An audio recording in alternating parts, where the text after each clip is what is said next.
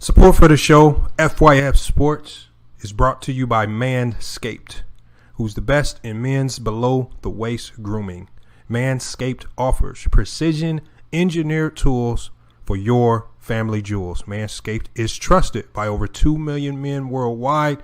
Join the movement for all of your below-the-waist grooming needs. Get 20% off and free shipping with coupon code FYFCREW at manscaped.com. That's 20% off with free shipping at manscaped.com. Use the code FYFCREW.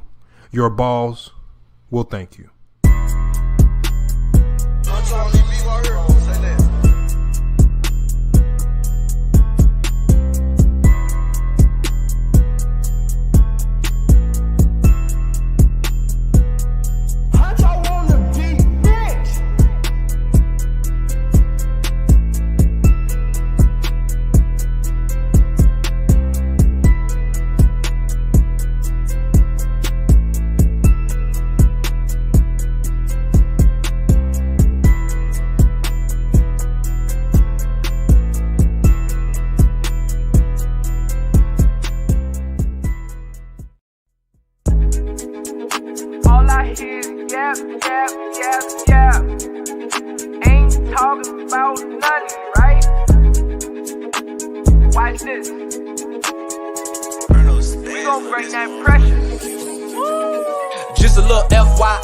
FYF, 20K sub 6 months, what's next? They been hating at first, now they calling us the best. Hit up YouTube, tell them cut the check. Just a FYF, 20K sub 6 months, what's next? Woo, fuck your feelings, we all know who the real is. I be getting to it, ain't wasting no time. Walking straight in, we ain't waiting in line. Fuck your feelings, you don't care about mine. You a YouTube gangster, don't be yelling out slime. Or you talking LB, talking Ticket TV. Ain't nobody watching them, all the viewers be sleep. 5 years in, all your subs is your friends. Ticket TV, watch your cars again. Just a little FYF, 20K sub 6 months, what's next? They been hating at first, now they calling us the best. Hit up YouTube, tell them cut the check. Just a FYF, 20K sub 6 months, what's next? Woo, fuck your feelings, we all know who the really all know. Shop don't close, working 24, trying to make the channel grow. Look at them, pointing fingers, hating on the low. You can't compete with our podcast show. Couldn't make it in the league, so we got on TV. Crying by LeBron like a little baby. You must be crazy, trying to ever play me. Or you super tough until it's time to say cheese. Just a little FYF,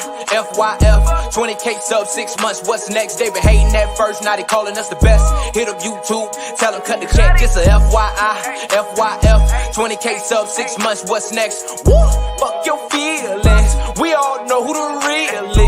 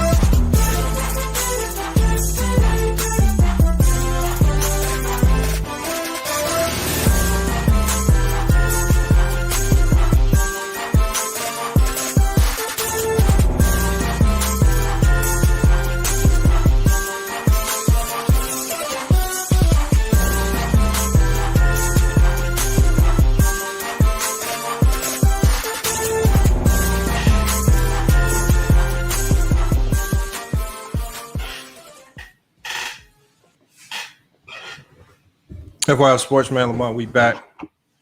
Man, had to take a few days off, man. We had a lot of NBA Summer League stuff going on, man. So I had to take some time away to make sure I'm checking out all these young players. Some of these young players look like the truth. Some of these young guys coming in the league, man, these guys is that are going to be getting signed to two-way contracts. They looking like they could potentially make an impact on some of these rosters depending on where they fall. We'll get on all of that later. Today, we got to round out all of the free agency talk. It looks like the NBA is finally winding down to the last few remaining free agents. And these guys are starting to sign. Really, it's only one major free agent left, and that's Dennis Schröder. And he's in talks with the Boston Celtics. I think Dennis Schröder did himself a disservice. He overvalued himself a bit, turned down the $84 million from the Lakers, and now he's in a situation where nobody wants to sign and trade for him to give him the money that he wants, one. And if he walks away from the Lakers, there's really no other team that's looking to give him more than – maybe there's a team out there that'll give him a one-year deal, maybe like a $15, $16, $17 million one-year deal on a rental type thing, maybe prove yourself. But I think he played himself a little bit. I think he played himself a little bit. He overestimated his value. He put himself in a tough situation. All right, but all of this actually benefits the Lakers because if any sign and trade is done, it's just going to add to the roster that they already have. And we're going to start off talking about that today because we got to bring a little bit of realism to this situation with the Lakers roster.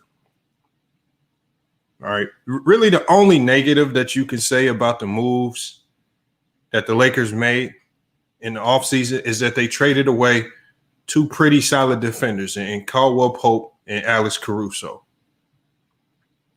But at the end of the day, these were the same two players that Laker fans were complaining about who couldn't score a bucket against the Phoenix Suns backcourt when they needed offense on the court. These guys brought great defense, but when they needed a bucket to be scored, they couldn't really give that. Outside of LeBron James facilitating for both of those guys, they couldn't score without LeBron James being on the court. That's the realism you have to bring to the situation. And I think when you look at this situation where the Lakers said, you know what, we're going to add, that's what they did. The Lakers said, we're going to add an MVP talent in Russell Westbrook. Now we hear all of this chatter. Look, and I don't think it's very difficult, but I'm looking all over the internet. I hear all of this chatter. People saying, oh, it's not going to work this. They're going to be too old this. And I'm saying, hold on, y'all. You got Anthony Davis, who just about a year ago was an MVP candidate and Defensive Player of the Year candidate. Still in his 20s. You got LeBron James, who last year was the front runner to win MVP before an ankle injury occurred that had nothing to do with his inability to stay healthy. It was a freak accident when somebody's diving into your ankles. And then you bring in a guy, Russell Westbrook, who his last year in Houston averaged 27, 7, and 7, most efficient year in the league. And most recently with the Washington Wizards, a team that was decimated by injuries and COVID-19. Bradley Beal, not with that team for most of the season. He was able to get that team to the playoffs. And you add that type of talent to Anthony Davis and LeBron James. These two players have already won a championship. And you add an MVP to that formula, and people are still doubting if this is going to work. Just the combination of Bron and AD had people last year saying that the Lakers were the front runners to win the chip. How does it make sense now to say we're adding an MVP to this mix, but they're no longer in championship favorites? They're old. When did people start calling LeBron James old all of a sudden? I guess LeBron James is going to have to come out once again and average 25 points, damn near 10 assists, about 8 rebounds. Again, at 38 years old, to defy Father Time once again. You guys can keep saying this stuff, but they always prove us wrong, especially LeBron James. We keep saying he's going to fall off. We're going to see this decline. We're not seeing the decline until I actually see the major decline in his game. I can't say that he's declining. Why are we overthinking this? I was on LVZ's channel the other day. LVZ said the Boston Celtics big three of Kevin Durant, Ray Allen, and Paul Pierce is better than the combination of Russell Westbrook, LeBron James, and Anthony Davis. I want to know what planet that combination of players is better. First of all, LeBron James is potentially going to be what? None of the big three in Boston are in most people's top 20. Maybe Kevin Garnett might fall into your top 20. But when you put that type of talent together, people didn't just come out with their doubts. They just said 3-star players together, high IQ. We know that they have the ability to make it work. You have a great coach over there. They're probably championship favorites unless something goes wrong that we can't foresee. The same thing with the Brooklyn Nets. Before we saw them play on the court, it looked as if, man, you got 3 superstar level players all grouped on one team, pretty good core around them. Until we actually see them play, we have to label them as favorites. The Brooklyn Nets were favorites to win it next year until the Lakers added Russell Westbrook, and Vegas bumped the Lakers ahead of the Nets. I think we are starting to overthink this combination of players. All right. People start to say old. Old in the NBA, this old terminology, actually it equals experience. That's what old means. Old means just experience. Because you're not winning a championship without these older vets on your team. You don't win a championship without some of these guys that's been there and done it before. Did the Milwaukee Bucks win this championship without Brook Lopez? Older player? Probably not. I mean, it's just starting to get ridiculous. Some of the links that people will go to try to say this team isn't gonna be great. This team is gonna have to show me they're not great before I just label them as not great. When we talk about age, all right, I saw this post on Clutch Points and actually pretty good. The average age of the Lakers right now is 32.1. The average age of the dominant Chicago Bulls dynasty was 31.7. Not very far off right there. But you didn't have people running around talking about Jordan, Pippen, and Rodman. They wanted to actually run it back. It was management that said, "Oh, it's time to start over." It was management that made the mistake of saying, "Oh, we're too old. Let's start from scratch." And the Bulls have been trying to pull themselves out of the depths of obscurity ever since their front office made that horrible decision to break the Bulls team up. Because front office said they were old. That's when you start saying people are old, that's the results it gets you. You start making bad, dumb decisions like that. All right, we're going to run down some of these moves. So I'm going to bring people in. To talk about all of these moves. First move we want to talk about, Kawhi Leonard re-signs with the Clippers as expected. As everyone with basketball sense and any type of basketball acumen would have predicted, he didn't want to leave LA. I heard things floating around out there. King KO says horrible comparison, but King KO, I honestly don't know what any of your takes are on basketball because you never hit the link and come into the live chat. So you can say it's a horrible comparison, but unless you can actually come in and explain that, again, you're just irrelevant. You say things. Look, you say a lot of things. But again, you got to back it up with some substance and some facts. Can you do that? Can you do that? If I let you in just alone, just you, King KO, would you be able to come? Explain what you're saying with facts. Hold on, y'all. Let me drop the link for King KO. This is only for King KO. Please don't come in if you're not King KO. We're going to see if King KO can explain why that was a horrible comparison and why. Because King KO, I don't think he feels that this combination of Russell Westbrook is going to work. Let's see if he can bring some facts to the situation. King KO, hit the link.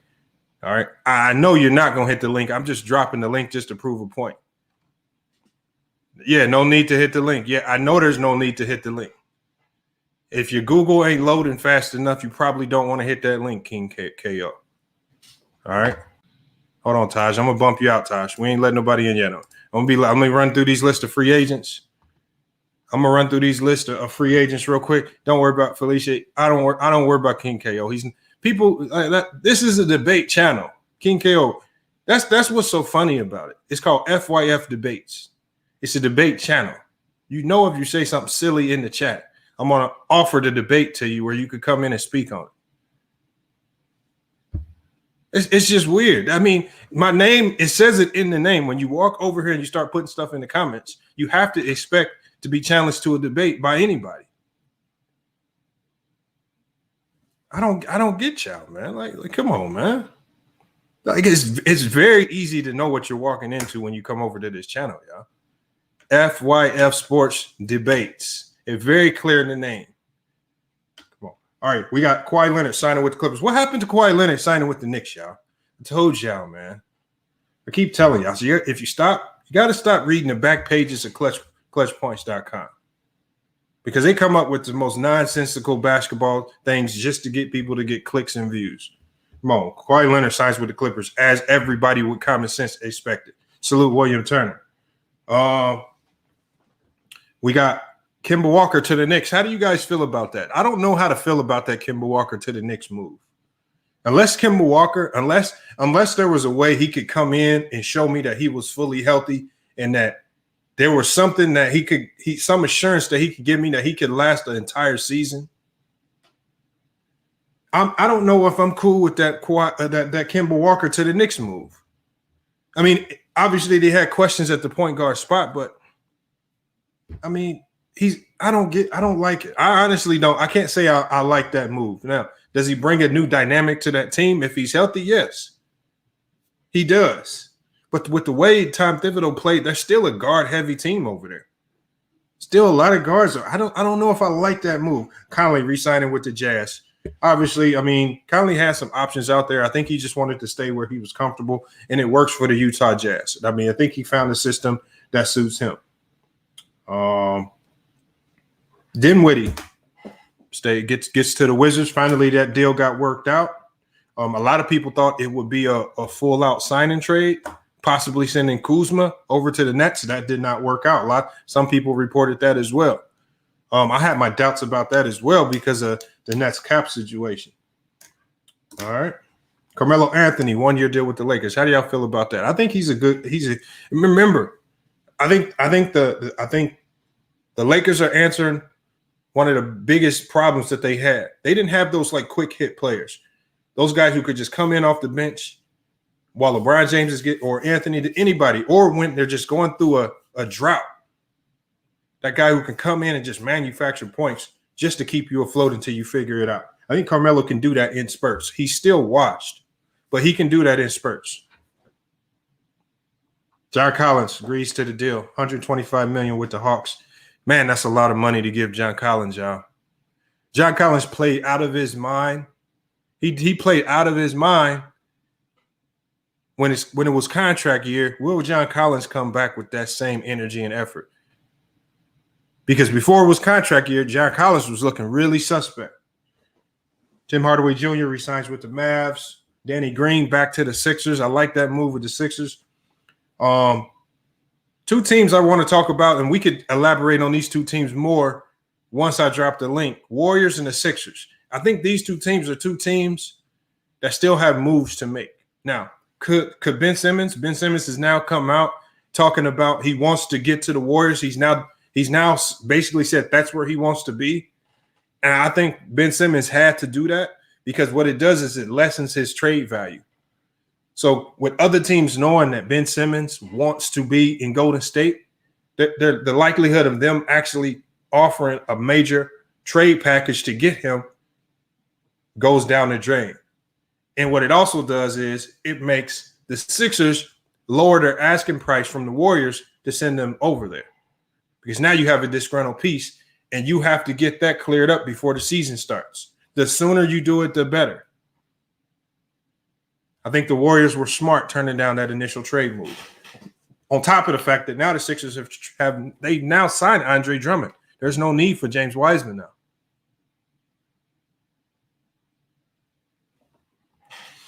And from what I saw out of the Moody and Kuminga Summer League, it's looking like those two guys could potentially be pieces in a trade to make Ben Simmons a Golden State Warrior.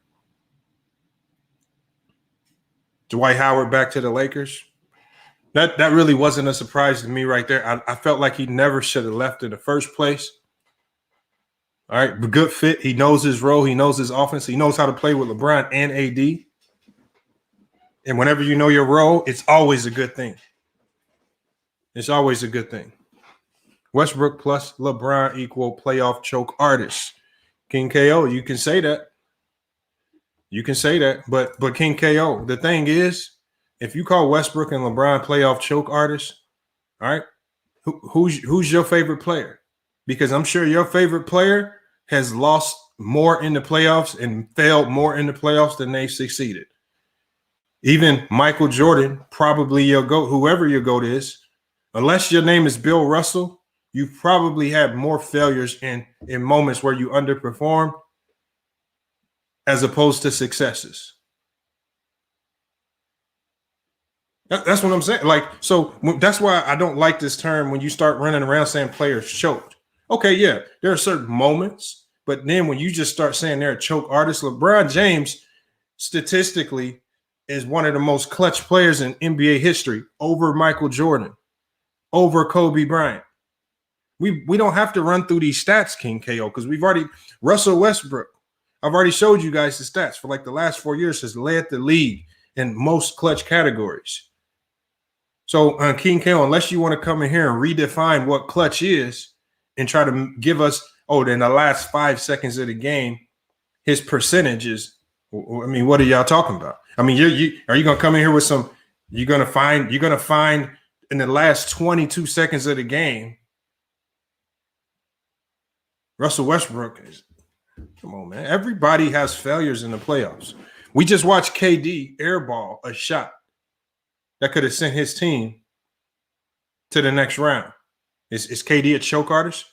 I watched in a head-up matchup against Washington last year, I watched KD and Kyrie Irving both miss wide-open jumpers that could have won the game.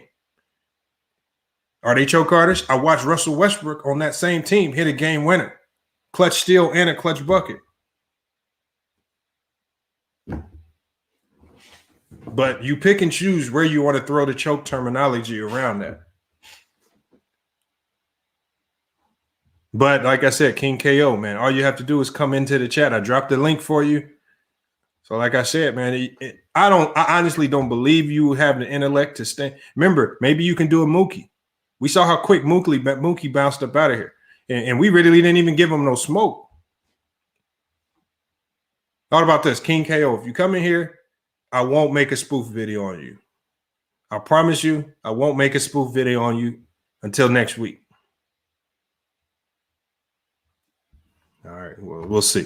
Hey, I'm going to go ahead and drop the link for everybody to come in and cook. I want y'all thoughts on Russell Westbrook. I want y'all thoughts on where do y'all foresee this Laker team? Like, and it also look at the West as currently constructed. As currently constructed, the Clippers are worse. All right, is Dallas the same? All right. Dallas could potentially get better. Portland Trailblazers are definitely worse. That's not the same team. They haven't done anything to improve that. Lamar, your argument is flawed. You have okay. All right, King KO. The only way, if my argument is flawed and I have no facts, because like I said, I've put the facts on the screen multiple times, then just come into the chat and prove me wrong. I'm going to be dropping the link here in a second once again.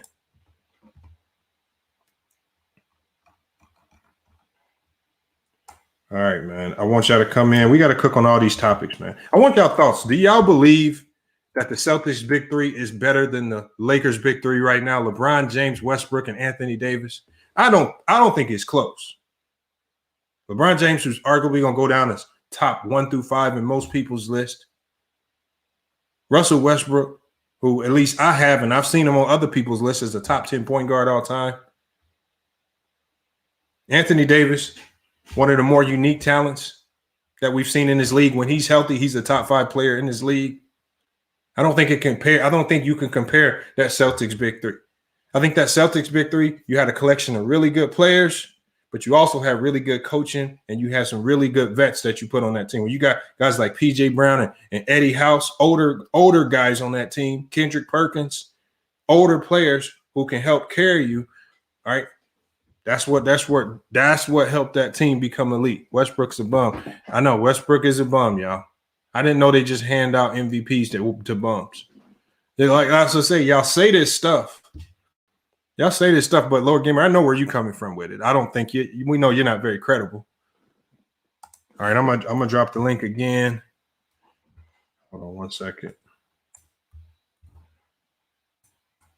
Let's get y'all in here so we can cook on this topic.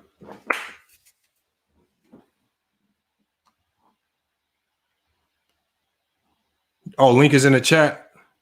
All right, so we got a couple people in the backstage. As soon as we get enough of y'all in the backstage, I'm gonna let everybody in at the same time. All right, if you haven't been in before, all right, y'all give people who haven't been in here before, give them time to jump in. All right, because there's a lot of people who be wanting to chime in. Let's give them time. Hold on. Okay, we got a decent amount of people here. We got C Money, Super Taj, True the King. We got Leo. Yo. What up? Yo, what up? Let me go to What's up, man? we got C Money in here first, man. C Money, what are your thoughts on all this, man? What are your thoughts on the Lakers, man? I think they got some nice needed pieces. You feel me? They filled out what they were looking, partially for what they're looking for. I mean, they could still flip the shooter or whatever, get a couple more pieces, but for the most part, they definitely retooled and got a good team. But in the argument with that big three, they pushing it because LeBron is definitely better than Paul Pierce. AD and KG, that's a wash. And Westbrook is definitely better than Ray Allen. I mean, come on, man. It's not even close. I think defensively, Anthony Davis, in his own right, is just as good as KG. Yeah, I feel like and he's a much better offensive player. Mm-hmm. So I think right there, for as good as KG was, we're talking about a 31-year-old. The spacing is still horrible. The 31-year-old. Hold on, who said spacing is still horrible? Spacing. Jay. So Jay, if you say the spacing is horrible, hold on, Jay. If you say the spacing is horrible, that means you should be able to tell me what type of offense the Lakers ran last year. Put him in the big one. Let's hear it. Jeremy, I think there's going to be two versions of the team. One with Westbrook, and then he takes. Yeah. Mm-hmm. I think there's going to be two versions. One with the backups, and then LeBron goes with the stars. Because, if you have LeBron and Westbrook at the same time, I don't think it's going to work, especially with AD, since he's only average. I mean, they are going to start together, but that's not what it all depends on the rotations. Hey, hold on. Hold on, y'all. When KG, Ray Allen, and Paul Pierce got together, what happened to all of their stats the first year they got together? All of their stats did what? Went down. None of those guys averaged 20 points a game that year, but they still won a title. Why? Because when you put great players together, their stats are going to go down, but it also makes the game easier for everybody. Hey, can I say something too? All right, somebody has some background noise, man. Who has that background noise, man? Mute your mic if you're not talking, because in these streams, we just be having too many background noise. Go ahead. Whoever said they had something they wanted to say, go ahead. Yeah, I was saying about the averages. I hate when people say a certain player, you feel me, like stunning somebody growth for when they got there, their numbers went down. But when you in the team aspect and everybody sharing the ball, your numbers is definitely gonna go down. Like even Mike's numbers went down. He you know what I'm saying? Of course, he was still scoring 35, but it went down from where he was when he wasn't winning championships. Like it all goes to winning. I just hate when people just say that. Like that's just a bad. Like, you know what I'm saying? You are right. I just wanted to get to because I mean I didn't mind Jeremy's point about the spacing, but people say spacing as if they're running an offense like the 76ers, where there's a lot of standing around and you have a guy that's just trying to really dominate the interior. That's what affects your spacing. That's not what the Lakers do. That's not what they have been doing. If you actually look over the past couple of seasons, the Lakers have been the NBA's best fast break team. Okay, right? I'm not saying the spacing is going to be like top 10 horrible. but I think it's just gonna be below average. But what I'm saying is, the Lakers over the last 2 years, especially, have been a poor shooting team. So even being a poor shooting team, they've still over the last 2 years been favorites to win the chip. And shooting does when your team doesn't have shooting, that means you're not going to have a lot of spacing, right? Hey, can I say something real quick? Yeah, I'm gonna let you go real quick because I think that with the Lakers, with the way they play defense, with the speed at which they play, LeBron James, Russell Westbrook's already one of the best players in transition in this league. You're adding them to the NBA's top fast break team. They get out on the break a lot off rebounds. They like to get out. They like to play fast. With LeBron James' ability to pass and get the ball up the court, you see a lot of easy buckets get scored. That's going to happen even more so this year because Russ and LeBron are really good at playmaking in transition. 2, it's going to be more rest for LeBron. All right, the load that LeBron needs to carry during the regular season is going to lessen when you have a guy like Westbrook. All right, so as much as you guys say, when you got guys who can score the ball, when you got high IQ, older vets on your team, it's going to make the game easier for LeBron. I feel like his minutes will decline this year because he has a little bit more to work with on this team as opposed to last year. I think Russell Westbrook, remember, this is not Russell Westbrook as a number 1 option. Russell Westbrook is going to be your number 3 option. Tell me a team in this league with a better number 3 option. Nobody. You could probably arguably say the Nets. Outside of the Nets, there's no other team with a better number 3 option. None at all. The Nets don't have a better number 3 option either. No, that's why I said arguably. I mean, because if you want to argue between Kyrie and Westbrook being okay, because like I've always said, Kyrie is a great tough shot maker. So, but outside of that, who has a better number 3 option offensively and defensively? You know, and then he's a competitor. And then also, this is one thing that we saw the Lakers struggle with in the playoffs: rebounding from at the guard position.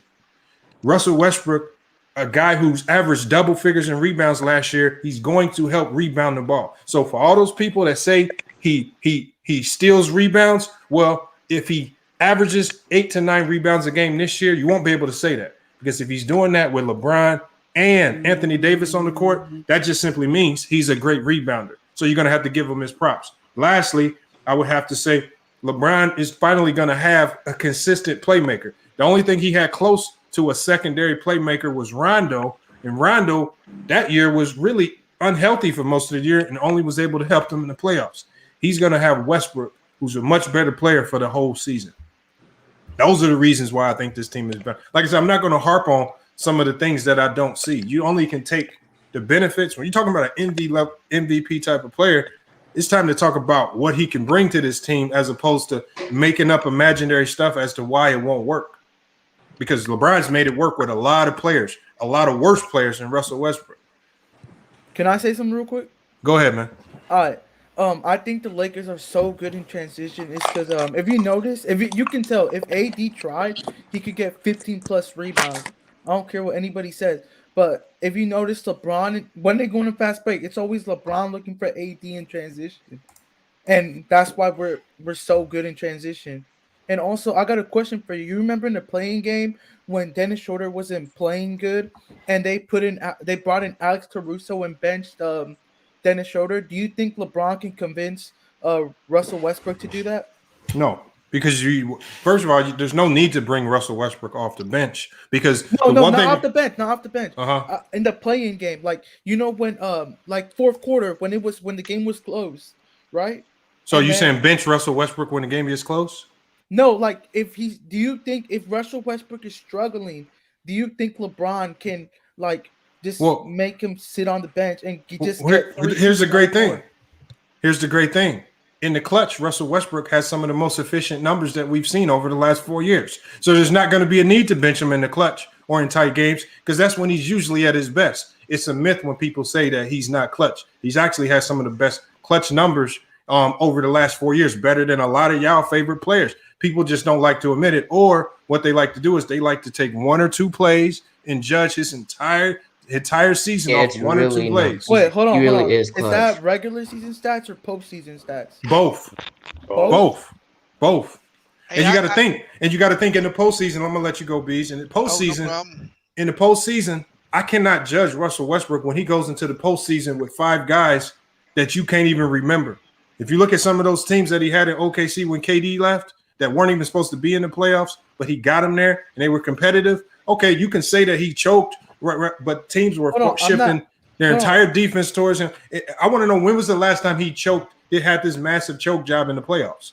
I want you to tell me, when did he have a massive choke job in the playoffs? What do you mean, like a whole series? No, I'm just saying. When was the last time since King KO and a lot of people seem to believe that Russell Westbrook just chokes away in the playoffs? When was the last time you remember him just this so-called choke job in the playoffs? I want you to tell me. It was against the Blazers. He wasn't efficient. What year was this? 2019. I can pull the stats up right now. Okay, so he wasn't efficient. He's never really been a highly efficient player. I know, but he was shooting in the high 30s.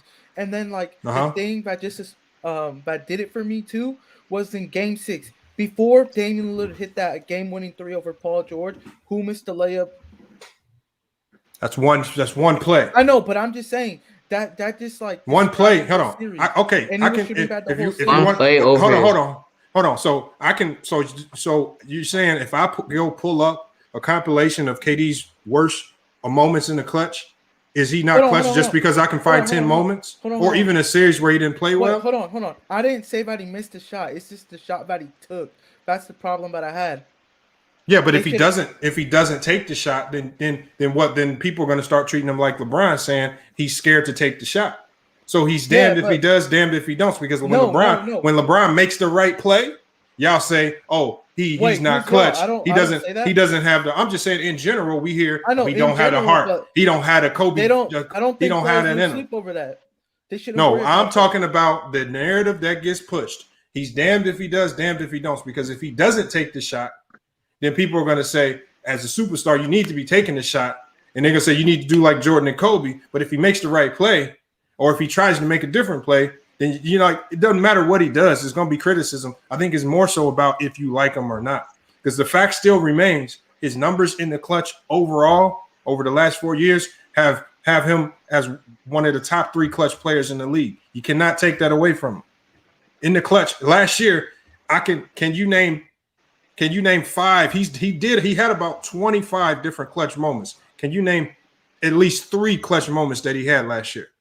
The one against the Nets, and then the one against the Pacers where he blocked the guy, and then I can't name 5, but I know those. But last year I can remember far more clutch moments than actually moments where he didn't come through in the clutch. But nobody talks about that. They still push this narrative that he's not clutch. It's fake news. But you asked me for one series. You didn't ask me overall. I said no. What I said was this massive choke job. And you went back to 2019 in one series where but you asked me if you say series. No, but you say his percentage. When you say somebody's percentage is low and he didn't shoot well, I don't call that choking. That's just not shooting well. Not shooting well. Because again, he was still playing the same game. I mean, but if you're just missing shots, I can't knock you. Hold on, so I can't knock you. So Kawhi Leonard didn't choke in Game 7 against the Nuggets? What? You talking about the game where he dropped over 30 points? No, Kawhi no, last year, Game 7. Nuggets, yeah, Game 7. Because he just missed shots. No, I think Paul George did worse. Are you referring to the fourth quarter where he didn't look like himself and he wasn't taking shots? The second half. No, that game. Hold on. So what I'm saying is, I consider a choke. Hold on. What you're saying is no, that's not a choke job because that can happen anytime. But when you playing completely different, see, when I go back to that game and when I look at the number of shots that he takes and the number of shots that he averages, when he's not doing what he normally does, make or miss. If you're not playing your game, taking the shots that you normally take, showing the same aggression that you normally have, okay, then you can maybe consider that choke job. But it's even hard to say that because the man was hampered by injuries that year, so we don't really know what was actually bothering him. Go ahead, Bees. Let Bees go. No, I was just going to ask him. I didn't realize this morning. Do you realize that KD, Paul George, and Bradley Beal had their best season with Russell Westbrook? It's facts. That is true. Yeah, they always push the narrative that like Russell Westbrook is always making the team worse and like he's the problem every fucking time.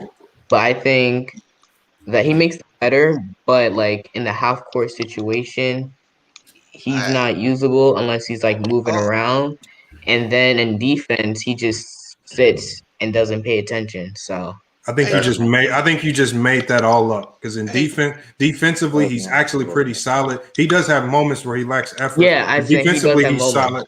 And secondly, offensively in the half court, the man is one of the best passers in the game. If you didn't watch it, that's the one thing I saw very quickly last year with that horrible Washington Wizards team. The man in the half court makes some great passes and great plays. Look at who led the league in assist he has turnover. the ball. He's one of the best passers. I'm saying, who but led off the ball. league? Why would you? The thing is, you're not going to be making a great playmaker play off ball too much. You're going to find ways. If you're a great playmaker, a good coach is going to find ways to get the ball in your hands. And now that Frank Vogel has two of them, remember when we saw Rondo and LeBron playing together? Well, what did Vogel do? He made sure he found a way to get Rondo touches, and he found a way to get to LeBron his touches, and they won a championship. It's not about just LeBron dribbling it out. No, the good coaches find a way to manufacture different sets where everybody gets their touches, and they play fast as well. So that I guess my question is, Lamont, is why do people want to tear that dude down? Because Dame ain't achieved what Russ has achieved in this game, but nobody's going to Dame. Facts. It's just favoritism, bro. People like how Damian Lillard play over. Wait, hey, can I? No. It's narrative. It's just narratives. The media. Right. That's all it is. Because I hear that guy up there with the Kobe, he talk about players choking. Do you understand what choking in sports is? Do you really understand what choking is? Losing I don't think he does. Is not choking. Facts. You get beat, bro. You can only choke when your own doing caused you to lose. Mm-hmm. So if you go out and you get beat by a team, how is it choke? You can say the Clippers choked. As a team. They had 3 chances to win one game. Yep. Y'all motherfuckers need to open dictionaries, bro. Well, yeah, choke has to be a collective thing. When we remember, like I said, when you say I can give you a team choking because a team collectively, from coaching staff on down to players, collectively you can choke and give away games and fall apart because it's offense and defense that plays a part into a team winning and losing. And if you're the superior team, as everybody thought the Clippers were the superior team to the Denver Nuggets, and you're up 3-1 in the series and you find a way to lose 3 games in a row, well, as a team, you choke. But to pinpoint Kawhi or Paul George, if you look at their numbers don't say that they choked. The numbers don't say that. I mean, you can look at certain moments in the game. Maybe they didn't make the shot you wanted them to make. Maybe they didn't score when you wanted them to score. Paul George with the highlight shot off the side of the backboard that you didn't like. But outside of that, how come you guys don't give no ether? Did those bench players play up to their averages? Did those guys do what they normally do? No, they didn't. Pat Beverly played. Was the Pat Beverly out there playing the same defense that he normally played? Nobody says that those guys. Hold on. Pat Bev was doing. Well, he was playing good D. I watched that whole game. He's just not a scorer, so you're not gonna see it. That don't make no sense. But you said Pat Beverly playing good D. I don't know. Yeah, good D, better shot making though. I don't think Pat Beverly was playing good D. Salute to Bossy Empress in the chat. Bossy. Also, what it is hey, how about them tonsils, girl? Come on. That's crazy.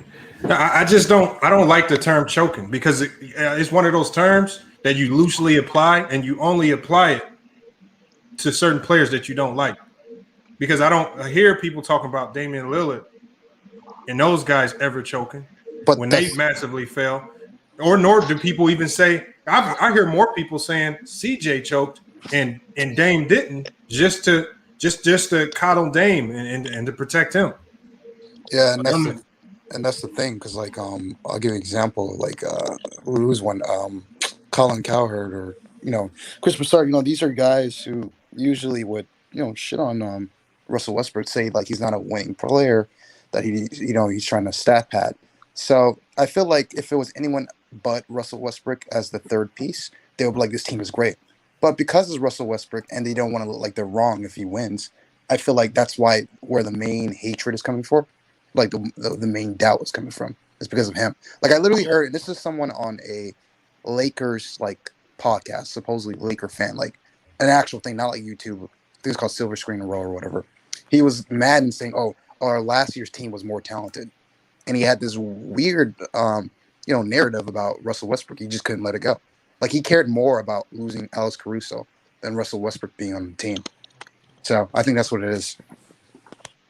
What do we got, Weezy? Hold on, we got Weezy Bang in here. I want to let Bang come in here and cook on this as well, because Bang is slick with his too, and I noticed this with Bang too, because Bang actually he has a lot of stats and analytics to back up what he says, and he really don't drop them on you to the last minute when you think you have him with some weird point like choking. When you bring up a certain game, then he hit you with a fact that just that tears it all apart. He's actually slick with the way he brings in his fact. I'm gonna drop the link for Bang. I want him to come here and cook on this as well, because I think Bang was doing what I'm talking about with regards to. Yeah, Bang was kind of just throwing seeds of doubt about Russell Westbrook and working, but again, I think he was just doing that as a manipulation type of way, because he just wanted to see the Lakers go for the overkill. He didn't want them to get complacent with just those three and bring in a whole bunch of scrubs. He wanted them to come with the max package, go for the overkill. I think Kendrick Nunn was pretty solid. I think he still wants to get Buddy Hield on that team somehow. I don't think that's possible because no one wants Schroeder. But I mean, there's still some moves out there they can make. It's not how Lamar, I think you can apply the adjective choking, the action of choking to a player's poor performance, to an individual. You can. You look at the definition. If that's how do you define it? Yeah, no. I see it as this: when a player doesn't, you can say statistically when a player doesn't meet his averages to a quote unquote elimination game. You can do obviously if you observe the game, you can observe where the mistakes the players have made. Like individually, you can, if a player have a severe poor performance, you can say that player quote unquote choked because they did not do or were as consistent, at least to their minimum, in comparison to themselves in both the playoffs, any other game, or the regular season. That's why I think you can't use that narrative. I would ask you this. I do agree. I do agree with Lamar. Like that, the term does get turned around lazy or loosely for people. Hold on. So here, I just went to a website, Performance Anxiety Sports. Here's the dictionary definition of choking. Dictionary definition of choking is, it says when you are firmly in command of your performance or the competition and you lose because of a change in your mental state, which leans towards a mental meltdown of sorts. So that's what I was saying, was when your mentality changes. Like I've never seen Russell Westbrook's mentality change when I've seen him miss shots. I've seen him make bad plays, trying to give effort. Maybe he turns the ball over, but I've never seen his mentality change. He's always been in attack mode, and sometimes that's to a detriment.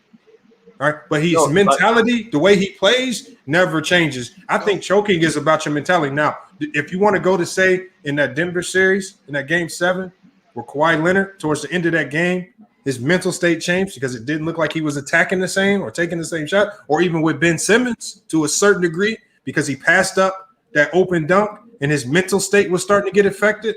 When it starts to affect your mental, that's when I say maybe it could be considered choking individually. But outside of that, that's why. Can that also be confirmed with players? Yeah. So how do you judge when a team takes you out of the game? Did you choke? No. If a team's able to scheme to take away what you do best, are you choking? No. I think that's just our plan. It depends. No. I was saying, like, obviously it depends on what is your responsibility as a player. Are you the star player or are you the role player? Oh, I understand what you're saying. But if I have a team and we're playing your team and you average 20 points a game and I make it mandatory that you don't score 20 points a game, I don't care what the other dudes score. You're not going to score 20 points a game. Would you be choking? No. That's why you can't look at someone's average and say they didn't perform because you don't know what the other team's priorities are. And what I said, that's why I also said it's a combination. Well, Big Sal. So when Jordan, when was it? I think Nick Anderson poked the ball from behind Jordan and caused that turnover. Was that a great just defensive play on his end, or did Jordan choke? No, that was a great defensive play on. Oh, hold on. Nick Anderson. But what I'm saying is, so it's not choking in that case because obviously mentally Jordan was doing what he does in those situations, push the ball up the court, and Nick Anderson just made a great play, got a hand on the ball. Jordan turned it over, and so even at the end of the game, when Jordan drove and when he tried to pass it to Pippen at the end of the game, that's not normally what Jordan does. He normally shoots those shots, but we have seen him pass. You can't really say how do you define that? Did he choke trying to make a play, give an effort? Like, so when do you define? How do you? That's what B said. How do you quantify it? Because it's a great defense. Like I said, if like for example, right? If we have examples like DeMar DeRozan's performance after I think 2016 when with the Cavs, was 2018 against the Cavs, as well as with Paul George when his press conference after Game 7, they give us insight on their mentality during the series, in particular why their performance was so bad, at least in those elimination games. DeRozan's a bad example because DeRozan physically could not beat LeBron. You can't choke when you can't beat your opponent.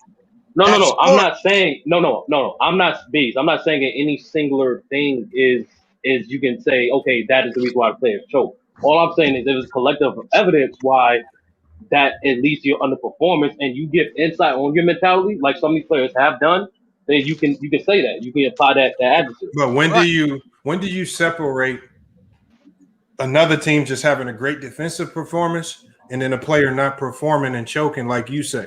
Because when you start saying these choking things, what you do is you take away from the performance of the other team. No, because that team wasn't supposed to win because this player choked. The Dallas team, they didn't come with a great defensive scheme against the Miami Heat. The Cavs just choked. Did y'all ever spend any time looking at what they did defensively to LeBron to confuse him, a young LeBron, and to take him out of his game? Did anybody take their time to look at that? Mark Cuban explained it multiple times, but everybody will still go, LeBron choked.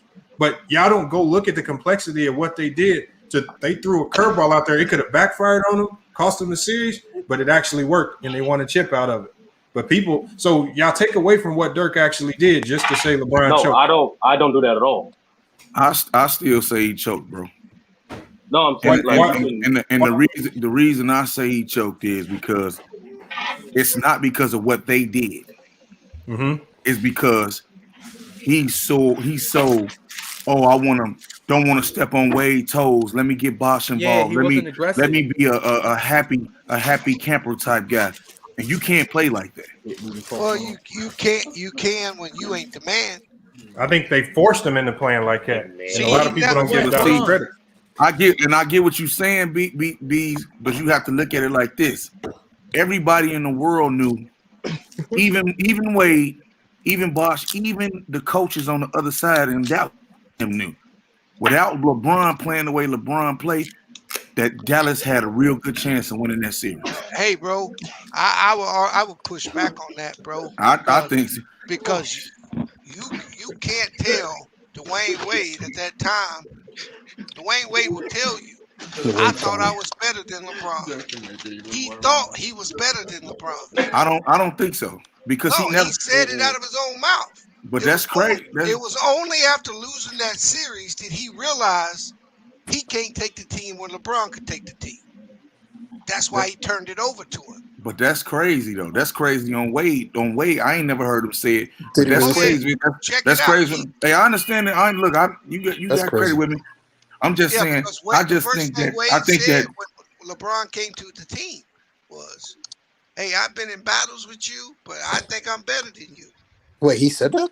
And that's crazy. That's crazy as hell, Yeah, bro. that changes the whole situation. Yeah, I don't. That's on Dwayne head. Oh, he also said that after they lost, even though he was going to give LeBron the team, and he did give LeBron the team, that summer after they lost, it was still Wade County.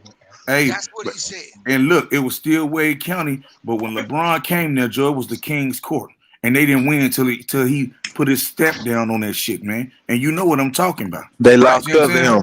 Hey, but you have to understand that you can say LeBron choked, and that's fine. I ain't gonna disagree with anybody.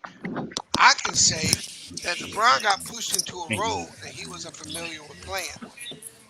That's cool too. And then, but see, I try my best not to you know what I'm saying, go into all of that. It's just off what I seen with LeBron and from how he used to play and how he played when he got there. Do you know the number one thing the Mavericks did to him in that series? The zone. It was a zone, man. No. The number one thing they did to LeBron, and what most people don't realize, is they took away his transition points. If you go back and you look, every time LeBron touched the ball, they took a foul. They eliminated transition points, and they made him a spot-up shooter, a jump shooter. And not not only that, they let Wade do that, bro. Yeah, they let Wade. Said we would live with Wade doing that because Wade can't beat us. Yeah, Wade is not a shooter. You know what's pretty crazy too? To give a little credit to what Bees just said, I didn't know that. I do remember him on what's that dude's name? Gilbert Show, like Dan Gilbert, the fuck. Gilbert Arenas, there you go. Like a few months ago, he said, you know what's funny? I never really sat back, and this is what he said, Dwayne Wade. I never really sat back and like appreciate LeBron's game. Like I thought he was great, but like damn, when I actually like not playing the game and just watching it, he's better. He's one of the greats. Yeah, man, they don't appreciate him enough. Yeah, that's what Dwayne Wade said. So maybe he just because you got to remember at that time he had won a chip. He was being mentioned as one of the best players in the league. That's why they called him a super team. Just because LeBron shows up, you ain't gonna be like, oh, he better than me. Right, but he ain't never been considered the best player in the league. No, though. with you, bro. This is with them. That man Pride, he ain't stepping aside until he's proved. You gotta prove to him that you better. That you better. Okay, I get it. I totally understand that. But to give what I was supposed to come in here for was Kawhi Leonard, he did choke. The Clippers been choking for the last 2 years with him at the helm as the leader of a team that he put together. You see what I'm saying? And he came back and he just said he gonna sign with the Clippers. Now people talking about him, you know what I mean, in a negative light. You know what I mean? So for me, you choke when you get out of character in the closing minutes. Okay, that's what's choking to me. When you start playing like when you stop playing like you normally play and don't raise your play and you lose, that's a choke job to me. I think Kawhi Leonard is right. Case in point, when Paul George got the ball and they down one. Okay, he get the ball and immediately after he passes half court, he tosses the ball to Terrence Mann. Terrence Mann just do whatever at the rim. You know, that's choking to me, man. Yeah, but if he does that, the thing is, we don't know the play call. How do we know Terrence Mann didn't make the right read after he caught the ball? How do we know Terrence Mann didn't do his job if you're advancing the ball at half court? That's common in NBA. That's called a pistol read. And that pistol read sets Paul George up for better action off a DHO if it's ran correctly. Right, but what I'm saying on that particular play, they grabbed the rebound. Okay, they grabbed the rebound, and he's pushing the break. And I'm talking about as soon as he get past, I'm talking about it's one defender between you. He in between you and Terrence Mann, bro. There's no way you don't take that ball to the rim, dog. I know, but what I'm saying is, if we again, that's just Again, if you making a wrong read, making a mistake in the game, I don't consider mistakes choking. Because choking is your mentality. Yeah, one mistake, but several mistakes. Several mistakes. Hold on. No. Hold on, bro. Hold on, man. No, hold on. Come on now, That's y'all. not true. We got to be real with this. Now, if Paul George 10 out of the 10 times he don't pass the ball, he take the ball to the rim 8 times and he pass it 2. And them last 2 was in the fourth quarter. You choking, man. Come on. That's not what you normally do. You normally drop that ball. Are you saying if I pull up that play, we're going to see no resistance in front of Paul George? He just had a wide open layup that he passed up. He could have drove the ball to the rim. No. I'm saying if I pull up the play, am I going to see no resistance that where he just had an open lane to the rim and he just passed the ball and he just because he was scared of the moment? If I pull up the play, I believe I'm going to see something come different though. Hey, you can see. You can look, and that's what the subjectiveness right there. My thing is this right here: that both of them had an equal chance at scoring the bucket. If you ask me on the thing, but Paul George is giving Terrence Mann not getting paid $200 million, dog. Yeah, no. I'm not. He not getting paid $200 million. Danny Green not getting paid $200 million, but he was supposed to make that wide open shot against the Miami Heat. But look, you can live with that. It was a bad pass from LeBron James. It wasn't on target. No. How can you expect him to throw a perfect pass when he has 4 people on him? Hey, that are LeBron James. Yeah, we was sending men at him, bro. Hold on. So you say it was a bad pass, and at the end of the day, he was able to gather and shoot a wide open shot. This is the NBA. I understand that, but nothing's gonna be perfect. I understand that, bro. But you have to understand, from LeBron James, he ain't perfect, dog. And that's just when certain people hold him to that standard, bro. And I'm one of those people that hold him to that standard. That's an unfair standard, bro. Hey, but no, you can't say that. No, I can't say that. I can see if he took that bad shot, I would curse him more. Hold on, you're saying he's perfect. It's what you're saying when you hold him to that standard. It could have been better. That's all I'm saying, dog. I don't disagree with you, but whether it was a perfect pass or not, if the pass would have been perfect, it wouldn't have been uncontested. Does that make sense?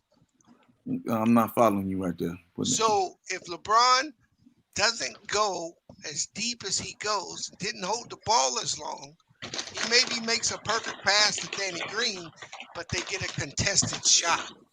And he didn't need the 3, bro. He didn't need the 3. I understand that, but what I'm saying is he drew the defense, kicked the ball back, and he got the most open shot you could get in the NBA.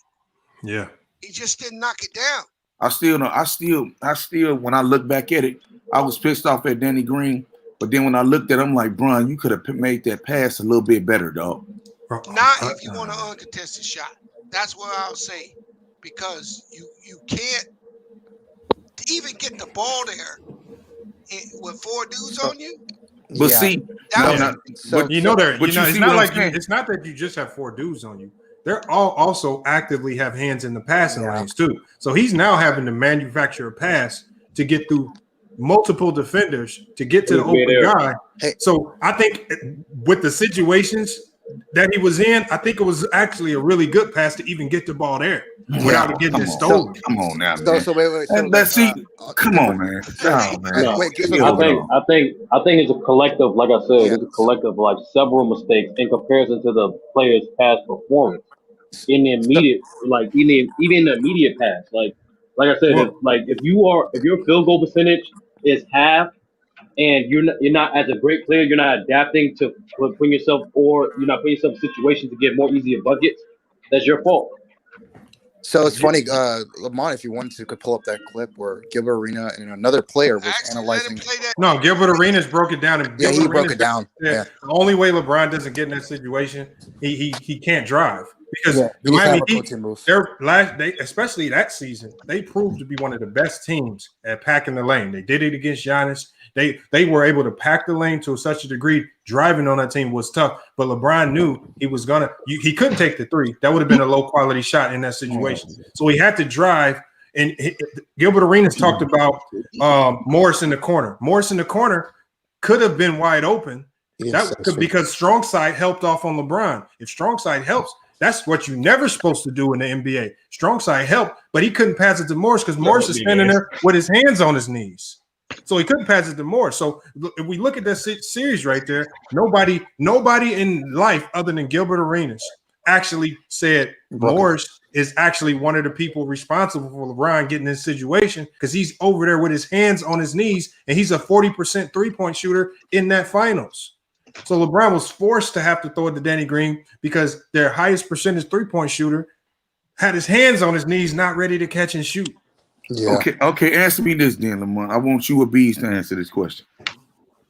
Case in point, back when he was with Cleveland in the finals, he drove the ball. It was still around him again, and he kicks it to the highest percentage three-point shooter on the floor in Kyle Korver, wide the fuck open. Okay, and he misses.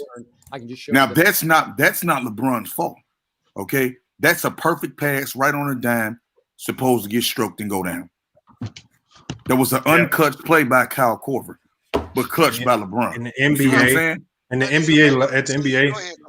NBA, you can't walk in saying as a shooter and saying I can only make shots if it's a perfect pass. You better be able to make that. If you're a shooter, if you're getting paid to be a knockdown shooter, you got to be able to make that shot, whether the ball comes high, low, wherever it comes. Go ahead, Tal. I know you've been just quiet. Or let me hear your thoughts on this. Go ahead. All right, man. What's up? Hey, this is my baby Karl Malone. I'm gonna fuck this nigga, bro. This nigga find his what? What the hell was that? What the hell going on? What was I that? don't know, man. What the fuck that was? Yo, That boy tried to you ain't even do it correctly. What weird is he be bringing on? I want to hear that interview again. Oh, with Mark Cuban? Yeah, go ahead. Yeah, play that. Hey, Lamar, man. Hold on. This is when Mark Steve gets Cuban. on. This just to preface it. This is Mark Cuban giving a breakdown of what they did. He kind of gives you the quick version, but what they did to slow up LeBron because you got Skip Bayless running around saying LeBron choked, and he actually is pushing back against that idea. But I just want y'all to hear what Mark Cuban his thoughts on it. Let me pull this back up. All right, hold on. Here it is right here. What up, Lou?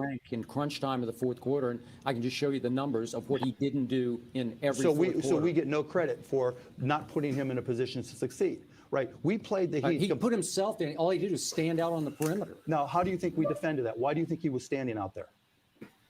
You didn't have to defend it. Oh, right. So no matter what we did, nothing. Well, that's all I saw. That was a lot That's of exactly right. And That's all all you Wayne saw. saved the day for him. You're exactly right. That's all you saw. You didn't look, right? I mean, and that's a complete insult to us to say, you know what, the adjustments that we made. What did you do to force him out there?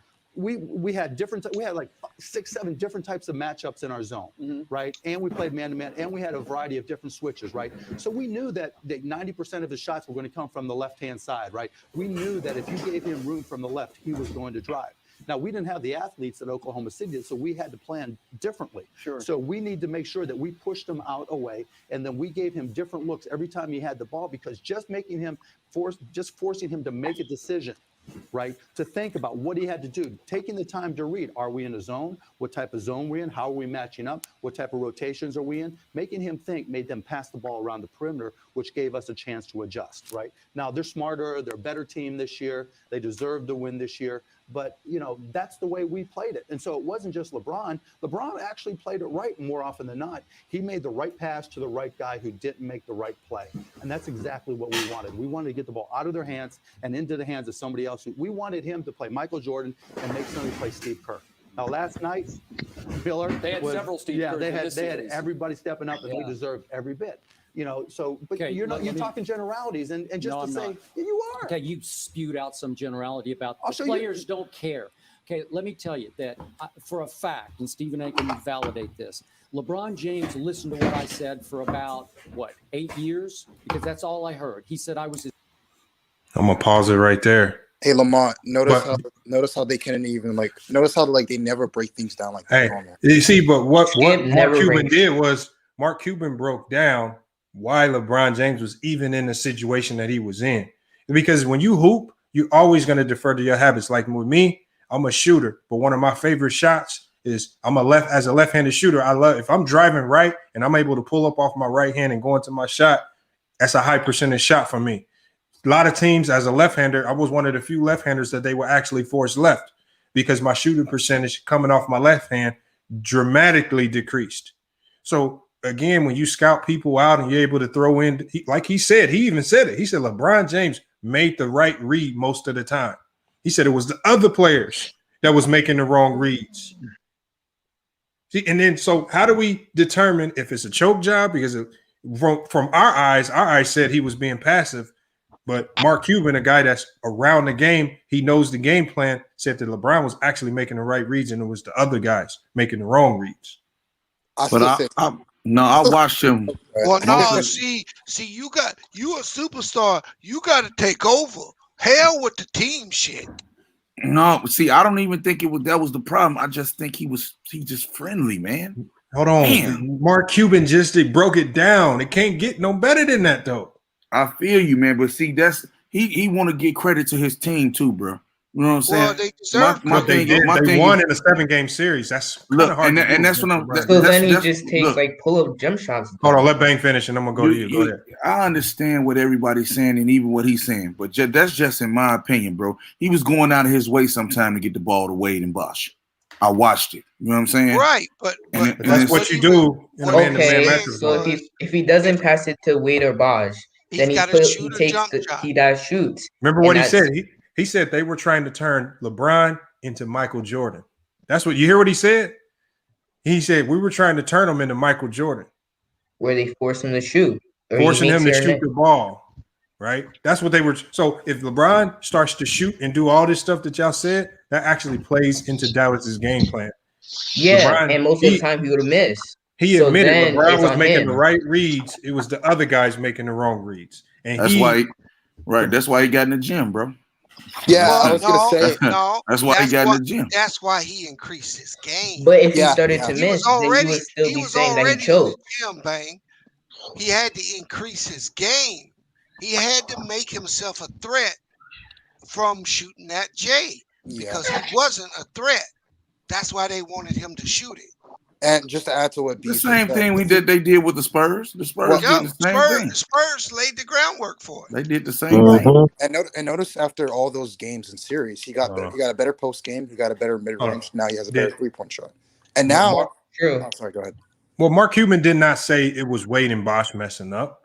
He just based from his eyes, based on what the game plan they were throwing at LeBron. He says LeBron was actually making the right reads. He says once he passed the ball, he said it was the other guys who couldn't figure out what they were doing quick enough to make the right reads as well. Maybe the ball needed to get back to LeBron's hands. Maybe, but whatever was going on, the other guys couldn't figure out what was going on. It was only LeBron. The Mavs were the better team. And here's where they were. The super team shit, it just oozes hate. Because even though they had superior talent, the Heat was not a great team. No. Yeah, their bench was pretty bad. What is the criteria for a super team? It seems to change. Any team LeBron James is on with other stars. Thank you. Any team LeBron to win. Championship or bust is super team. It's true. No, that's bullshit, bro. What? How? We looked it up on here. Lamont pulled it up. The shit didn't even become a word to 2010, bro. It didn't exist before that. It's a negative. Well, you're wrong. You can think what the hell you want. No, facts are the facts. Yeah.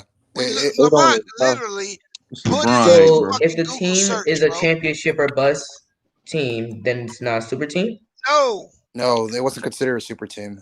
Super team became a word when LeBron James went to play. Yeah. Never existed in the NBA before that. The reason why they did that is because they didn't like that players can create their own teams versus the GMs. That's why they didn't like. So they said, "Hey, we're gonna bash them over it because of that."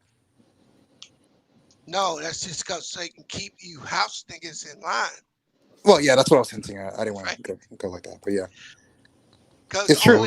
Only a house nigga will say he's creating his own teams. Hey, Hey, Bees, you know what's funny to add to that, bro? I think it was someone said it. They said, you know what's funny? Tom Brady got to create his own team. No one came after him. Nobody said a fucking No word. one said anything about And that. you know other thing?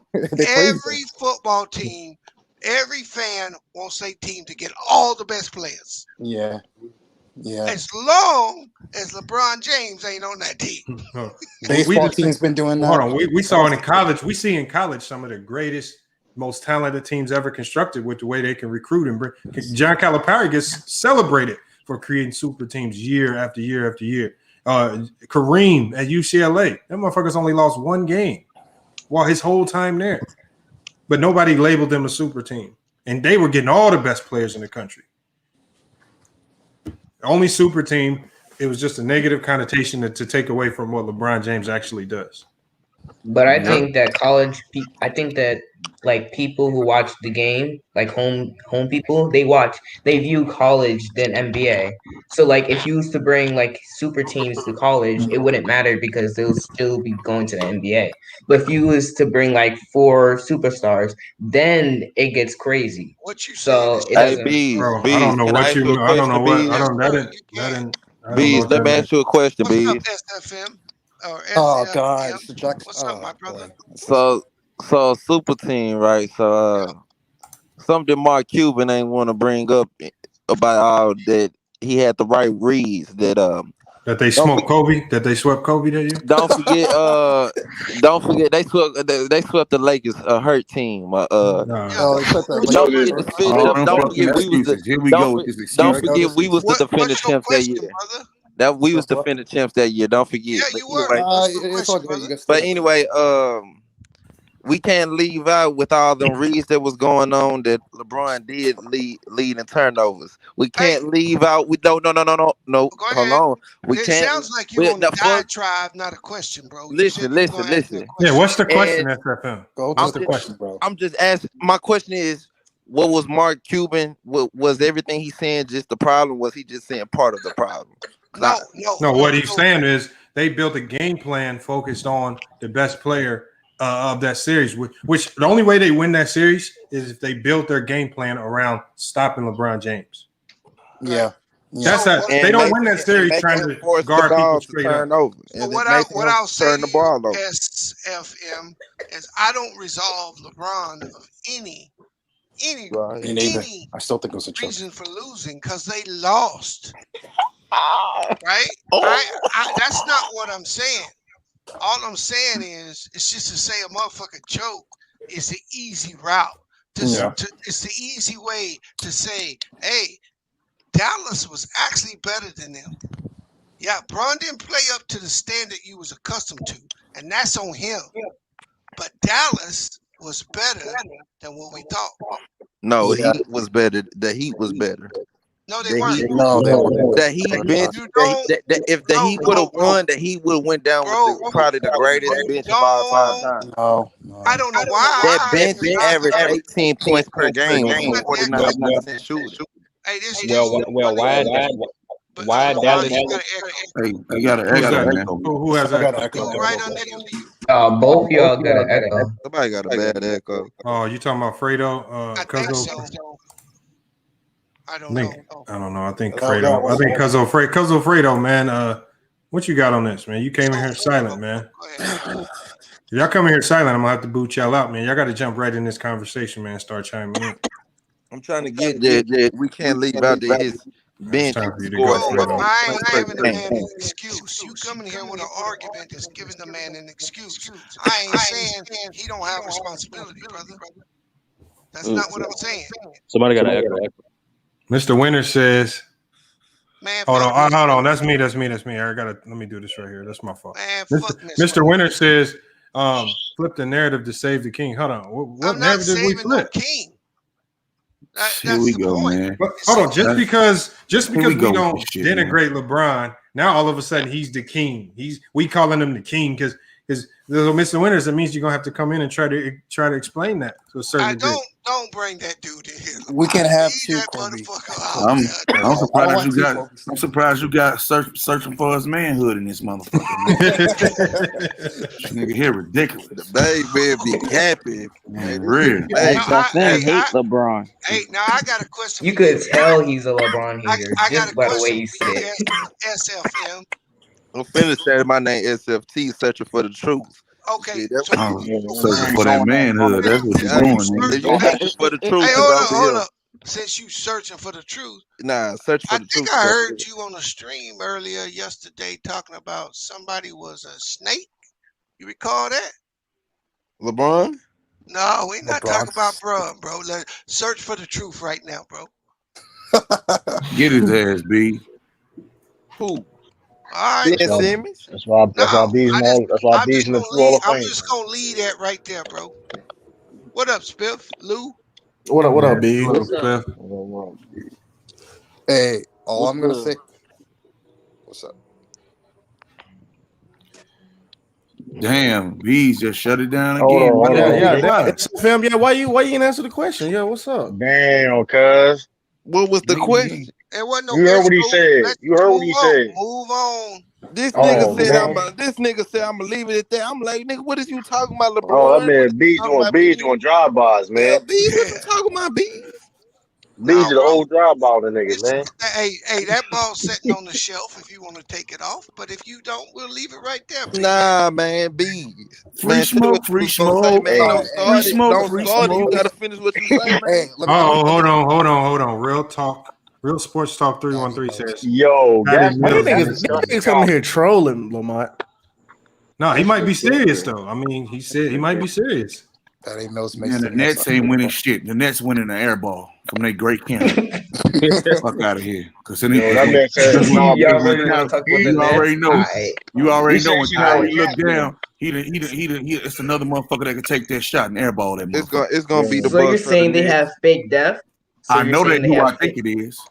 So you're saying that they have fake as depth? So like the depth isn't real? So like all the signings that they made isn't real? Because man, they not winning. They not winning. They signed Patty Mills, which is good. They not winning. They not winning. Let me ask you a question. Let me ask you a question, bro. I think you're just a Nets hater. No, let me ask you a question. Not a Nets hater. They not winning. In the fourth quarter, I think Patty Mills is a good addition for them. But here's my question. In the fourth quarter, you ain't gonna have him on the floor, bro. You're not gonna put him out there and take Joe Harris out, even if Joe Harris ain't hot, because you can't have him and Kyrie on the court in the fourth quarter. That's a good point. They too small. Yeah, they already got a problem rebounding. I ain't think of that.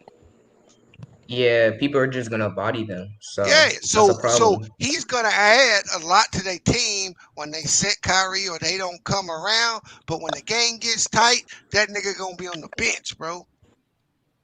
True. Smokey Boy Black. What you got on this? I think you just sign him for like the 15 points and then bench him. What up, cool? So, what's the topic? Smoke Boy Black. What you got on this topic? What's the topic? So you just hit the link and you didn't know what the hell we was talking about. I think he's just trying to be in a YouTube video. He heard niggas arguing. No, you know what? We was debating the Smoke Boy Black. We was debating the Nets. We was debating clutch. If Michael Jordan could play in the 1940s. That's funny. You think Jordan could play in the 40s? Oh hell yeah. He could play in the 40s. He trolling you, bro. He trolling. Nigga about going real deep in the debate too, man. He about to Hey, we were talking about basically we were trying to define what choke was, bro. What is a choke artist? Oh, a choke artist? Yeah. It's not a such thing as a choke artist. If someone's competing for a championship, I don't think is a such thing as them choking because they trying hard as they can to win a championship. I agree. It's all subjective. Hey, the closest thing to choke artists in the NBA, I would say, is Nick Anderson. After he missed those free throws, he was never the same. His mental was screwed up. Remember when we pulled up the definition? Come on, being a Miss choke Winters, artist. keep my name out of that, dude. Come on, bro. See that motherfucker Miss Winters write that shit. Miss Winters funny as hell, boy. No, another example is when James Harden passed up that wide open three in the final. Wait, it's coming up. Hold on, passing up a shot is not. But he was wide open, bro. Hey, Lamont, get this nigga off, bro. Get him on. What the hell, yo? Who is that motherfucker, dog? I don't know, man. Don't let no unknown He say we niggas scared, back but in. get him on. Get him on. Man, that's the second time that they've been on here, man. I know he came in with a fake name. Talking about trying to Photoshop on pictures, motherfucker. Yeah, you saw a video, motherfucker. What are you talking about? Choke. But, hey, That's what I'm saying. but That was I a can't choke. What James argue. Harden did was a choke, bro. Hey, in that but by finals. your definition, Lamont, Ben Simmons did choke because No, that's hold on. I said that. I said no. I It's said by that's your what I said. definition what you were Yeah, saying. that's what I choke. said. That's what I said. I said because it was a mental. He allowed all of the stuff that was going on mentally affect what he would normally do. In that situation, normally he would power dunk that, but because there's so much stuff going on mentally, mentally we could see that his game wasn't the same, and for whatever reason. But Just whenever like you mentally, Or actually, Nick Anderson, it fucked his career up. Yeah, I'm all for you. you said who? You said who? Who be? James Harden against the Spurs. He Nick choked. Anderson. Yeah, when he missed those free throws, he can never hit a free throw again after that. Yeah. That's a real choke job. His whole career choked after that. Yeah. Yeah, when I think of choke, I'm thinking like how James Harden, how he looked at the ball, he was open for like 3 seconds, and then just said, and then just dribbled off and turned the ball over. That's a choke to me. No, that's just a turnover. No, bro, he could have took the shot, bro. Okay, let me ask you a question. How is the turnover? How is the turnover in the first quarter different from the turnover in the fourth quarter? Why is the turnovers in the fourth quarter all of a sudden classified as choking? Because but none of the turnovers he was scared to take the shot. Okay, if he missed it, okay, what if he takes the shot and miss it? Is he choking? No, it's not a choke. Exactly. So if he can take the shot and miss. Man. So y'all just be moving the ball. No, that's not moving. So the let me ask goalpost, you this: Is this choking? I averaged 20, but in a game 6 or game 7, I got 11 points or 10 points, 9 points. I choke. Bro, LeBron 2011 titles is choking, bro. Hold on. Man, chill out. And here's where I would say Kobe choked a lot too. Hold on, not necessarily Spiff, because let's just use football as an example, right? If I'm not aggressive, No, I'm saying I'm just gonna use football as an example. If I am the coach of a team that says I'm not gonna let Spiff catch a fucking ball, I don't care how many dudes I put on him, and you go out there, you play hard, but the quarterback chooses to throw the ball the other way because we double covering you. Did you choke? Man, all them niggas be choking, bees. Niggas be choking. They just miss shots and have moments. Oh my goodness. You can't discredit that the other team gets paid too. They got a defensive philosophy. Yeah, but that go into choking. Okay. So what about you snap the first half, then you come out and drop 2 points and go 1 for 11, 0 for 4 from the 3, and 0 for 0 from the fucking free throw line. You have a bad game. And then Paul George, but you snapping in the first half though. Just missed shots. You also so got let me ask snapping. Let me ask you snapping though. What if at halftime the team? What if at halftime the team made an adjustment to the way they were guarding you? Thank you. No, but if you missing wide open shots though, bro. Because you were snapping. You just fucking invincible, bro. It's not just I didn't see Chill out. One at a time. Which proves my point to say this right here. What did you see? Kiwi Lemonade. Okay, he is not, and I repeat, he is not a motherfucking leader, bro. He is not. He cannot lead a team to a championship. He can't. I think he's best as an assassin. Okay, and that shows me. That shows me right there that he needs a ready-made team, bro. I think he needs a better leader. I don't think he's best as a leader because he's best as an assassin scorer. Right. That's go to show you Every time he won it. a role player developing into an all-star. See, Kobe was a role player that developed into a superstar. See what I'm saying? It's a big difference.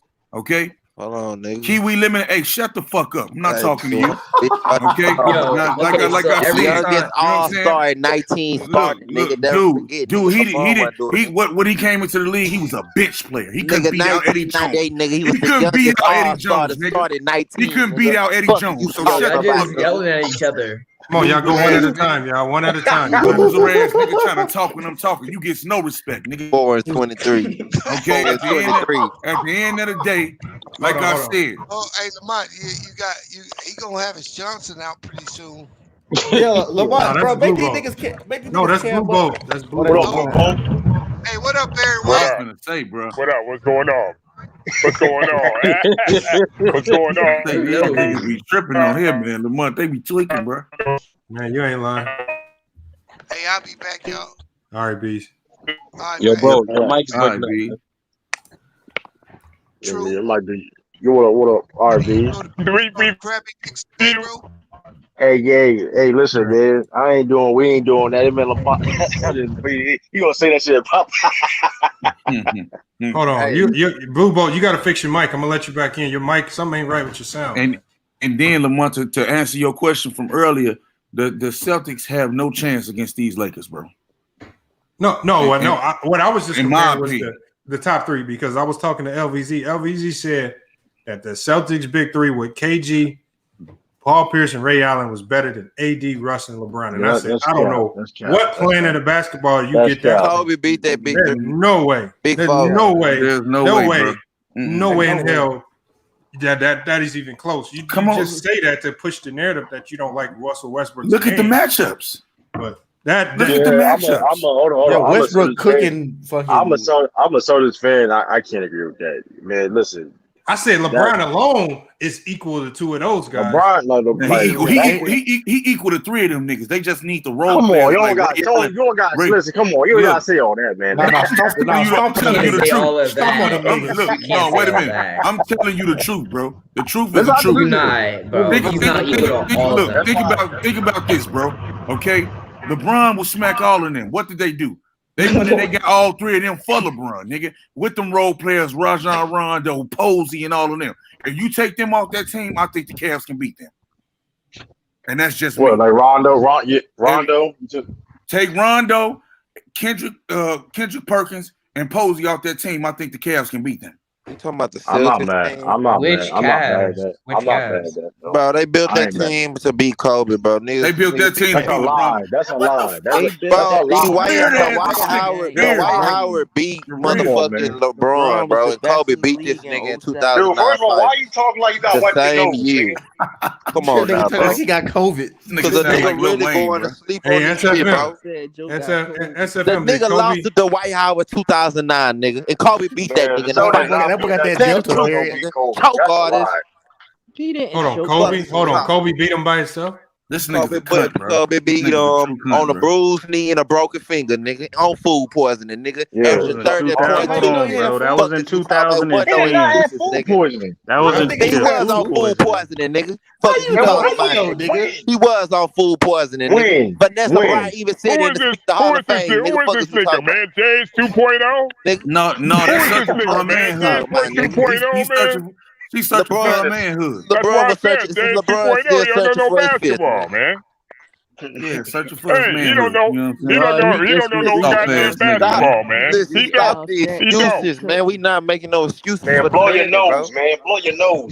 Hold on, but SFM, you need to get that vaccine, dog. SFM, hold on, we're gonna move on past the Kobe because I don't really want to talk about Kobe. Come on, man, let's move on. But you do make up a lot of excuses for Kobe when you say you don't want to hear excuses. I'm telling you, it be his fans that make you say fuck Kobe. You want to bring up 2004? Fuck it. It was him and Shaq fought. No, I don't want to bring up 2004. Keep going. No, they got swept by the Mavs. They're 8 for 25 though. The whole fucking team was hurt against the Mavs. 25 though. They're 8 for 25 against the Pistons though. Hold on, I want to get Elder's definition of choking, man. I'm about to let. I just said it's his motherfucking fault. They're 8 points. Y'all gonna make up 6 motherfucking excuses. They're 8 and points. 33 and probably 33 motherfucking cases. That I don't want to get Shaq to get another Finals MVP. Hold on, Spiffy got a question. Hold on, let's hear Spiffy question. Shaq wasn't getting it before Kobe. He was losing before Kobe. He ain't never won shit. Hold on, Bang. Let me hear this. Spiffy, what's your question, Spiff? I was gonna say I think choking is what Paul George and Kawhi Leonard did when they was up 3-1. That's choking. Game 7. That's a choke. But that's a collective. So that's a team choking. Because as a team, they broke down. No, they had they both broke down. Are you able to give all of that? Because when I looked at that series, I saw defensive breakdowns from everybody. Yeah, game after game. Yeah, when I looked at that game, they had a horrible performance, man. No, I know, but at the end of the day, there were some of them games where the Clippers were up big because of Paul George and Kawhi Leonard. No, I'm saying referring to game 7. And they folded, bro. They folded. Choke job. Ain't no way around it, bro. That Mamba mentality needed to swarm that motherfucker. Man, Paul George was shooting out the side. This dumb asshole right here, man. I'm finna go. I can't take it. I can't take it, bro. This dude, this is an irritant ass nigga, man. Hold on, I can't hear Spiff. Go ahead, Spiff. I said Paul George was shooting out the side of the backboard. He was choking. That's just a missed shot. Let me ask y'all a question. Funny, bro. Hey, how I see choking? I see choking as like a moment. So y'all saying it's like over a period of time, like a whole series? It's multiple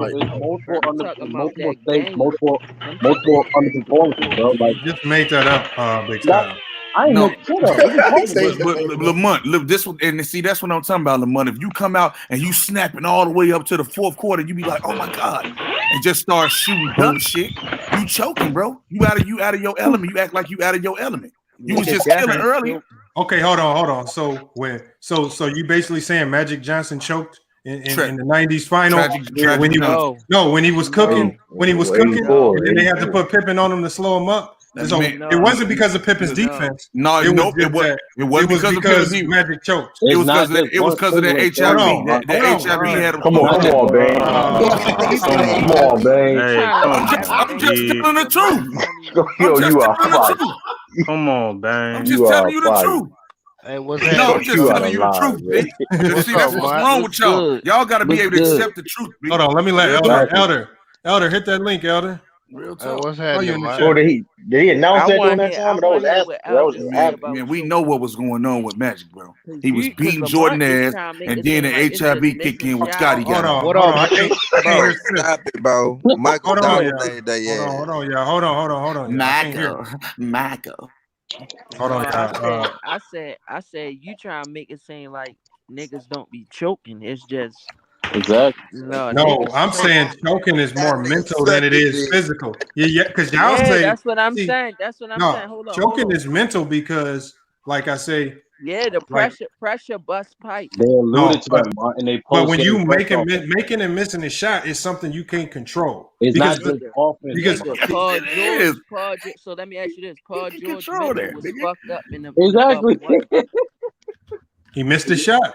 It's not just offense. No, his mental. How do you know? He just didn't miss the shot? Hold on. My mental's been perfectly fine, and I've missed some shots. I've airball shots. Hold on, you don't remember when Paul George came out and said he was struggling in the bubble? He said that. Yeah, he said he had mental issues. He had mental issues, Lamar. Hold on, Spiffy. No, I know. But he came out another game after a few games after that and torched somebody. So and how mental is it? He said he came up out of that. Yeah, I wouldn't classify that mental stuff as choking. That everybody be dealing with shit, bro. I don't hear that. I don't know what he didn't choke because of the off the court. What's happening? I don't give a fuck what none of y'all say. Them Clippers are some chokers, boy. They the most chokingest. They the most chokingest motherfucking team since they've been put together, bro. Even there's a snap of that too. You don't blow a three. You don't blow a one lead. They was talking all that shit to Dame Lillard, laughing at Dame Lillard on the sideline when he that Cancun shit, all that bullshit. Yo, what up? Hold on, let me hear from King. What's up, fellas? What's up, fellas? What's happening? Hopefully, I said the name correctly. What up? mute or? Go ahead, No, go we ahead, hear King. you. We hear you. Yeah. Oh, for sure. Hey, man. Hey, I just want to say I appreciate y'all having me on, man. I'll be rocking with all y'all, man. Listen to y'all podcast and stuff, Spiffy, Louise Bang, all y'all Lamont, all y'all cool, man. But I want to put it to a point like this, man. Like y'all talking about choking Elder. Okay, it's cool. I love Elder.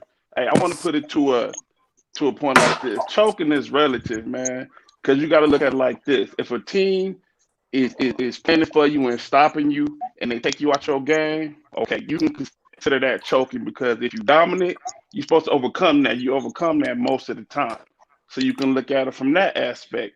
But you cannot look at it from the aspect if somebody have a bad game.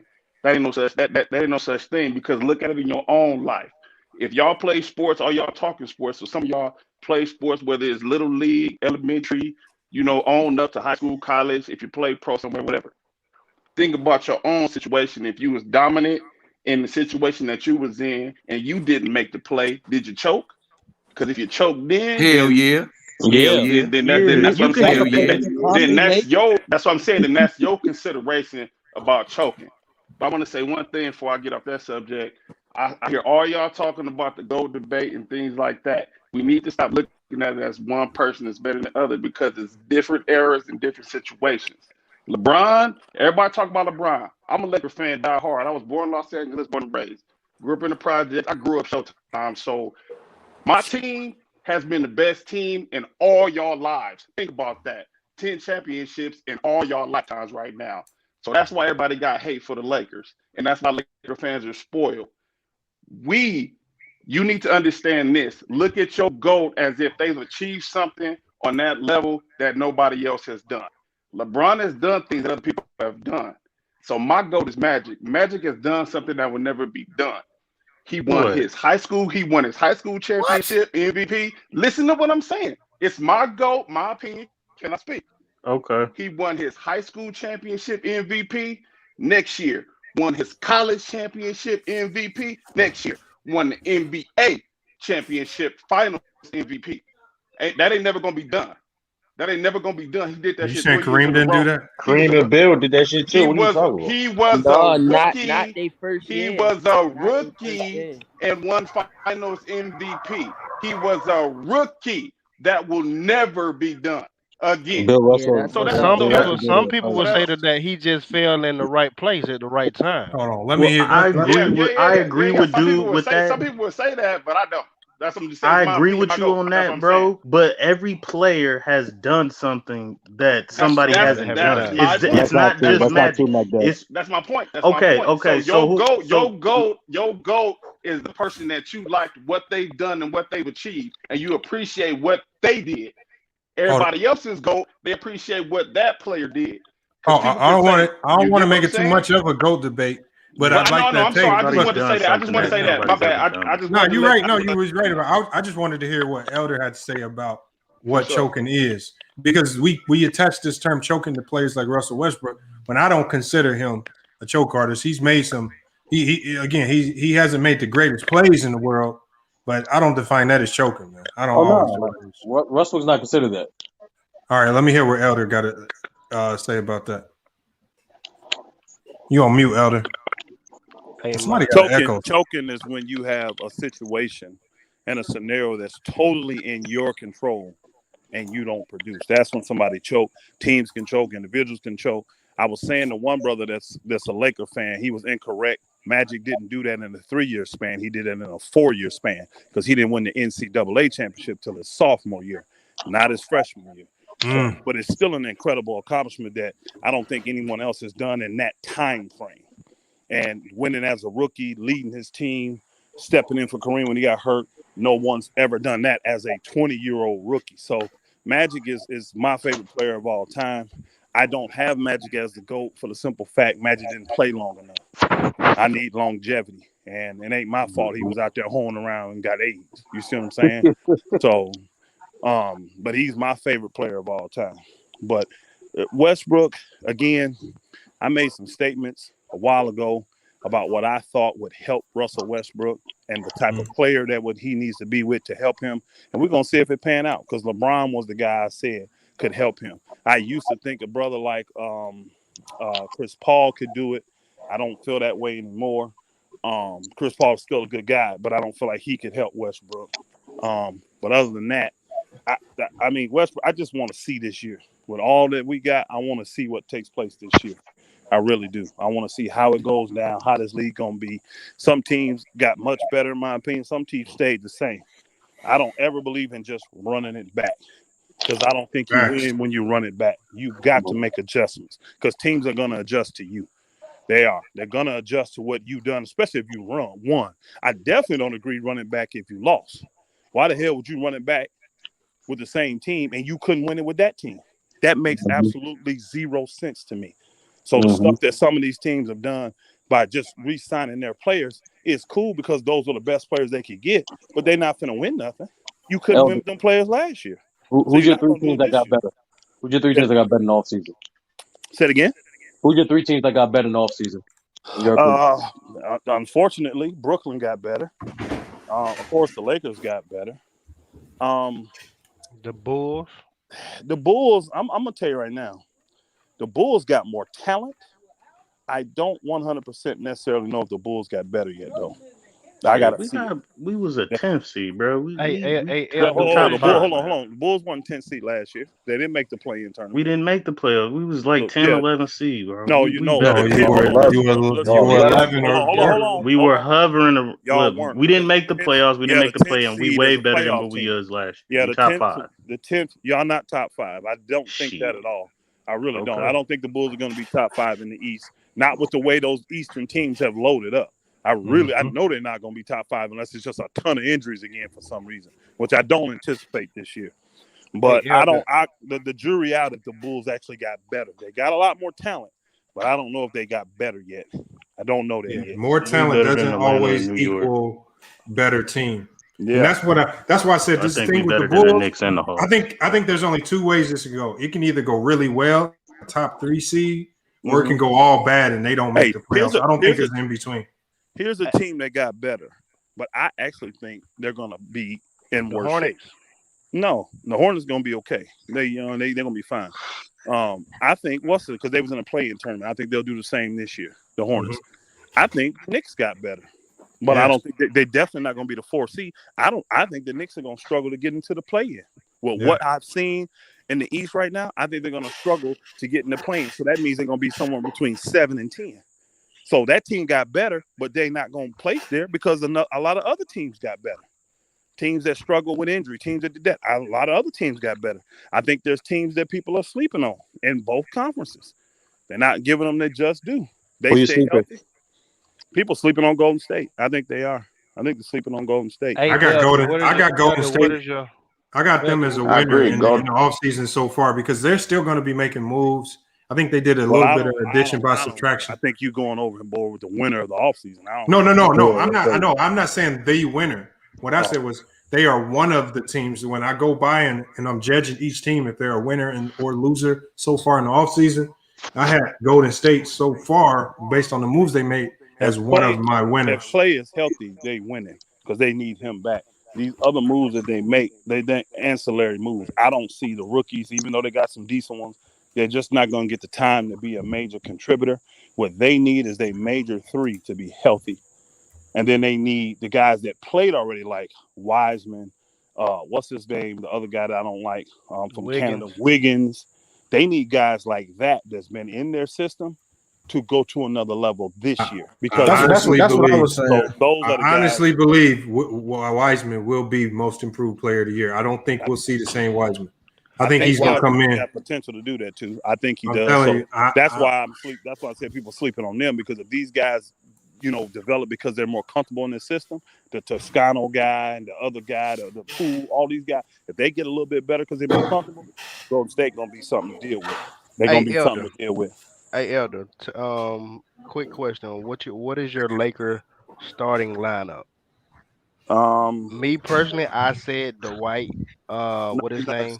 Dwight ain't starting. No. I'm just telling you. I know he's not going to start. I said Dwight, AD, LeBron, and then let's say Kent Bazemore and with Russell Westbrook. But Dwight ain't going to start. So I'm saying I got AD, LeBron. Follow the money, bro. Follow the So money. who gonna be your starting I'll five? tell you who your starters. The money starts. I'm gonna tell you who's gonna be the starters for the Lakers at the beginning of the season. You'll have Westbrook at the point. Don't be surprised if they start THT at the 2.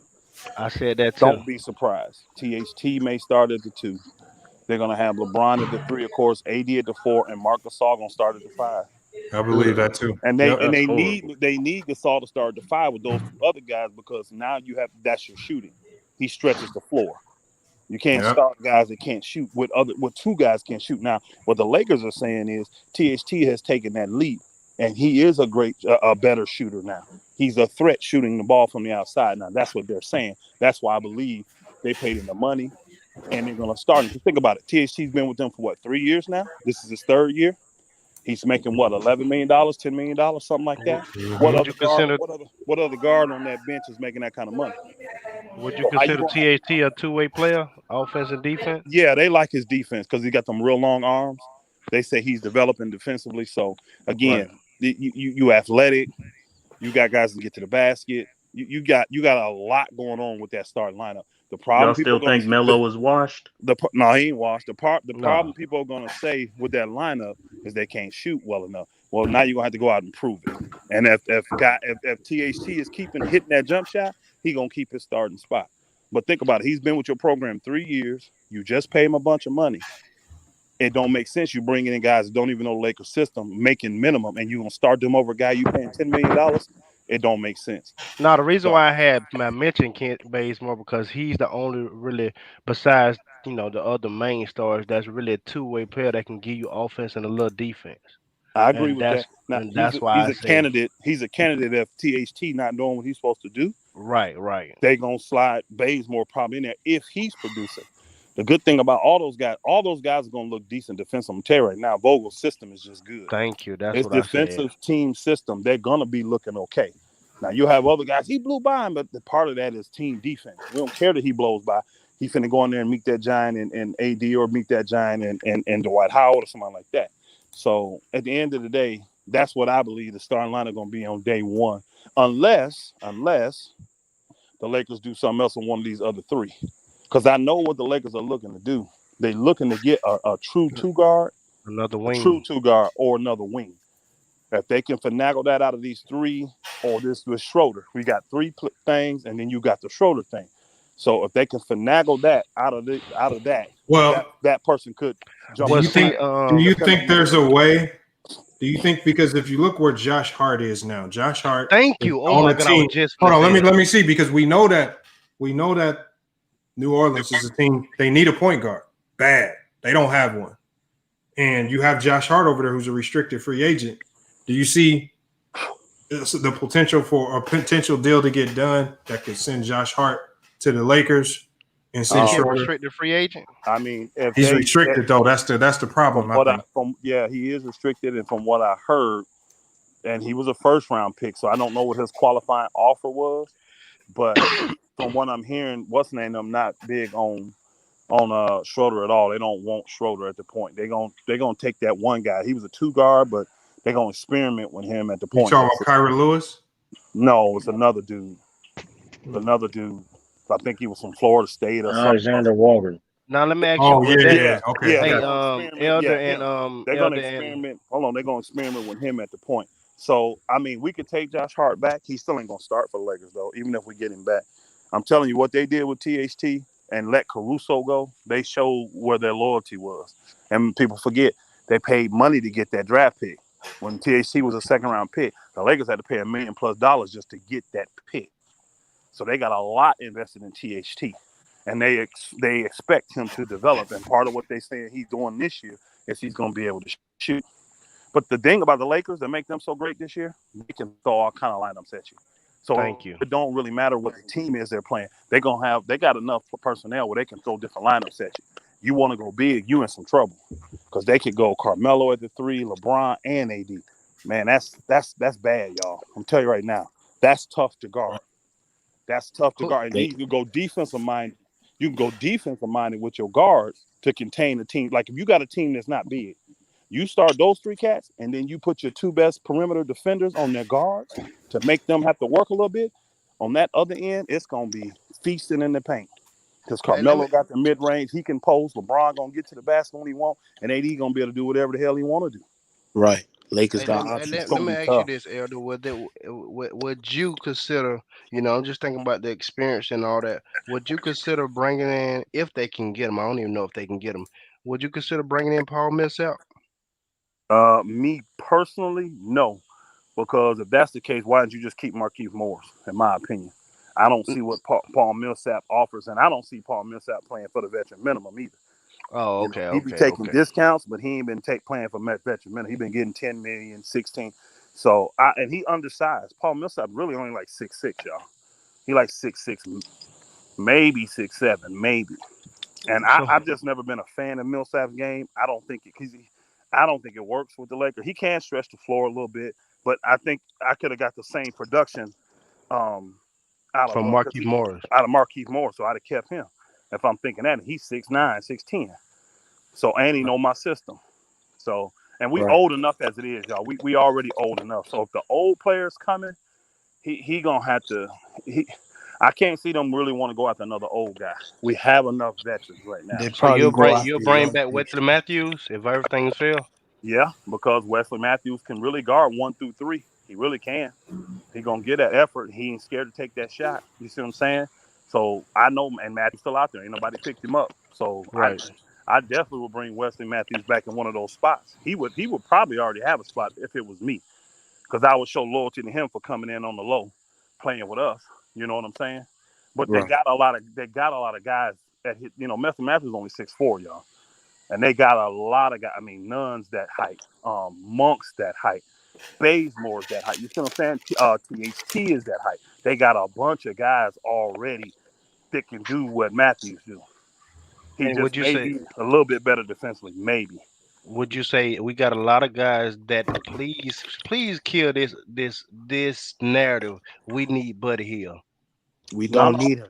Hold on. Because if you really look at what we're missing, to me, we're missing a true two guard, and most two guards are like a sharpshooter guy. We're missing a true two guard. So I would love to have Buddy Hield in that. What I was looking at is, yes, I know Buddy Hield is a true two guard, but I'm saying the only thing Buddy Hield can do is shoot, right? So we got a lot of guys like just say, and I disagree with that. He can't defend. Now, Buddy Hield, he's not garbage defensively to me. He's admirable. You know what I mean? I wouldn't even say he's below average. I'd just say he's average to admirable. But Buddy Hield puts pressure on you on the offensive end. And Buddy Hield can put on the floor a little bit. I'm not saying that he's going to cross you up like Kyrie. He's not that kind of creator, but he's a threat, a triple threat.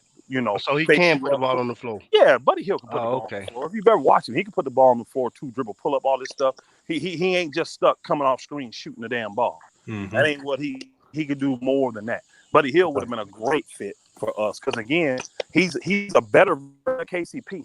Think about it. He's a little bit bigger, and he's a better version. He may be at the same size. I think thick-wise he is, but I think height is the same size. But he's a better version of KCP is what he is, y'all. He can shoot the ball a little bit better than KCP. He can move better because KCP is a straight line. If he don't come off, catch it, and shoot, all he can do is dribble straight to the basket and try to lay it. He ain't got no levels of creativity. Buddy Hield can at least make you miss a little bit, shirk you a little bit. So he's just a better version of KCP. So I would have loved to have Buddy Hield. Now the problem is he don't play good D like KCP. KCP was an elite perimeter defender. Elite. He really was. Buddy Hield was not. But see, if you give me the rundown of Malik Monk. I never heard of him. I mean, I heard of him, but I never seen him play like that. Malik Monk, Wayne Ellington. I know Wayne Ellington shot 6 threes a game, and then Kendrick Nunn. Kendrick Nunn can just score, bro. You can't stop that. Yeah, he's a bucket. Yeah, he's a scorer.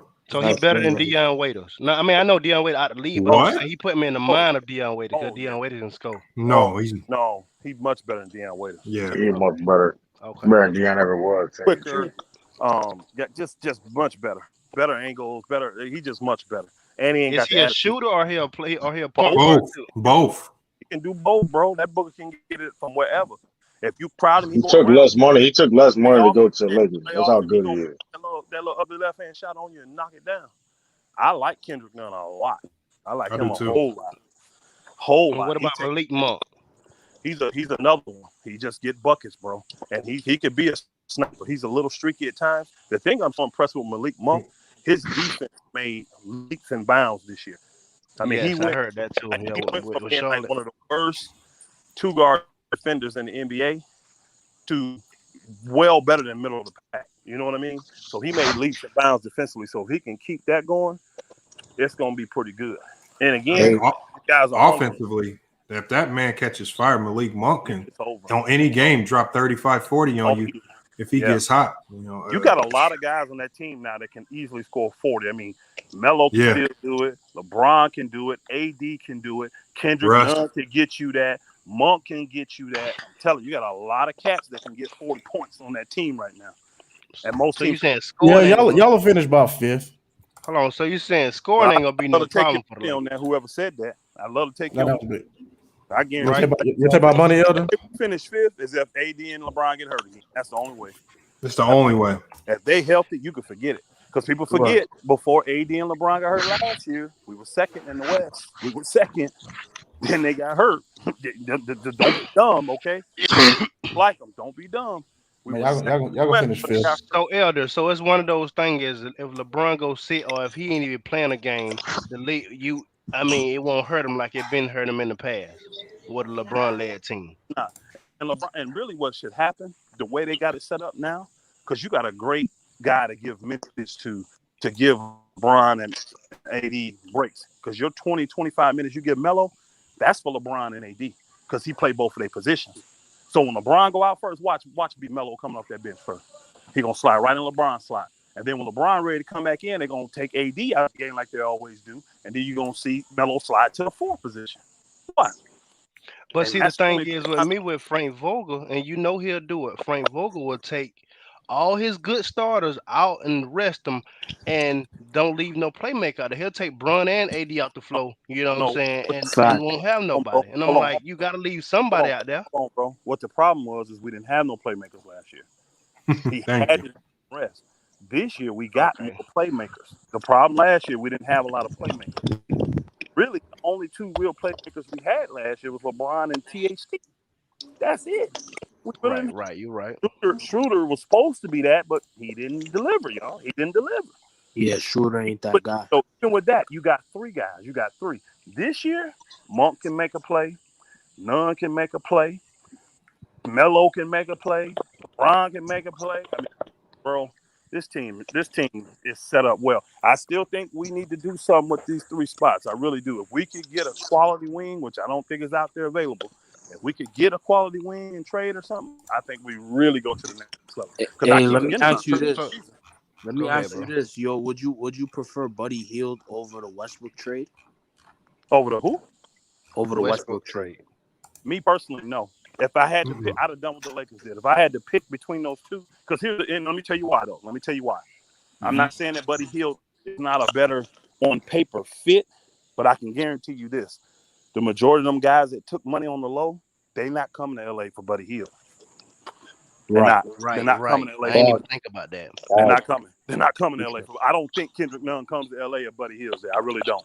I don't think he turns down all that money to go out there. I just don't think he does. You know what I'm saying? Westbrook a better name. Oh yeah, Westbrook dynamic, man. People forget Westbrook. That book is still a triple-double machine. Right. Damn, Elder, I didn't even think about that though. You right about that. A lot of them guys wouldn't have came if that Westbrook trade wouldn't have went down. They had already told you guys that there was a lot of veterans waiting to see if the Lakers could make a splash.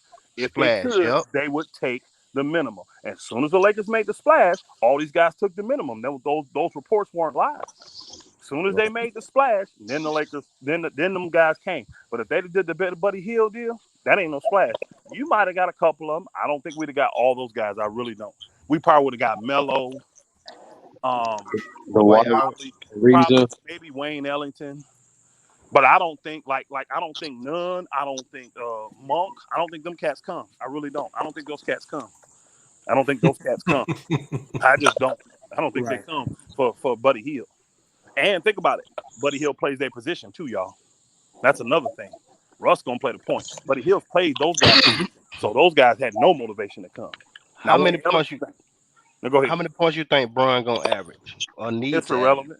It's irrelevant. I think it doesn't matter. Bron gonna get you 20 if he played 30 minutes. He gonna do that. Yeah, he's going to probably average 20. I say 22 to 25. Yep. Because he's going to need to do I don't think less. he's going to be in the 25 range this year. I don't. You But don't? I think Melo going to eat, and I know what's going to go. Now, our offense going to go up, but I don't think LeBron has to. Because the goal is to get them rest throughout the season. We don't need to play them but 30 minutes a game, y'all. Yeah. It's going to be a lot of fourth quarters. Them guys ain't playing. But see, I went back and looked at Westbrook, a lot of his games. When I say looked at his game, not the highlights, I looked at the full game, like an hour or something, the full game. Mm-hmm. And I noticed about Westbrook, bro. Westbrook looked to assist the ball all day and only shoot really when he have to, when he feel like he have to. He don't really look to score like that. If I'm wrong? That's true. He did a really good job of that. I think he did it a little bit too much so in Washington. Bathrooms in there. He's going to the bathrooms in there. But he did a good job of facilitating last year. Right, that's what I'm saying. He looked and not taking bad shots. Now that's why I was wondering, what is they talking about him being a hothead and scorer? He don't look to score really. He looked to assist and rebound. What y'all think about LeBron's assists? Y'all think it's going to go down? Hold on. We're going to get to that question in 1 second. Let me call out these cash apps. We got Raekwon.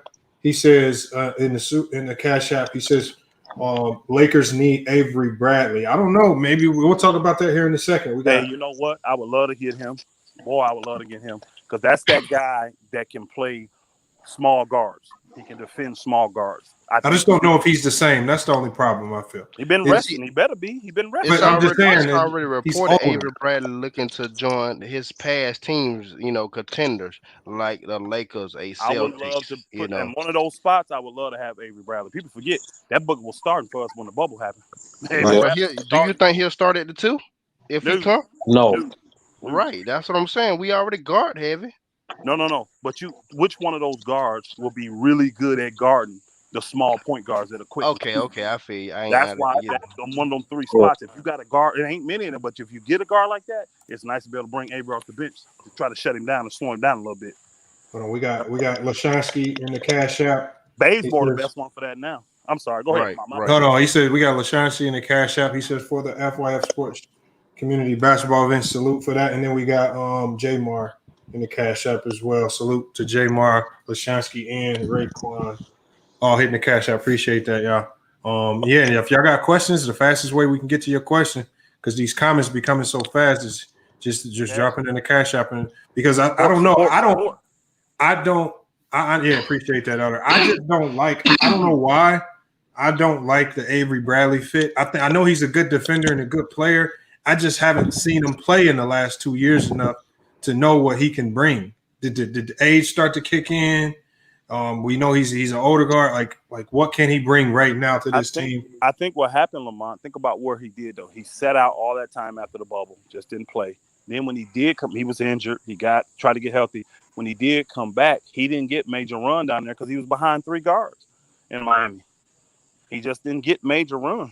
Mm-hmm. I think if Avery Bradley came to the Lakers, he would get some run because his defense is just that good. And you know how Vogel is. He gonna trust guys that are veteran and play good D.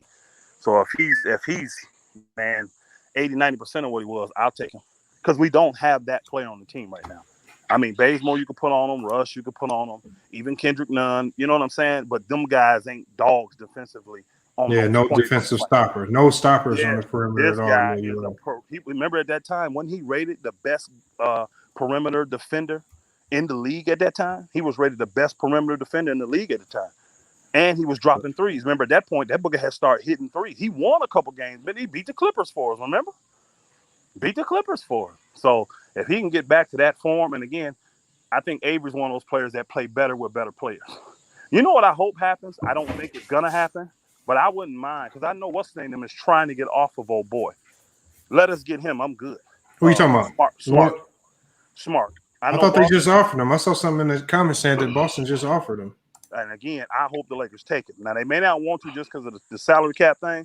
They may just want Schroeder to sign. But if they could get Marcus Smart out of Dennis Schroeder. Yeah. Well, see, they say but hold on. But they may be offered him because remember, we heard earlier today that they are in negotiations with Schroeder. Maybe they offered him because there's a potential deal that could be done to move Marcus Smart and maybe do a swap. But they say that would. But when I was looking at the reports and stuff, and they said that'll trigger a hard cap if we get Smart in that deal, and they don't want to trigger that hard cap. What triggers a hard cap is them taking Schroeder in a sign and trade. Right. Yeah. What they want to do is just take him in their mid level That's not a signing trade. That's just them picking him up as a free agent. That don't trigger the hard cap. Yeah, so I don't think they can do a trade just because they don't want the hard cap triggered. Boston don't. They got a lot of high dollars over there. So I don't think they want that hard cap triggered. So if it was you, if that is something that can realistically happen, if it was you, Elder, who would you pick up for that second spot out there? It ain't got to be now. It could be later on down the line. Who would you pick up for the second, what they call the shooting guard position? Man, it's so many guys. And a lot of times it depends on what these teams are thinking about those players. Like you can tell what's the name don't want to be done with Buddy Hield. They just couldn't get anything back of value except what was coming from the Lakers. And think about it, even with the Lakers, y'all, they tried to make the Lakers throw the first round pick in. That's what cost them. If they would have took Kuzma and they would have took Montrezl Harrell, they would have had Buddy Hield. And I think that's fair trade. I really do. Maybe a second round pick, but they made the Lakers force the first. And then the Lakers thought about it. We overpaying for Buddy Hield? And then that's when Russ came in and said, whoa, the Lakers going to do that for that. They can go ahead and do it for me. And that's why that deal went faster. But they had, remember when y'all listened to the reports, both those deals were on the table at the same time. And you were getting reports that the Lakers going to trade for Buddy Hield. Then you hear, they're going to get Westbrook. But you can't get them both. What the hell finna go on? And they just took the Westbrook deal over Buddy Hield. Both of them were on the table. And I don't blame them. If I got to throw in my first round pick, I got to get a Hall of Famer. I got to get a superstar. And Russ is that. And Russ is going to motivate people to come play with me. Buddy Hield not. So I don't know. I had to look through the rosters, man. Any good two guard that's 6'5" to 6'9" is who I think a good wing. Yeah, well, see, the only ones that's out there, ones out there now is James Ennis and Denzel Valentine and that, what is his name? Humid Diallo? Humid Diallo? Them the only three that's out there. Hold on, Diallo's not a bad player. He just he ain't really. If you're just trying to shape up your roster, yeah, you're right. He don't shoot. You still got JJ Redick out there. And JJ Redick. That's what I'm saying. Me personally, I don't like the Redick thing. I don't like that. Me personally. Mm-hmm. That's only a playoff move. If you get Redick, that's purely for the playoffs. He don't even want to be on the West Coast. He wants to be on the East Coast where his family lives in New York. He wants to go close to them. So I wouldn't think of Redick. But you need a guy that can just be serviceable defensively. See, Buddy Hield could be serviceable, especially in Vogel's system. He could be serviceable. But I can't think off the top of my head, but anybody that's 6'5", a legitimate 6'5", not a guy claiming 6'5", but a really 6'3". You know what I'm saying? We need a 6'5" or bigger, really 6'6", 6'7". See, Danny Green would have been perfect for us, but again, he went for the money. He took $10 million, and he got $20 million, and he's older. I don't blame him, so I can't be mad at him. What about Rudy Gay? He's already gone too. He's already signed. He went to Utah. He went to Utah? Yeah, he went to the Jazz. But again, he got paid too. Rudy Gay got paid too. These guys getting paid still, man. Them guys still got value, old or not. So that's what I'm saying. It's going to be hard, and the Lakers would really have to do it in a sense with a team that don't care about the hard cap being triggered with Dennis Schröder. But the problem is nobody wants Schroeder because Schroeder then won't come down. If Schroeder then will come down, and maybe now it'll open up because they're talking to Boston. They know that Boston's only offering $5 million. So maybe other teams will come in because if Schroeder's was willing to be a backup and come down off his price, I think a lot of teams would have been interested in Schroeder. I think right now it's pride with Schroeder. $25 million, man. I don't want to talk about that. I think it's pride with Schroeder because he turned down $84 million. If he's even talking to Boston, if he's even talking to Boston, he done swallow a lot of that pride because Boston's made it very clear they only have the 5.9 to offer, the mid-level to offer, because that don't fit the hard cap. So just for them to even talk, he didn't have to swallow so much pride. That's a lot. That's a lot of money. All right, Elder, man. Appreciate you pulling up, man. Salute. Yes, sir. Yo, salute. Man, that's tough right there. If he has to go to Boston and really eat his pride and take 5.9, shit, that is a big difference from turning down $84 million. Yeah. Man. Salute to the chat. Salute, Lamont. What up, respect, all man? What's good? Not much. You a real one for dropping that link. I know you seen my little chat message. What'd you say? Hold on, I'm tripping. No, I was saying everything that Elder was saying about Avery Bradley. Remember, y'all was laughing at me when I said that? Oh, hey, no, I'm not laughing at you. I'm just saying for me. I'm with you, though. I'm just nervous about I haven't seen him play much basketball over the last 2 years. What have you done for me lately? Yeah, it's just like you didn't show up to the bubble and play, which obviously you have personal reasons. Last year you didn't play much. You was on the end of the bench for Miami. It's just like, man, I haven't seen much out of you. Like, I need to be able to see you on the court. Maybe he still has something left in the tank.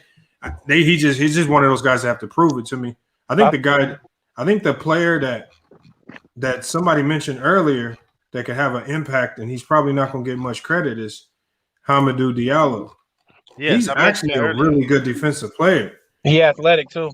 He's really, but I got he's another one. I restricted, got another though. person that would have been good, but he already signed. Kelly Oubre. He a hothead. He didn't even want to come off the bench for the Lakers. They was, not the Lakers. What is his name for the Warriors? I think he would have bought in with the system. He could play defense. Yeah, but Kelly Oubre wants to start though. He wants to start. What you think about this, Lamont? They was talking about bringing back. He's a Laker. He's an old Laker. Not an old Laker, but Savi Makalu. He's a 6'7" shooting guard. Yeah, I like him. He's had some really good years in Denver. Detroit. Detroit, yeah. He actually started with the Lakers, didn't he? Right. Yes. Yep. Is he restricted or unrestricted? I don't know if he's restricted or unrestricted. They don't have him in. Oklahoma City. I think they might want Schroeder. That's what I'm saying. He on Oklahoma That might City be a roster good- now. Savi Makalu, he on Oklahoma City roster. So that's what I'm saying. They could do but I don't know if that a triple. Yeah, but I don't know if I don't think that's the direction they're trying to go with their young guys. I don't think they've already done the Schroeder thing. I don't know if they get Schroeder back and try to do it. I know, again but they just ran him for a season. Just have him for a backup.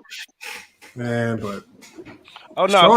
If he go to the Thunder, he gonna start with SG, whatever that dude name. He start like he did before. He gonna start with him. Schroeder's a head case sometimes. Every team he goes to, it seems like there's always something going on, man. He's Jamal Crawford made a lot of money being backup. Why didn't want to be a backup? Jamal Crawford did it. Manu Ginobili done it. What's wrong with being a backup? A six man. You get less money. It's a different era, bro. Right. They don't think like that. They don't think Well, like that. if Schroeder walks into these teams and saying, "Look, I'll be willing to be a backup," then they'll be like, "Okay, we'll pay you like a backup." You're right. It's the money. Right, and that money too. Because LA was trying to get Lou Williams. Lou Williams was supposed to be another option. Lou Will been doing it for Lakers. years. It don't bother him. He already re-signed with the Hawks, though. So he's gone. He's off the market. Yeah, but they say that was an option for him to sign with the thing was in with the Lakers. Yeah. He said, "What about Lou?" That's what Southside said. What about Lou? He said they should go after Goran Dragic. But see, Goran Dragic's making $19 million or something ridiculous, some crazy type of money, though. Hey, Toronto just reported that Goran Dragic would not be bought out. You said Toronto? Yeah. Hold on, Goran Dragic got traded to Toronto? Yeah, and the sign and trade deal with Kyle Lowry. Oh, I didn't know they sent Goran Dragic there. I thought they just got Kyle Lowry. No, they traded him. Hey, let me. They might as well keep Dragic. Yeah? I know this gonna sound crazy, but what's called him still looking to do a buyout with K Love? Would you bring him back with LeBron? No. I don't know. I think there are more teams that could use him. The Warriors gonna be their number one target that's going after him if he get bought out. But I was just thinking, what about the Clippers? LeBron Clippers and might be K-Love option for was K-Love. I don't know if that's a destination a lot of people want to go with, knowing that Kawhi Leonard's going to be out the whole season. No, I think Warriors is more likely for K-Love. Yeah, The Warriors, they just been the most confusing team to me because I don't know what to expect out of them. They can mess around and go into this season just as is and not make any more moves, or they could surprise us all and go maybe really try to make a push for a guy like Bradley Beal or Ben Simmons. I mean, do you see any of those rookies getting any kind of PT? I don't see none of them rookies getting on PT this year, especially Kuminga. Yeah, I think we'll see Kuminga if he stays with that team. I think he'll be in the rotation. I think they really like him. I think he's one of the few that look NBA ready coming into the draft. I don't know about Moody. Moody's going to be still behind Nico Mannion. Nico Mannion is probably going to get more playing time this year. So, there's a lot going on with that team. I just want to see that final roster when the season starts. That's what I'm curious to see. Winslow to the Clippers.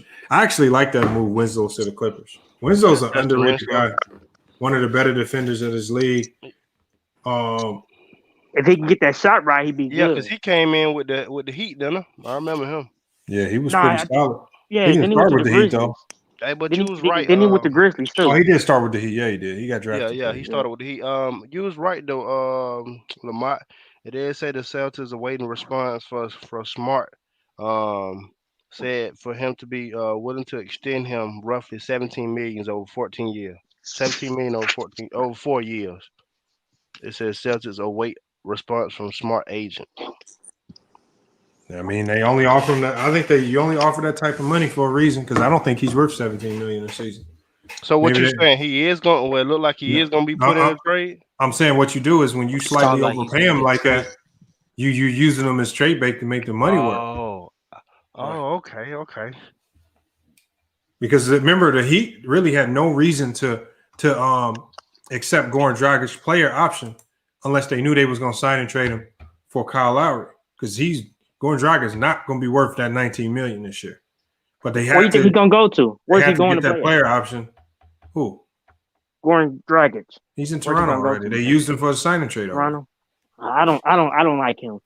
I don't think he stays. No, I'm saying my whole thing was I don't care if I like him or not, but the only reason they opted into that contract and exercised that team option is to make the money work for a trade with Lowry. Maybe they're doing something similar with Marcus Smart just to make the money work to get him somewhere else and maybe get the guy that they actually want. Right. You still got Cousins out there as a free agent. You got Paul Millsap still floating around out there. Wesley Matthews, Valentine, Laurie That's Markkanen. what I bring back. I bring back man. Wesley Matthews. Curious That's what I bring case, back. Laurie Markkanen. Where do y'all see him landing? Laurie Markkanen. San Antonio. How much is he making? San Antonio had a chance to get him already with the DeRozan trade and didn't want him. I think he'll go to the Hornets. Nah, no. How What much about- money you what trying to about, get? like, Because I was wait, gonna he's say a free though. agent? He's a restricted. Laurie Markkanen is restricted. Shit, I don't know. And restricted mean they can match it, right? Yeah, the team can match it, but the Bulls are probably not going to match anything. They're what the Bulls will try to do they'll try to facilitate some type of sign and trade, so they'll get something out of it, or they may just let him walk. He might wind up on the Pelicans. He might go to Miami or something. I don't think Miami got the money. No, Miami's still under the cap. You got to think Jimmy Butler and Duncan Robinson, that money don't hit their books until next year, not this year. They're still under the cap, actually. All the moves they made, they still under the cap. Damn. So they can make another power move if they really wanted to. Crazy day, man. Who's I y'all? seen Kelly Oubre went to the Hornets, didn't he? Yeah, he's gonna fit in because all them young players there. Kelly Oubre, Yeah. he's just gonna. I think he's just gonna gel better with Miles, LaMelo, and that young core, PJ Washington and them. Maybe it can work. Maybe it can work. Lamont, you've been capping on LeBron. I don't know. What did I say about LeBron that was capped? I'm not here making the GOAT case for him. I'm just telling you the we ain't real. even talking about LeBron right now, bro. Yeah, I know. Shit is He says, I'll give you a list and explain. I don't know. What list? A list for what, man? Why don't you just come and hit the link? Just pull up. He said LeBron not top 25, so he's gonna give us this top 25. Yeah, all right. That's not a serious list. Hey, what about another player that nobody really talk about? John Wall. What's his status? He's What's still his with status? the He's still with the Rockets. I think he's under contract. He's under contract. Yeah, he has a couple more years left, I think. Man, he just dropped from the earth, man. He dropped right from the earth. He had a good season last year. Yeah. He's just on the trash it's team. just the fact that he didn't get dealt until like mid-season or something. I would like to see him get bought out and spend the rest of the season and that would be scary addition. So if John Wall gets bought out and a guy like John Wall joins up with another team out here, that could get ugly. It just depends on what team, though. What team wants to bring in a John Wall? I think the Celtics could use him. Yeah, I was finna say the Sixers if they got out Ben Simmons. Sixers could use him, yeah. Sixers could as well. I like that So pairing over there. John Wall's only like 30 years old. He's about 30 now, 29. Something like Yeah, that. he's the same age as DeMarcus Cousins, I believe, about 30. So maybe the Pelicans can use him. Maybe 1 MJ, 2 Kobe, 3 Kareem, 4 Magic, 5 Bird, 6 Russell. Yes. Well, Duncan, Shaq, Hakeem, Oscar, Durant. Yeah, you lost me right there. yeah, you got Kevin Garnett over LeBron. You got David Robinson over LeBron.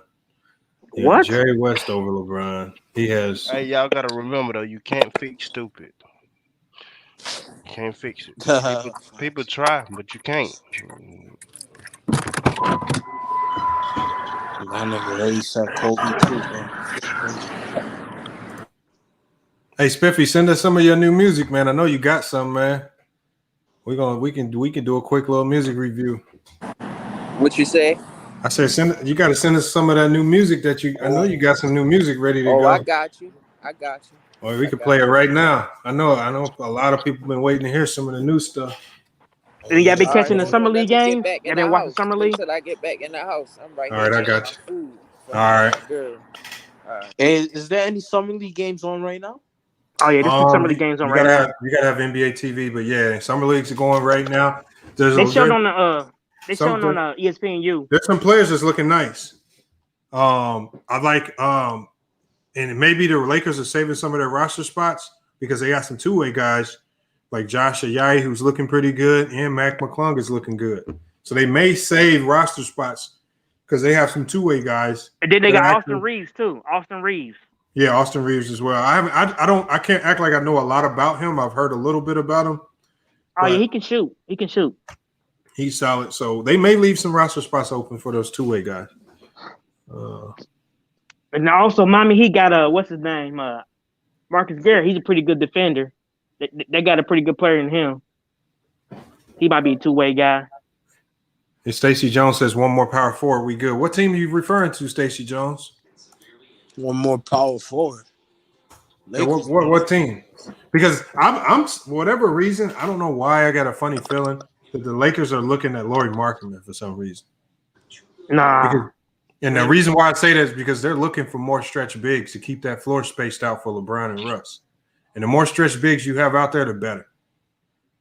Because outside of Gasol, outside of Gasol, what true center do they have that's really a guy that can play from the perimeter? Miami playing right now. Miami. Nobody.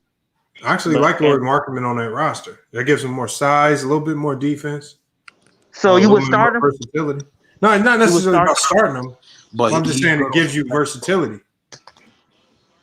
Nets should pick up Millsap. Yeah. Nets should pick up Millsap. That wouldn't be a bad pickup. That would be a good pickup. All right, let me check in on the Nets roster because I haven't even been following all their picks yet. I know they lost Jeff Green, but they got who was it? They got Blake Griffin back. Yeah, they got Blake back. Yeah. I don't know what they're doing with Jordan. They got James Jones. James Jones. Yeah, you remember from they still got Claxton. The nigga with all the tattoos on his face and neck and shit. James Jones from the Heat. Let me pull it up. Wait, what? James Jones. You don't remember James Jones? That dude is in a front office. No. James Johnson. You talking James Johnson? Yeah, you're right. Oh, that dude. Oh, yeah.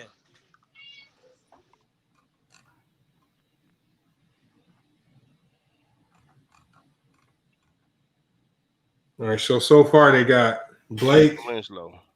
They got Javon Carter via trade. They still got Claxton, Durant, Harden, Joe Harris, Kyrie, Patty Mills. They signed. They still have DeAndre Jordan and Elise Johnson. I think they're going to need to get a little bit more depth on that bench because that bench is looking highly suspect right now. Right. I mean, Bruce Brown's still on that. No, he's gone. Bruce? I don't think he re-signed. Wow. No, they re-signed Bruce Brown. Are you sure? Because I don't see him on here. Yeah, I think hold on. Which roster you looking at? Because a lot of websites ain't updated there. You got to go to ESPN. They got to update it. Let me see. Let me type in Bruce. Because some people haven't signed yet. I know what you're talking about. They haven't signed. You know what I'm saying? Okay, Because, yeah, like, it says he says he's returning to the Nets on a 1-year deal. yeah, you got. That's why I say you got to go to the ESPN because like the Yahoo, the Fox, they haven't updated their roster. Oh, hold on. They also added James Johnson. Yeah, that's what I said. James Johnson. Ah, James Johnson's a good player. All right. If he can keep his head on straight. Bruce Brown resigned. So, yeah, I mean, that's not bad. But they added some more size. Paul Millsap will help. I think he would fit in really well with that team. If they were smart, they Now, one thing I didn't notice about the Nets was that Jamal Crawford on that team. In the bubble, he was. Oh, in the bubble. Yeah, that was in the bubble. Oh, hey, you know, what you think about Whiteside, Lamont going to the Jazz? Man, I don't know. I don't know why Whiteside keeps taking these backup center roles. I mean, maybe that's what he's relegated to right now, but he wants to. The thing is, it's not a game Whiteside changer. overrated. He hasn't been nothing in the past 3 years. Teams don't overlook like he is able to be a starting center. Yeah, because he haven't cared. He haven't cared about what he do. You don't think he has the desire to play in the NBA? No. I just think you need to be with the right person. I ain't gonna say he don't got no desire. That's anybody. They just need to be in the right situation with the right person. Everybody can't get through to somebody. You know what I'm saying? Like I can't say nothing to you. Know what I'm saying? A certain way that Lamont probably can get to you better than I can. You know what I'm saying? So that's why I say everybody depending on the situation you in. Yes, he was over there in Miami, and just because it's Pat Riley, Dwayne Wade, they can't get to him like a, you know what I'm saying, Steph Curry and you know, so some of the veterans can get to your LeBron James. You know, so he just need to be in the right situation. I guarantee you, if Whiteside would have went to like a Warriors, Nets, Lakers, you know what I'm saying, he would help them out. And or maybe he just hit his ceiling. I don't know might about just hit his that. ceiling. I ain't gonna say he hit his ceiling. He just needs some help. You know what I'm saying? He need to be in the right situation.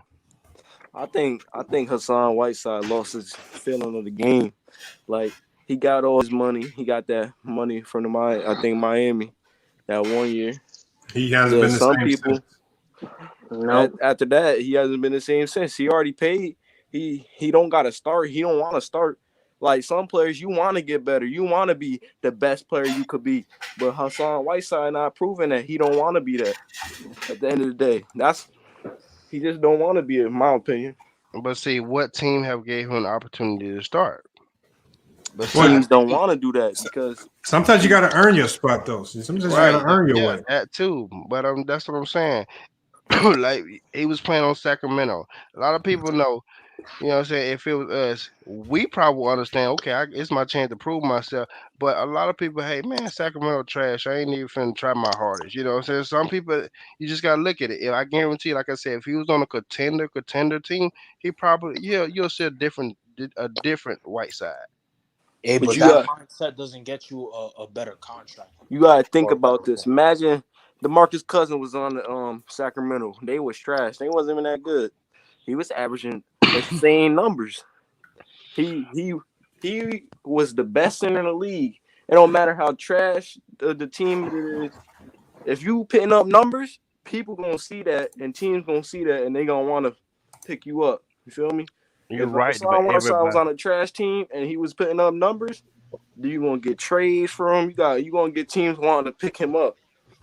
You're right, but what I'm saying is everybody don't think like that. You think like that, I think like that, but Whiteside may not think like that. Hey, let me show what I got on this trash team so I can get a better offer with a better team.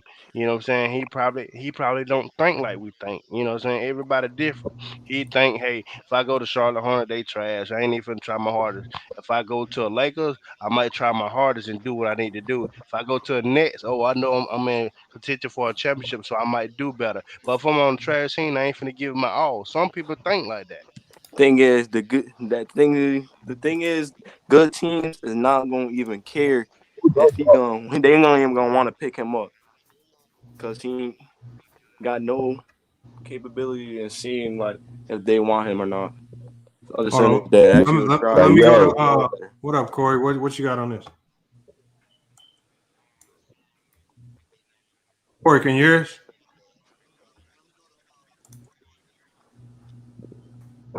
No, I said, who's your other guy? You have to hear quite clear. I can't hear him. Is he lagging or something? I think so, man. I don't Lagging know. for me. Corey, hop out and come back in. And you got to turn the YouTube off. Turn the YouTube off. Okay.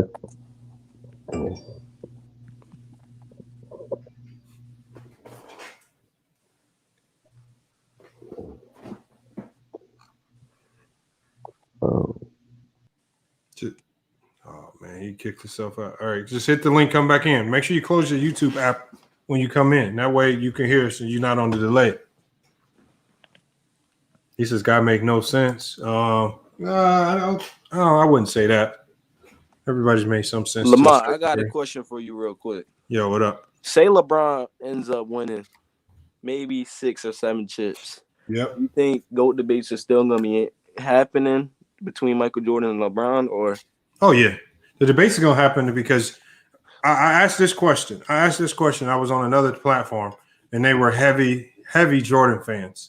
And I said, if LeBron just does something ridiculous, and this was after he won his championship in the bubble, I said, if he wins 3 in a row, 3 more finals MVPs, maybe another MVP, I said, will y'all go ahead and give it to him then? Because then he'll have the championships.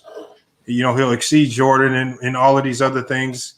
I was like, well, and they said no. So in some people's eyes, there's nothing that LeBron can do, regardless of what he does, to pass up some of these greats like Jordan and Wilt. So it's always going to be a debate when you got people who think so lopsided like that. Because the people who they have at the top are not budging. It gets me so mad. It's like how mad about the numbers or anything. It's just off their opinion. They could be so wrong in every category and everything. That I know that that's their opinion, but they gotta set their pride aside and their ego aside and show that Jordan was a phenomenal player, but the better overall player in every statistical category, it just proves that he is LeBron. He's top 10 in every statistical category. That is insane. Oh, my fault, bro. Continue. You good, bro? I'm done. You good? You done? All right, but yeah, what I wanted to say is basically a lot of people, they argue with their emotions. That's why people who are watching Jordan, and there ain't nothing wrong with Jordan being your favorite player because you came up in that time. But people got to realize it's a new era, bro. Facts. They don't keep it real. You know, some people they don't think even-sided. They just think that whatever they feel is right all the time. And a lot of people they're not humble enough to listen to other people and actually take in consideration what they're saying. Facts. I agree with you 100%, bro. That's But facts see, right there. like you said, people do argue with their emotions. This is the thing. When people realize, and I'm a LeBron guy, but I also can keep it real with you. When people realize that somebody is going to be better than the next person always. You can't deny that. Somebody's going to always be better than the next person. When you can realize that and really believe that and understand that somebody's going to be better than Jordan. Somebody's going to be better than Kobe. Somebody's going to be better than LeBron. And when that time comes, let it go and understand and say, man, you know what? You're right, bro. He is better than LeBron. He is better than Jordan. You'll go a long way, but people argue with emotions and they say stuff, you know what I'm saying? You can't argue with the numbers, you know, but people will argue with the numbers. So, I mean, you'll get the same people that say, well, you know what I'm saying? LeBron can do everything correct, but they'll say LeBron ain't my GOAT because, nigga, no GOAT ever scored 8 points and the goddamn going in the playoffs. You know what I'm saying? They'll just say dumb shit like that. Like, that's your argument. But that's what I said. They arguing with their feelings instead of just being realistic and honest about it. If you like basketball, you're going to realize somebody is going to be better than the next person. Evolution is real. Right. It wasn't always Bron was the best player. It wasn't always Jordan was the best player. But you know what? We got to go into this also understanding that and hold on, Big Sneeze. You got like a crackling noise going on in your mic. We got to go into this understanding also that the same things that Jordan fans are doing, we got to be mindful that there's going to be fans that do the same thing with LeBron. When it comes to LeBron's time to get passed up, because somebody will ultimately come around that passes him up. Yes. Will LeBron fans be ready to to take him off that mantle and let some of the new up and coming players in the new age come, get to the top. And so That's right. it happens. It happens. I just think with Jordan, it was a little bit different because they put him at the top extremely early. He won 3 chips, was still playing, and then they said, you know what? You don't even have to finish your career. You to go. They just put him out at the GOAT, past Kareem, past Wilt, past Bill. In the middle of his career, we hadn't even seen peak Jordan probably. And so I think I felt like that was wrong. So I won't elevate these guys until they retire. That's when I'm gonna really find a place for them on my all-time list. Thing is, like, the NBA, they do this GOAT stuff for a reason, to make the game more popular and make it for the media to get money and stuff out of it. But we all know it should be GOATs of eras. And they ain't gonna do that. Like, the NBA could set that ground and say, like, it's no more GOAT talk. Tell the medias and, like, the ESPN reporters and the Stephen A. Smith is to start saying that they're GOATs of eras instead of just a GOAT player. Hey, It's just bro, ridiculous. but at the end of the day, bro, it's always gonna be a conversation because that's human nature. Like we even if everybody agreed on who's the GOAT of each era, there's still gonna be people who wanna dispute which era is better, and that ain't never gonna change. There ain't nothing nobody could do to change that. Well, the Thing is, they can't argue about I that. think the problem is the day we stop talking about these GOAT conversations is the day the NBA has a big problem because they're going to lose a lot of viewership if that starts to happen. Remember, we look at the WNBA. We can't even have a conversation on who's the best 3-point shooter in the WNBA right now. I don't know none of the goddamn players, right? And so when we stop having those conversations, what will next follow is we're going to start to forget about these players. And the NBA don't want that. So they're going to always encourage this color commentary, these sports analysts that come in and say all types of things that just get people riled up and start conversations. Like Stephen A. can come out or Skip can say something tomorrow, have everybody on YouTube talking about it for the next month. The NBA thrives off stuff like that. And then when the games start playing, well, then we can go back and revisit. Oh, he was wrong or he was right. Or skipping, and we can have there's some sports we can't have them conversations with. Like if you look at baseball right now, it was a time during the home run era, even though there was steroids involved, where they had people tuned in to see the home run battle. We could see who was going to be one of the GOATs with regards to hitting the most home runs and all of that stuff. Nobody cares now no more. It's about baseball. They all say Babe Ruth the GOAT. I don't even think he is the GOAT. I mean, they could say that, but the thing is, we're not even having those conversations because unless you were just a straight baseball junkie, you're going to be hard to give me your top 20 in baseball right now. I can't even give you my top 5 right now. But there used to be a time where I could give you a top 5 in baseball because I followed it casually, at least because the game was so exciting and there were so many conversations surrounding the home run race, the pitchers, and all that. Now I don't hear nothing. It got boring. Like, I can't watch baseball on TV. Like, I can go to a baseball game and watch it, but on TV it's just not that entertaining for me. Going to baseball games, especially Major League, that's really to me, it's like a good experience. It's fun. Right. But as far as watching it on TV, nah, I can't do it. Don't give me the excitement. Yeah, the only game I'll say probably like a World Series game. I can't even remember the last World Series I watched, man. I probably watched That's just boring now. Baseball fucking up. Lakers playing the Kings right now. I can watch soccer over baseball. I actually enjoy soccer some. And yeah, soccer and football. He said Karl Malone 0 and 3 finals, but we act like LeBron is the worst. Yeah, I mean, it's just narrative driven. Some people, I think they just got angles they want to play with LeBron. Like a couple people in here earlier, like we have the guy SFM. One of the main reasons why he likes to denigrate LeBron is because his favorite player is Kobe. He's trying to find ways to prop Kobe up. Right. So some people come into this thing with an agenda on why they are bringing this hate. I try my best to be fair, but I even got biases still. Hey, that dude too far emotional for me, bro. I just like good basketball. The thing is about SFM, bro, I don't like about he makes too much excuses for Kobe. And Kobe like was injuries a phenomenal player, but he wasn't perfect. I hate when no player is perfect. My bad, bro. No, go ahead, Smith. Go ahead, Smith. Oh yeah, I was gonna say, I hate when niggas do shit like this. Like they use the stats to prove that Kobe didn't need Shaq, and he was. No, I'm on the phone, man.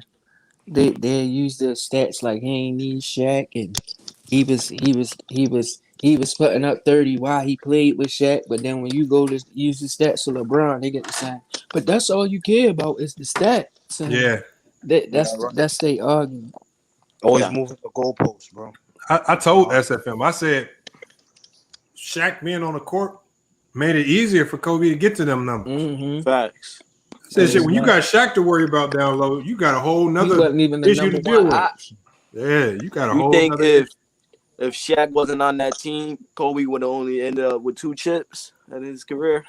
Yeah, I think so. Because you never know if he played with Phil Jackson. They don't beat Portland. They don't beat Portland without Shaq. That Portland team was nice. They don't beat Sacramento without Shaq. But the question is, do they even make the playoffs without Shaq? I mean, I'm just saying, if let's say they match up still. Let's say they match up with that Portland team and that Sacramento team. They don't beat neither one of those teams without Shaq. Sacramento runs through them if they just got Kobe alone. Right, the thing is about these Kobe fans and John, they say Kobe. They got actual fans that believe Kobe's better than LeBron because he has a Kobe mentality and will take a shot over 5 people and miss or make it, and they think that is the right basketball play, and they praise him for it.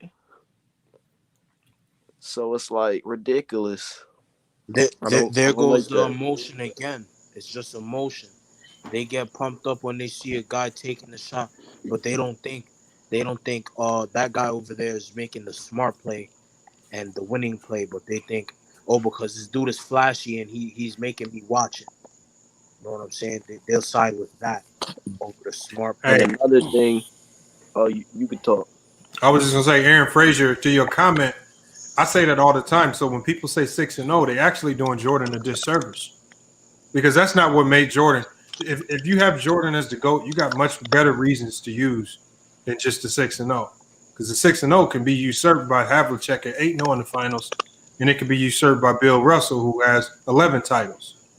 So, and then whenever you bring that up, what Jordan fans will do is they'll say, "Oh, that was trash competition." So then they'll just try to shit all over those players, just to keep. So when you go down that road, you're gonna find yourself disrespecting players of other eras, even if you didn't see them play. I just don't understand how they don't understand evolution. Like niggas get better, shit get better, and that's crazy. Like this new era is like, I feel like this new era is gonna be a whole lot of players. There ain't gonna be no more best player no more after LeBron and KD are gone. It's just gonna be a multiple good players. Like, no, it's always gonna be one. It's always gonna be one person that you could tell, like, man, he the best. You think so? Yeah. Yeah, everybody's gonna have that. Everybody ain't created equal. It's not gonna be like the same person, but everybody gonna think like, hey, this dude is better than this dude. Like, it ain't ever gonna be. What I meant to say is gonna be so many good players. Like. So you're saying it's gonna be more variety in the league? Yeah, like it's starting to like so many good players are starting to happen. Like back then, like it probably was like around 8 around the NBA. It was really good.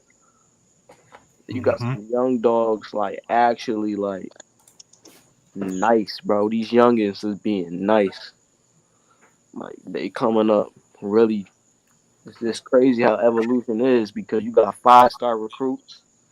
everywhere. You got these international players playing 16, playing against grown men, growing up in that, making them better. Yeah, they might as well Evolution let is people real. from the United States do that, Hey, yo. y'all know how many of these international players about to get signed just from this Olympic alone? A lot of playing against the So U.S. A whole bunch of them about to get signed. I seen That's some some 7'3" play, bro. France kid These cooking. dudes, they never take a Rudy shortcut to the game. Gobert. They play the game right. I saw that big dude from Australia. Was it Australia? It might have been from France. They just played. The U.S. team just played. Who did they just play? Their last game. They played France in the gold medal game. They played. I think they played Australia. Yeah, they play Australia. Yeah, Australia had this big white dude. I was like, he belong in the league, man. Footwork crazy. Good hands. He can finish at the rim. He got a shot, and he's doing it against the best of the best. Some of the best of the best. What we got. I really believe basketball gonna be the number one sport in 230, maybe 240. You think it's gonna pass up soccer? I really believe that. Soccer is decreasing. You ain't hear about? I don't know about soccer, man. Soccer Super League. Hey, Soccer I don't more know. numbers in there. Have you been one of them international soccer matches? I'll be watching it. The soccer fans is crazy, like especially in England and like the Premier League and they're crazy. But basketball is evolution, and around the world, it's like it's already number 3, I think, in the world. It probably is, but I mean, you got to think outside of the U.S. You got sports like cricket that is bigger in some countries. Like in India, cricket is the number 1 sport. Even in Africa, it's a lot of countries where cricket is the best sport. Cricket and soccer are the 1 and 2 sports. So basketball got a lot of work to do if they're gonna. You gotta think about this. The thing that gets me mad about the NBA, like they just starting to like pit NBAs in Africa, and they can make their thing expand tremendously if they just pit leagues all around the world. They got the money to do it. And we see the talent Nigeria got. Facts. They smacked the U.S. team. Yeah, I think they should create a league for the players like to come out of high school early. They should make a league just for them. Yeah, they should. Yeah. So they can play against all of they should just make the D League, just let them go to the D League. They don't want to stay in high school, let them go to the D League. But that D League, it hurt a couple players in this draft, like Isaiah Todd. A couple players got dropped. They would have been lottery picks had they went to college. They went to the G League Ignite, came to the league and was 2nd-round picks. Mm-hmm. Where is Isaiah Todd go?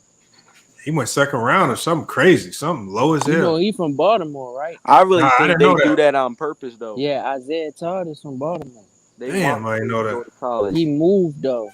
He moved to Virginia or something like that. When he got nice.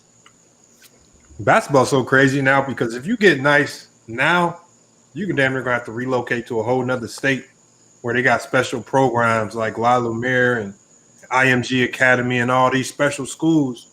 These motherfuckers literally train you to be there's a place out here called Powerhouse PH Prep. It's a prep school. Man, I'm talking to a kid. This man, he basically get a sleeping bag and be sleeping in the gym. They do homeschooling at night on their phones. Wake up in the morning, hop out the sleeping bag, and just be right in the gym, back to working out and hooping. I said, how you compete with that That's shit? That's determination right there. Bro, high schoolers is basically in the NBA. They traveling across the country. But it's like 40 of them doing it. Like back in my day, you probably had when I coming out of high school, you maybe only had 1 or 2 kids that was super gym rats like that. Maybe. Now you got 40 and 50 of them doing this shit. Now everybody doing this shit. It's like, man. Yeah, it's becoming a norm. These kids is going to be fucking people up soon, man. That's what I'm saying. That's evolution right there that they don't get. They got that from overseas, bro. Those guys even make the NBA, you got to be a 5-star recruit. My bad for cutting you out, bro. No, you straight, bro. But I'm saying these guys, they gotta have work ethic. That's not true, though. That's not true. You don't gotta be a 5-star recruit to make the NBA. No, you don't. Alex Caruso wasn't no hell no. Yeah, Neither maybe was at Steph least a Curry. 3-star, 4-star. Neither was Steph Curry. Recruits only see what they Seth see. Curry wasn't a 5-star. Yeah, neither one of them. Yeah. I mean, you don't got to be a 5-star recruit to make the NBA, but it's gonna be a much harder route. No, it's not. No, You don't think it's so? not. You just gotta just hoop. You just gotta be nice. Yeah, you just got to show up. Yeah, You gotta be great. If you're not a great all around player, you gotta be great in one area. If you're a great defender, very, very great at a high level. Oh, look at Tony G. Tony G said that Australian big man, he think he got signed by the Spurs on a 3-year contract. Yeah, I don't know. Whoever he was, that I said this dude can hoop. I said he going at these NBA players like he belong in the league. Right. He deserved that contract. They trying to make their name. They really coming for it. Mike Jones said I'm a 5-star. Mike Jones, you a 5-star? Come on, man. You might be. If you are, man, come on here and let us know about it, man. I ain't gonna say you lying. Mike came in here saying he played LeBron. That's what he said. I don't know what sport, man. Go on, come on the panel, man. Being a 5-star recruit is more politics than anything. Like, you got to be nice, but you really get that rating by just going to certain camps and get in front of the people that do the ratings. Right. So this is why you see certain guys go 2-star and 3-star, but they come out hooping and shit. They getting looked at as much because they didn't go to all the right camps and shit to get rated. Right. It's about where the eyes are at. Duncan Robinson, D3, facts. I really can't wait till the summer league starts. I really got hope for this man, Jello Ball. Just like John Morant. I don't think he was a. Nah, he wasn't. Remember, John Morant just happened to be shooting in the right gym at the right time. When a D1 coach walked in, saw him working out by himself, and said, "We want to give you a shot. We want to bring you in for a workout." Next thing you know, he in the same thing with Jason Preston. This dude was cut from his high school team, walked on to a college team, didn't get no playing time. He quit, was basically out of basketball, which is hooping in a pro-am game, and a college coach saw him and said, "We're going to give you a chance at Ohio." Now you're in the league. Takes a little bit of, but you know what? The number one thing that players do wrong coming out of college is they go to schools that they want to go to. They don't go to a school where the school wants them. There's a big difference. So you want to go to a school where the school wants you, not because you want to be there, just because it's a big name, big school, big program. Right. All of that shit'll get you fucked up. You be because if they want him, they gonna push him more. Yeah, Dame too. School better. Yep, Dame went under recruited. Dame, CJ both went under recruited. Yeah. Carson Edwards, I can name a whole bunch of them. True. Steph Curry. Lamont. Yo, Lamont. Super Mac, man. This is the first time you've been on here, man. Man, hey, look. When you first started, I was trying to get in on the panel, and you had me backstage and never buzzed me in. That's not true, Superback. If you come on, man. Come on, man. Come on, man. Go back and look when I subscribed to your channel. Well, here, I'm gonna make sure it don't happen again. I want you to type something in the comment. So, I'm gonna give you a rant. I wanted to come in here. I wanted to talk to you before I gave you your lucky $70 that you won from me. I won 70 from you? Yeah, you won 70. You won 70. Remember, we had 2 side bets, and you lost the 2 side bets, but you won the main bet. What was the main? Do you remember the bet? The main bet was the Lakers was going to win the championship in the bubble. Okay. The 2 side bets was that they was going to do it in 5, which Piffy lost 20 to me because he wanted some of the same bet. And the third bet was you said that what's his name for Denver that didn't have no defense. You was right about that. He didn't have no defense, but you said he was going to get cooked in the next 3 plays, and he got cooked on 1 play, and he played D on the other one. So you lost that bet. Okay, yeah, you're right. Yeah. So I'm gonna send you your little $70. But no, I mean, the only reason why I could have paid you a long time ago because I had your cash tag, but I wanted to come in and chop it up with you and then let you know how impressive your Pulitzer Surprise winning channel is. Hey, that boy got a Pulitzer Surprise winning channel. Hey man, I don't know. Hey, it just happened, man. I don't know what. I didn't do nothing special, man. Just kept posting it, trying to put out good content, man. That's all you got to do. Consistency. It's impressive, man. I mean, that piece you did about moms and everything. I was like, man, this boy trying to win a Pulitzer. This boy trying to win a Pulitzer, boy. Man. That's right. But you doing your thing. You doing your thing, man. You doing your thing. What's up with old Doc Spiffies? Wasn't he supposed to drop some music? Now he just dropped out. He's right there. Spiff right here. I'm waiting on him to send me the music, man. We're gonna play it live. I want to hear some. We do some do a live music review. Hey, Superman, put your email in the private chat too, so I can have your contact info. Okay, cool. I'm gonna send you the money. You should get my would I give you my number? When I pay you your money, you'll get my telephone number, right? You could put it in the notes. You could put just put the telephone number in the notes of the payment. Okay, so this private chat, I'm gonna give you my email. All right, cool. Yeah, we gotta stay in touch. What up, bees? Hey, Superman, what are your thoughts on the Warriors, man? Because I want to hear. Nobody want to hear that nigga. Man, he's dropping heat rocks up in this motherfucker. Go ahead, brother. What are your thoughts on the Warriors? Like, do you think they did enough, or do they need to make another move or two before you feel comfortable with the roster? Well, I mean, look, let's take this for instance. What did Atlanta do? Atlanta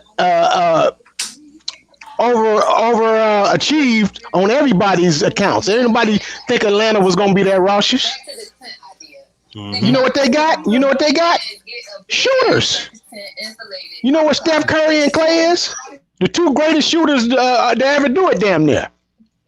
Mm-hmm. So as long as you got that crew together, you good. But I think they're gonna make some sneaky moves. I mean, they got a little bit of the band back together. They brung Iguodala back. You know what I'm saying? They made a big mistake, though.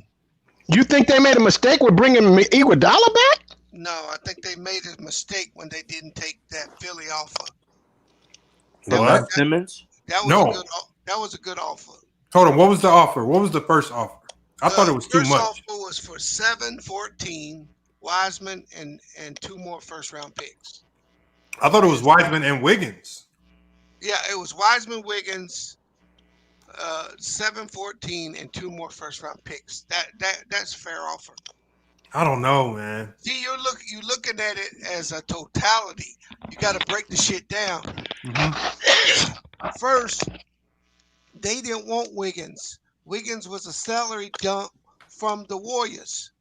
They already got Tobias Harris, so now they're taking on Wiggins, who they don't even want. They don't really want it. They didn't really even want Wiseman.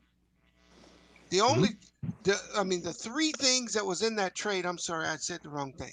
The 3 things in that trade was Wiseman, the 7th, and the 14th pick. If Ben Simmons goes to Golden State, those other 2 picks are fucking 27, 28, 29.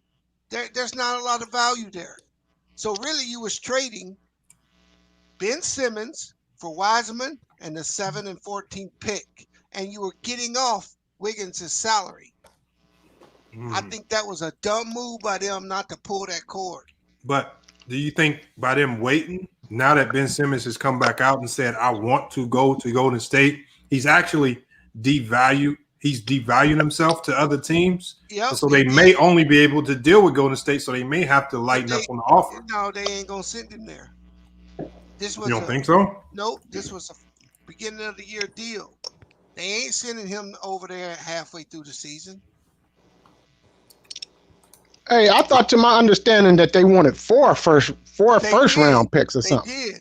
I thought they wanted 3 first-round picks and 3 pick swaps. They wanted 3 first-round picks and 3 pick swaps from a shitty team that was going to give them decent picks. You put Ben Simmons on the Warriors, though 2 of them picks gonna be mid-20s to 30. Mm-hmm. So you gotta throw that shit out. That's so that don't matter. I got that's you. essentially a second round picks. Got you. So when you really look at it from that vantage point, you say we're gonna give you the 7th, 14th, and Wiseman, and you take Wiggins' salary off our books.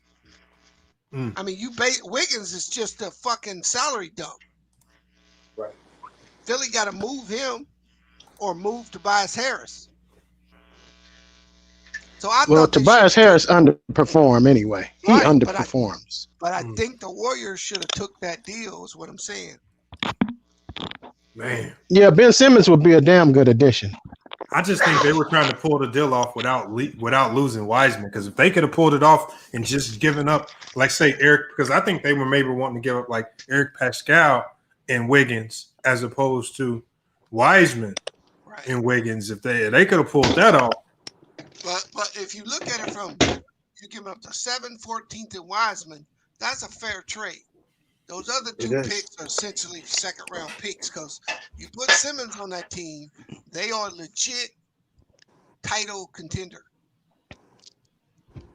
Yeah, they make problems for the league if they get Ben Simmons. Boy, you talk about defensively. If you got Draymond and Ben Simmons on the same team, I'm talking about you will have a hard time scoring from any level on the court. You think that'll work offensively though? Hell yeah! Hey, Spiffy, you was out of the chat when I told you. Look, Atlanta. The reason why they did so good, nobody expected them, is because they had shooters. Clay and Steph is the greatest shooters to ever do this shit. Right. I mean, come on, man. It's gonna work. But I'm saying Ben Simmons don't shoot though. Right, but look, Ben Simmons is just like LeBron, a freight train to the rim. But think about this. With nobody clogging the lane now. You could play Ben Simmons at center. Right. The only players that's gonna give him problems are Embiid, Davis, and Jokic. Mm-hmm. Everybody else is an enormous mismatch. And you don't need him to shoot because you got Steph, Clay, and what's the kid, Lee? Jordan Poole, you got shooters over there. Hey, you know what's a quiet. Hey, you know what's a sneaky move they did? That Billy Leach. What's that dude? Billy Leach. What's that European dude? Bielitsa, yeah.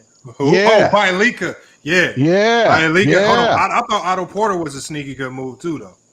Yeah, don't. Yeah, Otto Porter. The Lakers gonna run through them niggas, bro. I ain't seen Otto Porter do. I ain't seen Otto Porter doing much in a while. Like I said, without Ben Simmons, the Lakers running through them niggas, bro. Yeah, they need I don't think so. I don't think so. I don't think so. It's the size, man. I don't think so. Do you see how Draymond Green guards AD every time he play him? But now they got Russ now. Huh? They got Russ. Who they? Oh, Russ. LeBron? Russ is nice. Russ is nice. That's gonna guard LeBron. Iguodala. Iguodala can't play that many minutes, bro. Iguodala. Okay. Hey, did you see? Hey, did you see that pitiful team that we ended up with down the stretch? They got Kuminga. They got. Did you see it? Did you see what they did to LeBron in that play-in game? No, I saw. Did Steph Curry? You see what Steph Curry did damn near single-handedly? I saw LeBron hit a 40-footer and send him to get their ass spanked by John Morant. Yeah. He dotted his eye, but where's the running over? Where's the running over you talking about? My point is that you ain't gonna see LeBron with a high ankle sprain that was supposed to sit out the rest of the year next year. It wasn't Oubre guarding Bron? No, Oubre didn't play the last 20 games. LeBron gonna go in the paint on y'all, and he gonna crush y'all ass, bro.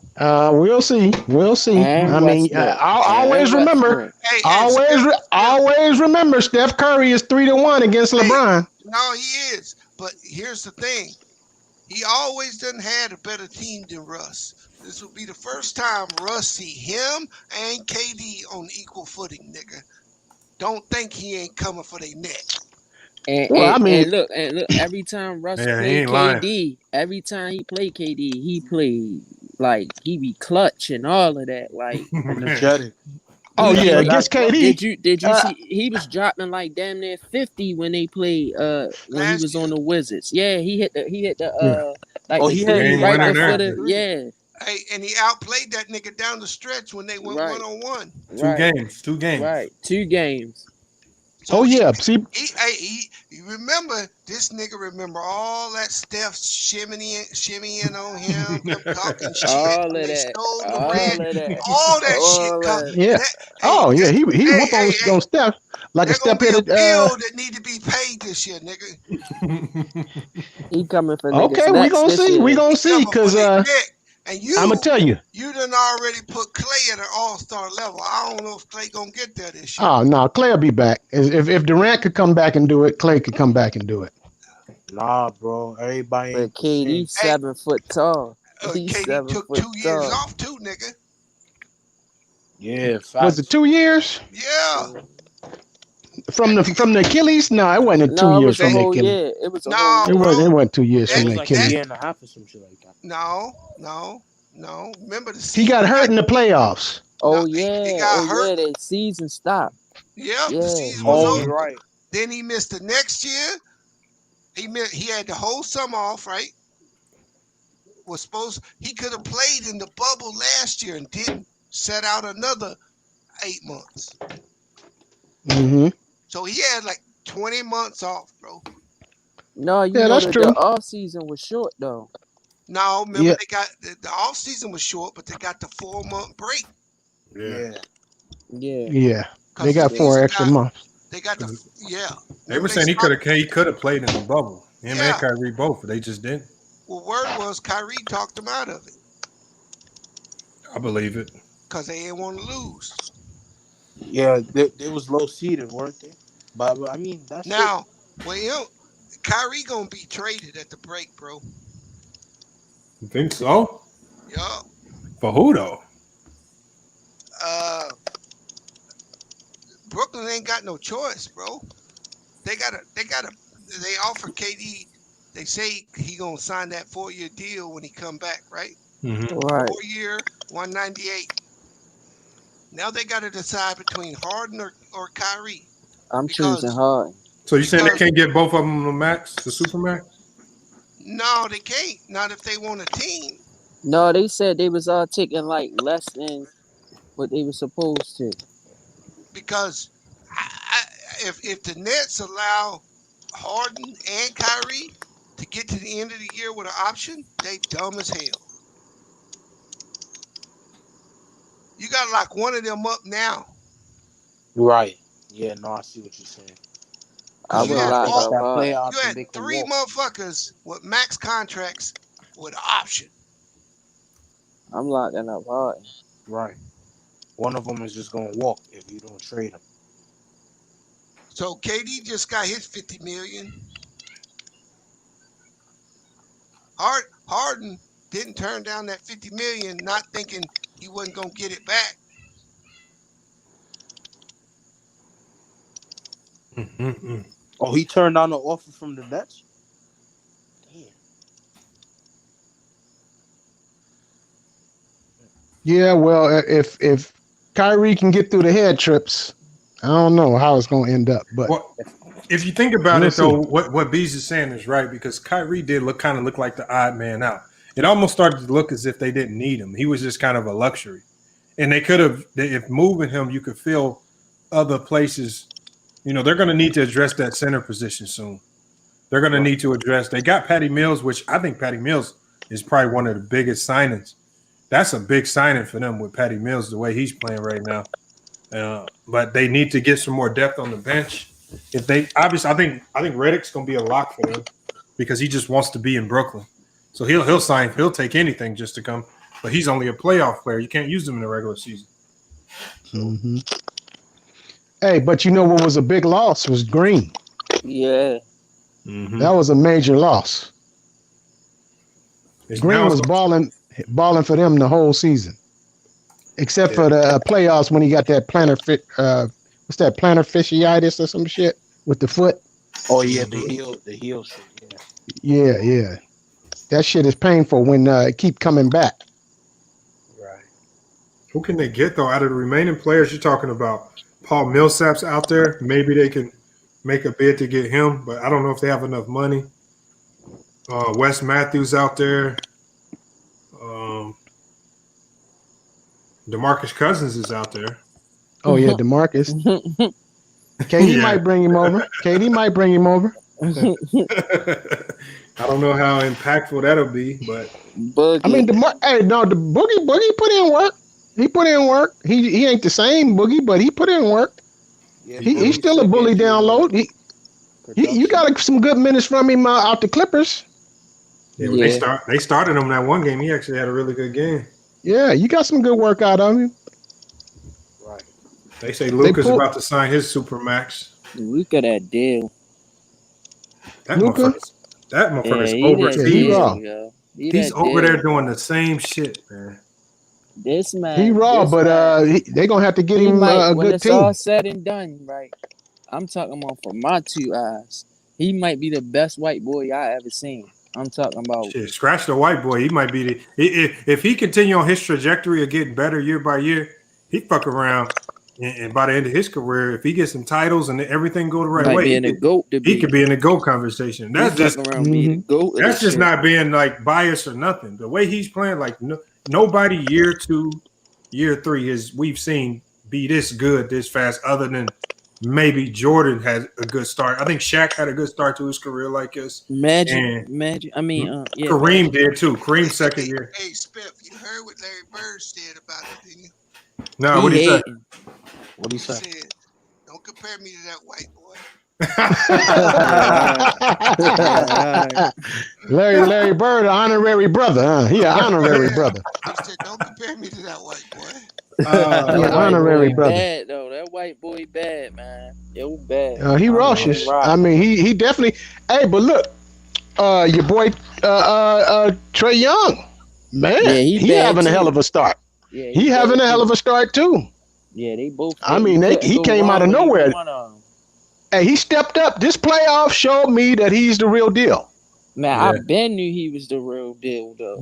But that fire he went through New York, when motherfuckers yelling and spitting on and all that old shit, and still taxing their ass. Yeah, he put that ass out. He showed me he built for the playoffs. That man, he built. He built for the playoffs. Like if you get a better team around him, everybody, If he didn't get hurt, they fucked around with a beat Milwaukee for. Yeah, they had action. They had action. He applied a lot of pressure, right? You ain't lying. That floater.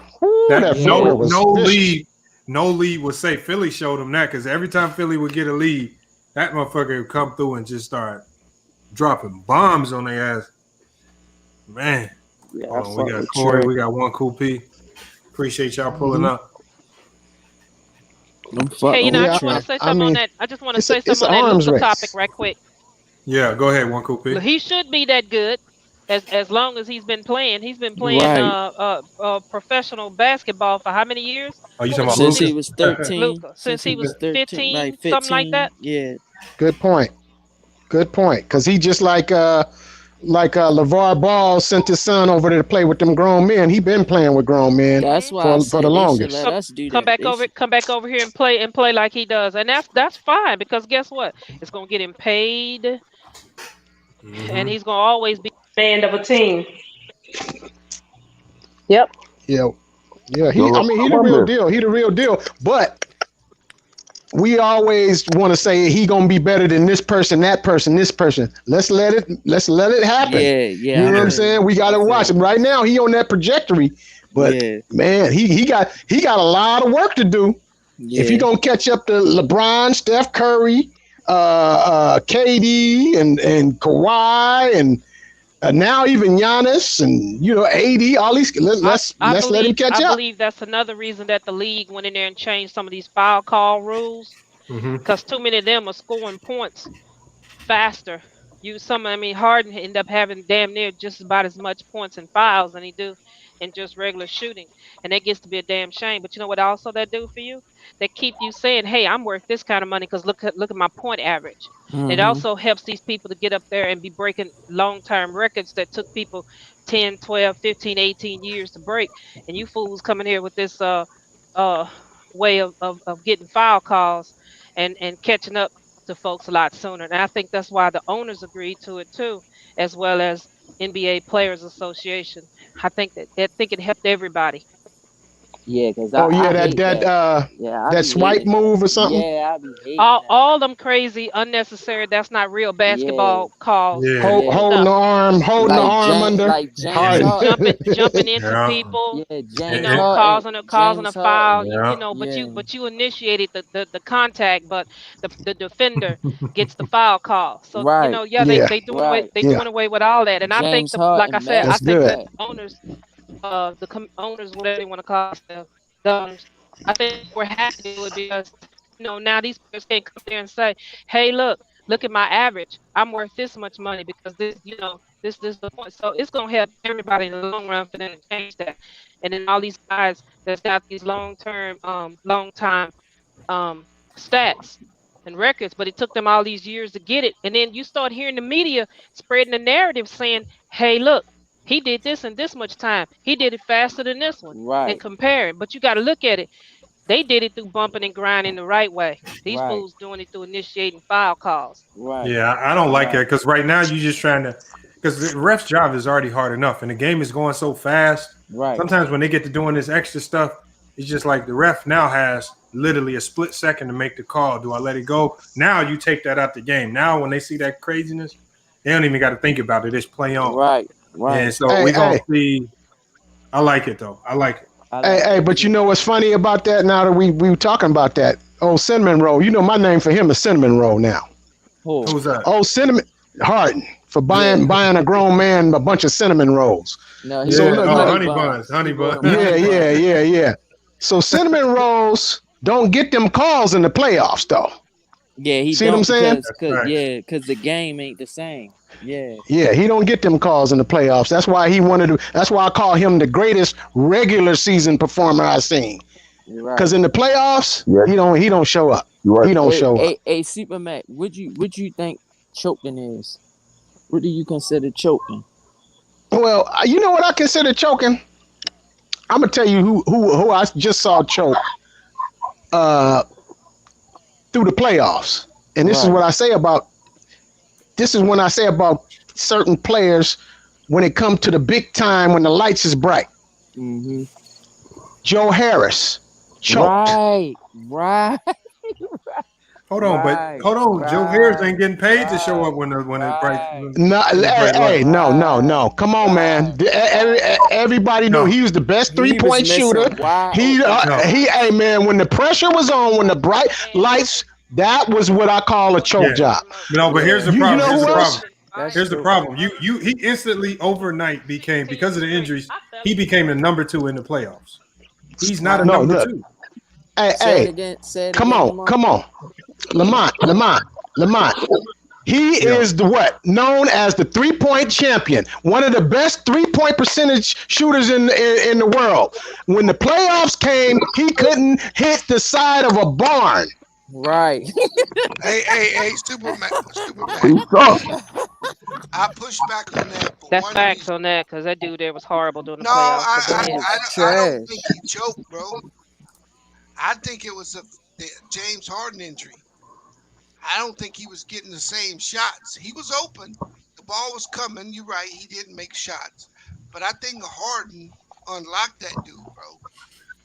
You look at the game.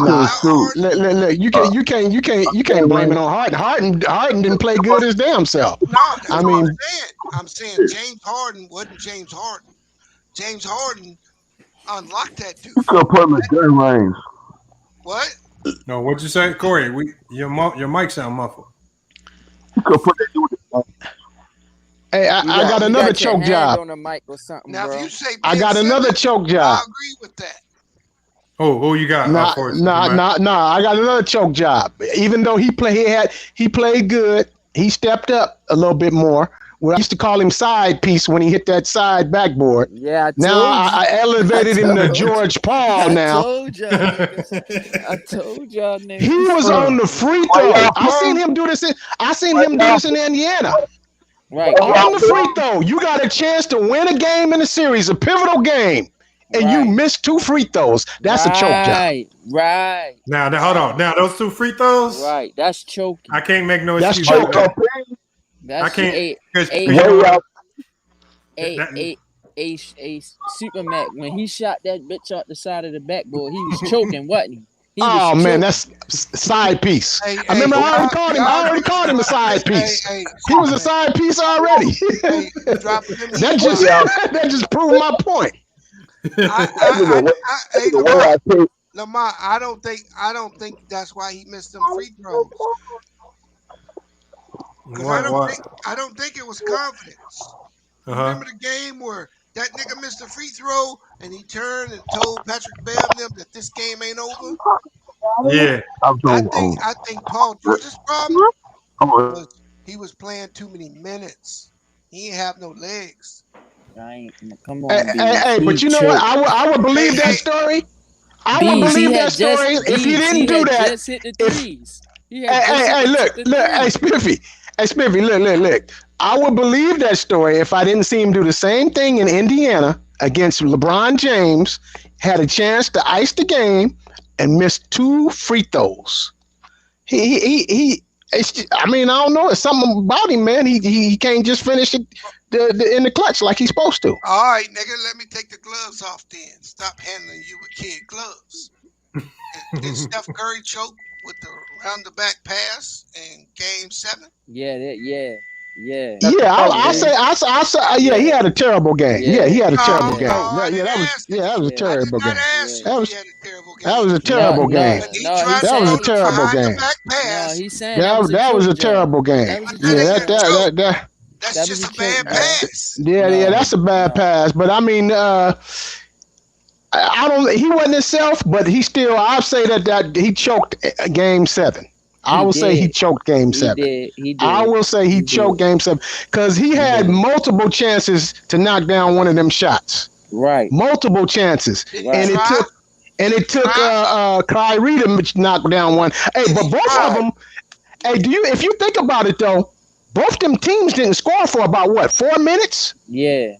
They were stuck. People don't mention that. They didn't score for 4 minutes neither. They all was playing tight. It was intense. Yeah, it could be fatigue too. It could be fatigue. It was the pressure too. Pressure. Hey, pressure, man. A Game 7. A Game 7 with a minute or 2 left. Oh man, it's a lot of pressure. That's why I said Joe Harris finally faced some pressure. He was all freestyle through the regular season. Oh man, he knocking down everything all over the place, banging everything. Right. Then when the pressure get on, when that pressure get on, man, KD was the only one that was right there. He had potato with that bitch. They ain't one. Yeah. hey, man, look. Hard hat. Look, the hard hat. His calf was hurt and whatever, but he played 4 games and played all them goddamn minutes. Right. Hey, bro, when AD went down, some Lakers choked. No, they didn't. The Lakers weren't good enough to beat. Yeah, they just weren't good enough. That's the difference. See, that's the problem with this choke shit, bro. No, bro, stop it. Joe Harris did not choke. Yeah, he did. No, he Hold didn't. on, respect. Yeah, he did. You gotta fix your mic. He choked. Did he take the shot, Superman? He took all them shots and couldn't hit not one. Right, I mean, he couldn't hit one shot. Right. He didn't hit the shots, but he still stepped up and took them. When you won't take the shot, now I'll go with you with the choke. But this is a make or miss league. Sometimes they go down, sometimes they don't. No, but it's a reason why. Sometimes they go in on accident. Right. Sometimes they go in on accident, like LeBron shot. Pressure bust pipes. Yeah, that's right there. Pressure bust pipes. Pressure make diamonds. Pressure make diamonds. Hey, when Brooklyn had a 2-0 lead and Joe Harris wasn't making shots, y'all didn't say that. Well, that's because they had Kyrie. That's because they had Kyrie. No, bro. That's because they had Kyrie. He still was missing. Yeah, that's that. Yeah. Well, he choked. That's what we said. He choked. Okay, now you pointed out to us that he choked the whole series, not just them couple pressure games. He choked the whole series. Right. They lost 4 straight games. I'm gonna say no, they didn't lose 4 straight. Well, no, they didn't. They lost. They didn't use 3 straight. They lost 3 straight, right? Mm-hmm. Yeah. Well, I'm gonna tell you what though. What hurt them? Let me ask you this: when Green went down with that foot, that hurt them. It was it was really lucky that they even won one of them games. I mean, how many 3-points did Jeff Green hit in that one game? Like he dropped 27 that game. That was straight luck, bro. That nigga can't shoot like that. Well, he was doing it through the whole season. I seen him knocking down shots through the whole season. I mean, but when you get that wide open shots like that, I seen him knocking down shots through the whole season. That's why I said that was a bad loss for them. How can you get that wide open, Spiff? That means they cheating on Joe Harris. They letting KD score. KD gonna get his no matter what, but they wasn't gonna let Joe Harris get off. That is true. They was daring Harden to shoot it. That's because he wasn't 100% though. Right. That's why I said Harden's injury hurt Joe Harris more than people want to say. So let me ask you this: did James Harden choke against the Spurs that last game in that series? Yeah, oh man, that's the definition of a choke. That's worse than a choke job.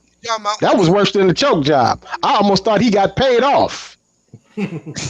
That's how bad that looked. And then the nigga was in the club with umbrella drinks at the strip club. He didn't even want to take a shot. He didn't even hey man, something went right with. Hey, I don't know what was that though. I don't know what was going on with that. Yeah, I understand, Spiff. I'm with you on that, bro. But let me ask you this, Spiff. If you know you don't got it today, you still want to jack the ball up? You still want to jack it? We can't just always say it's a bad game. A choke job is a bad game, so that's like kind of like it's go hand in hand. No, that's not necessarily true. You get a choke job is a blatant choke like this. I consider plays what J.R. Smith did at the end of the game. Job, bro. That's a choke job. J.R. Smith is a choke job. That's a mental breakdown. Ben Simmons didn't choke. Yeah, I agree with you. He choked. Well, he passed up a wide open dunk because he was mentally checked out of that game. Offensively, well, that's a choke job. Well, that's a choke job. No. I agree. I said when I look at that, I saw his flaws offensively started to become mental, and when I saw that's when I feel it's a choke job. J.R. Smith, a mental mistake at the end of the game, not a basketball play, not an effort play, a mental breakdown. That's a choke job. He did so. When the stakes are high, when the stakes are high and you're not playing like you've been playing all the regular season. That's bullshit. Hold on. Look. That's what Joe Harris. It became mental. Hey, that shot not going down became mental. No, it becomes mental. It becomes mental if Joe Harris starts passing up the open shot. You know why? Bro, let me say something, B. No, you know why what you saying is bullshit? Because what you saying discredits the other team. You act like the other team got no you're not listening, bro. You're not listening. You're not listening. You disregarding one word I said consistently. At some point, you got to overcome what the other team is doing. Like, hell no, you can't get 0 points and you asking for $84 million, bro. Hell no. And you have that's Schroeder. Fuck that, bro. Hold on, bro. Hold on, tripping, bro. Dog. You can't get no goose egg. That's choking. It don't matter how much money you get. How does your money? You cannot get 0 points, dog, in the fucking in the playoffs, and you average 16. You can't get 0. That's choking. We not gonna count a nigga's pocket. We not gonna do that.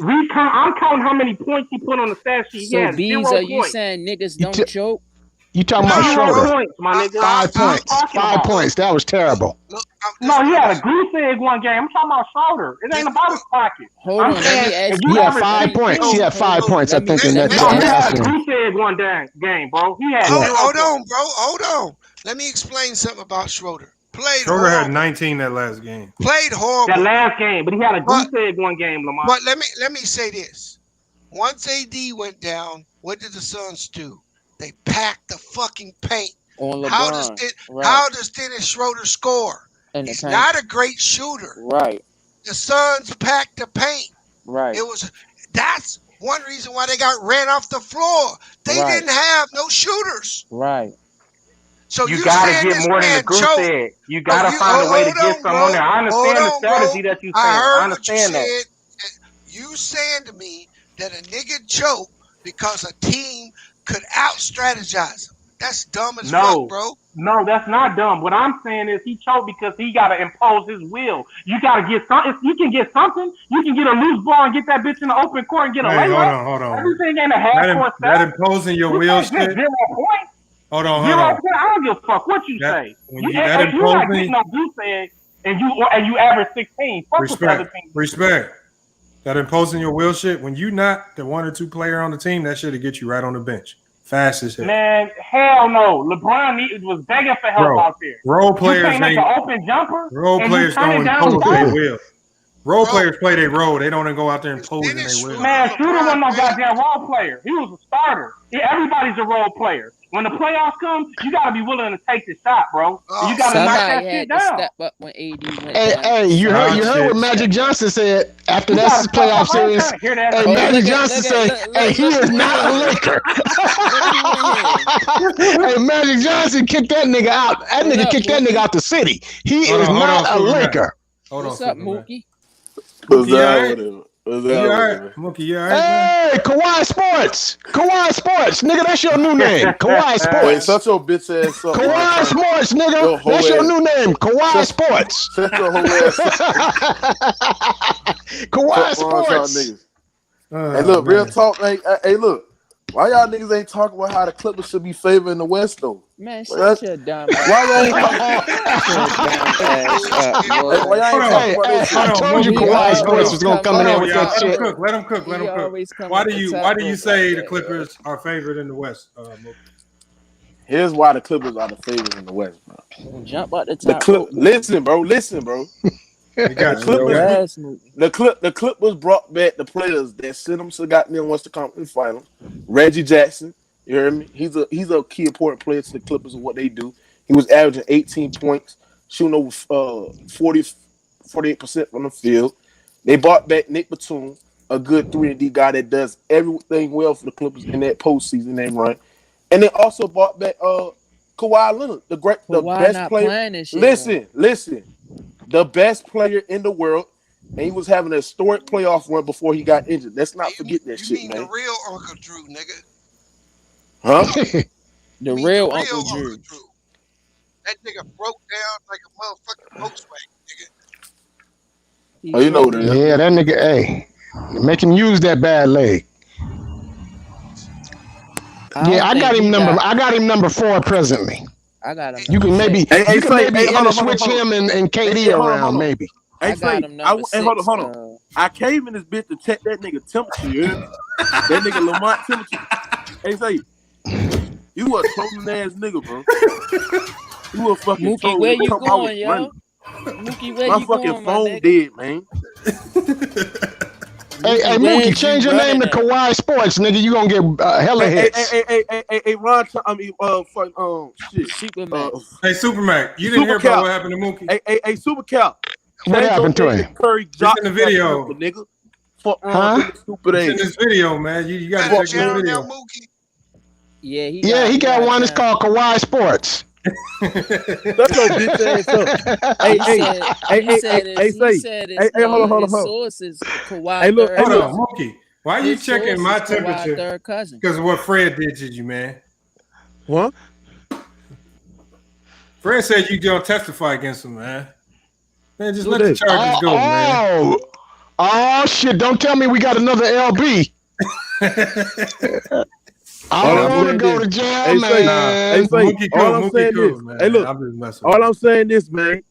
Oh, man. If my phone haven't died, bro, I'd be cooking all y'all niggas on the motherfucking panel. Real talk, bro. With my fucking phone dead, I had it. Hey, don't charge that motherfucker up, Kawhi Sports. Go charge that motherfucker up. Stop bullshit. Hey, you fake ass pimp. Hey, you fake ass pimp, nigga. Hey. You need to worry about. You need to worry about if motherfucker. Hey, take them cap locks off your keyboard, nigga. Oh, stupid ass nigga. You need to worry about. Hey, take them cap locks off your keyboard, nigga. Fuck wrong with your stupid ass, man. Worry about his play Sports. That healthy, nigga. Kawhi coming back. I know you got that Kawhi. I know you got that Kawhi big head on your wall, nigga. Yeah, all right.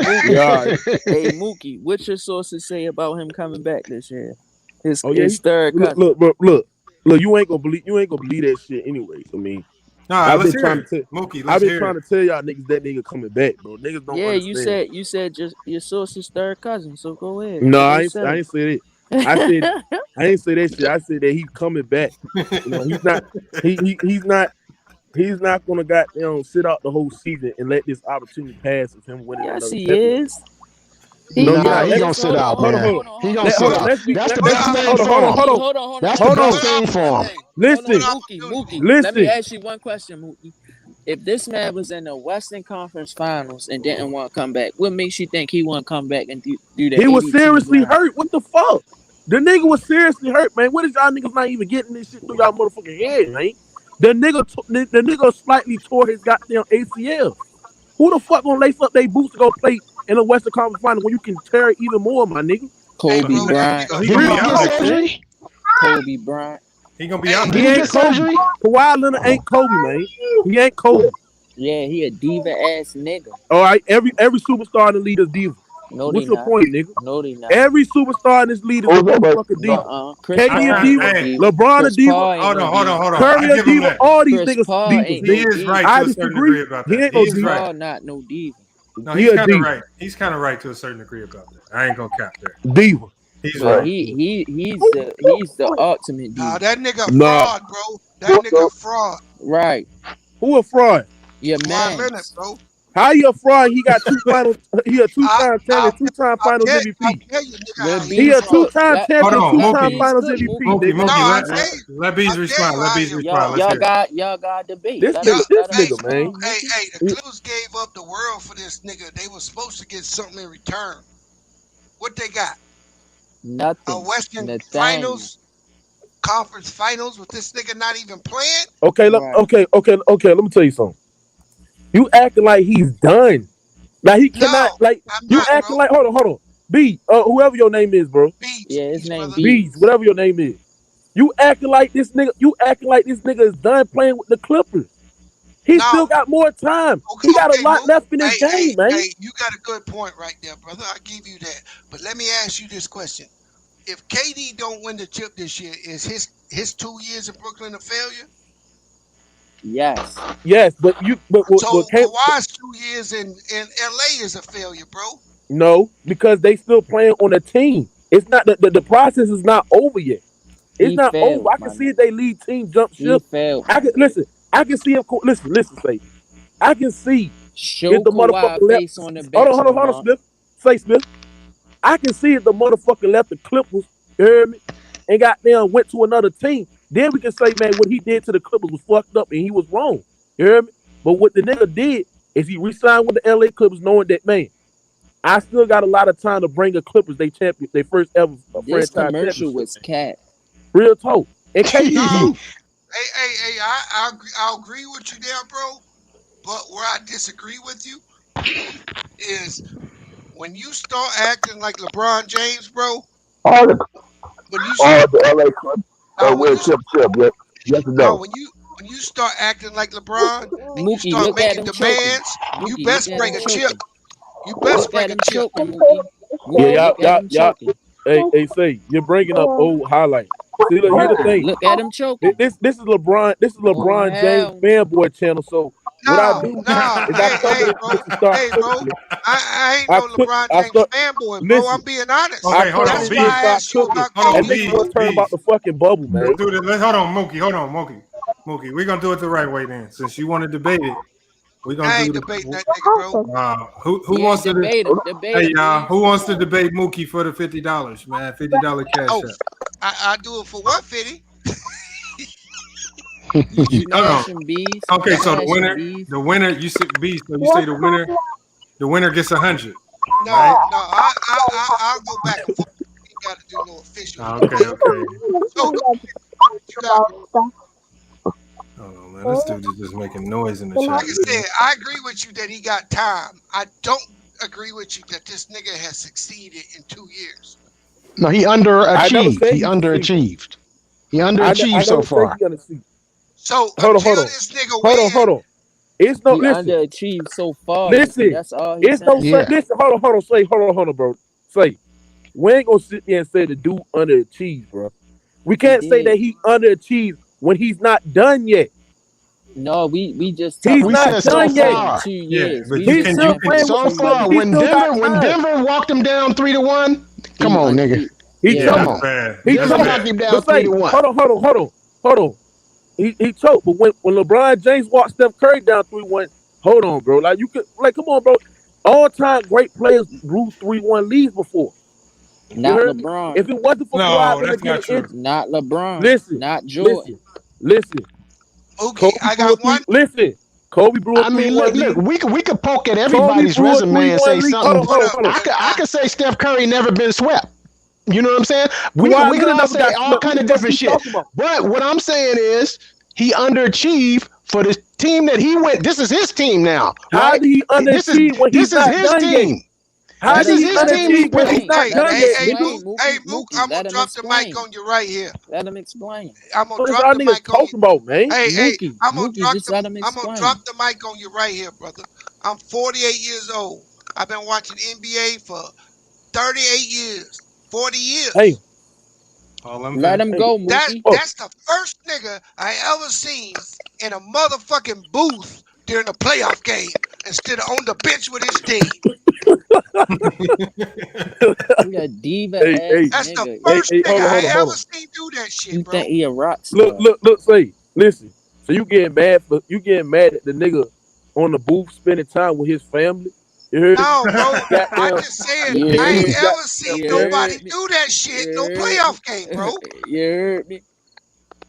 Man, look. Hey, Mookie, this is his team now, right? Drop the mic on your ass with that one. Hey, Mookie, he left a championship team. His legacy could have been even better than what it is now. Right? He could have went back to back out there in Toronto, but he chose. Look, but listen. He chose to go to LA. This nigga say he ain't got no legacy. He chose to go to LA, get his own crew, get his own team. Right, hold up. They had commercials talking about he was the new king of LA. What we not gonna do here? Underachieved. Hey, hold on. Hold on, bro. What we not gonna do here is not deny that Kawhi Leonard is a top 25 player of all time. No, he not. He's a top 25 player of all time, top 20 player of all time. Don't you say he got no legacy? Bro, Mookie, this nigga don't even make the top 10 small forwards. Right. Hey, Mookie, he gotta win a league MVP. Hey, but you say he don't make no nigga. He's a top 6 small forward of all time. No, he not. You know what I'm gonna tell you this? That nigga ain't better than Paul Pierce. Hold on. That nigga ain't better than Dominique Wilkins, bro. Hold on, bro. Right. I can keep going. Hold on. Keep going. Well, we can't deny Kawhi Leonard at his position, and this is debatable between him and Scottie Pippen, is the greatest defender at his position of all time, nigga, at that small forward position. And I think Kawhi Leonard is a better defender than Scottie Pippen. But Kawhi Leonard is the greatest defender of his position of all time, nigga. That's not true. No, he's not. Yes, he is. Yes, he's not a better defender than Scottie Pippen. He is a better defender than Pippen. At his peak, Kawhi Leonard is a better defender than Scottie Pippen. Absolutely. Pippen had Jordan. Okay, he was the one taking the matchup. though. Hey, Smith. Yeah. Is he better than James Worthy? No. Is he better than Dominique Wilkins? No. What? He's better than Dominique. Man, get the fuck out of here. Better than Dominique. Is he better than Rick Barry? Get out of here. No, is he better than Rick Barry? I don't know enough about Rick Barry. I can't Fuck no, he's not. How about is he better than Scottie Pippen? No. Yes, hold on. I'm not. Hold on. Is he better than LJ Baylor? No. Is he better than Elgin Baylor? No. No. Is he better than Kevin Durant? Nemo, you want to debate Nemo? You can come in and better do than it. Dr. J? No. Is he better than Larry Bird? No. Is he better than LeBron? Y'all That nigga ain't even top 10 small Hold on. forward. You forgot Larry Bird. You forgot Larry Bird. You're trolling. Yeah, hey, You fucking trolling. See, I can't debate with no old school niggas who fucking value the old school. Come on, Kawhi Sports. The old school before you do the new school, my nigga. Let me tell you this: why he's better than Scottie Pippen. He already hold on. Let me say nothing. Hold on. Let me say something, bro. What happened when Scottie Pippen started when he had his first team? When Scottie Pippen had his team, what happened to that nigga? He got bounced out. He got bounced out in the second round, nigga. Let me ask you a question. When have you seen Scottie Pippen drop score 30 and locked up the opposing best player? I seen Kawhi Leonard score 30 and lock up the best player on the opposing team, nigga. When do we ever see Scottie Pippen do that shit, man? When we ever see Scottie Pippen do Mookie, you ain't never seen him do that with his own team like the Clippers. Listen, I seen Scottie. Listen. I think Mookie got echo. I'll fix it. I think I fixed it. Oh, all right. Go ahead, Mookie. Said Frank Vogel was just extended. I can't believe that one. Listen, I seen Kawhi Leonard. I seen Kawhi Leonard carry his own. Listen, hold on. Right. Hold on. Right. Listen. I told him Luka gonna be better than him all the time when it's all said and done. I seen Kawhi Leonard carry a whole country, a franchise, to a whole NBA champion. When the hell we ever seen Scottie Pippen do that shit, man? I'll wait. He got 6. When did we ever? Hold on. Let me ask you another question too. He got dropped on a team that was already making it to the Eastern Conference Championships every 4 years in a row down there. Pipe down. Listen. I said down. He is over. Hold on. Listen. When Scottie Pippen had his own team in Portland, right? What the fuck happened, bro? He was old then. I don't give a fuck. When he had his own team, when he could have walked in there that he didn't get carried by Michael Jordan. Bro, he had his own team with the Bulls. And what happened, Smith? He went to the conference finals. Yes, and lost. Right. When has he ever carried his team to the NBA finals? When did he ever drop 30? He never played with 3 Hall of Fame. He never played with 3 Hall of Famers at his prime. He never played with Mookie, you got. I mean, Kawhi Sports. What I'm talking about, Mookie? Kawhi Sports. Hey, Kawhi Sports. He got his own team with the Clippers now. What has he done with the Clippers? He got his own team now that he handpicked the players. And what has he done with the Clippers? He ran.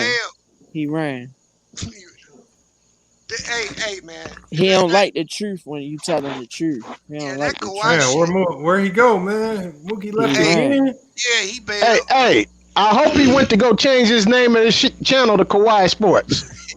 He gonna get more hits. He gonna get more hits with that though. Hey, even though it's funny, he gonna get more hits. Supermac, was any of those players I named, was Kawhi better than any of them dudes?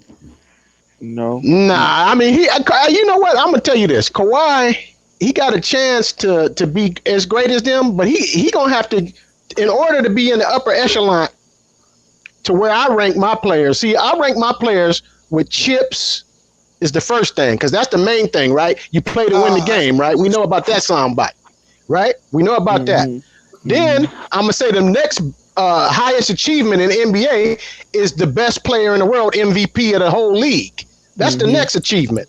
Then I'll say maybe a finals MVP can go third, or maybe a defensive or all NBA or whatever. You can put all of them awards. But the way I got my guys ranked right now, I got LeBron got 4 chips. Steph Curry got 3 chips. Kevin Durant got 2 chips and MVP of the league, right? LeBron got MVPs of the league. Steph Curry got MVPs of the league.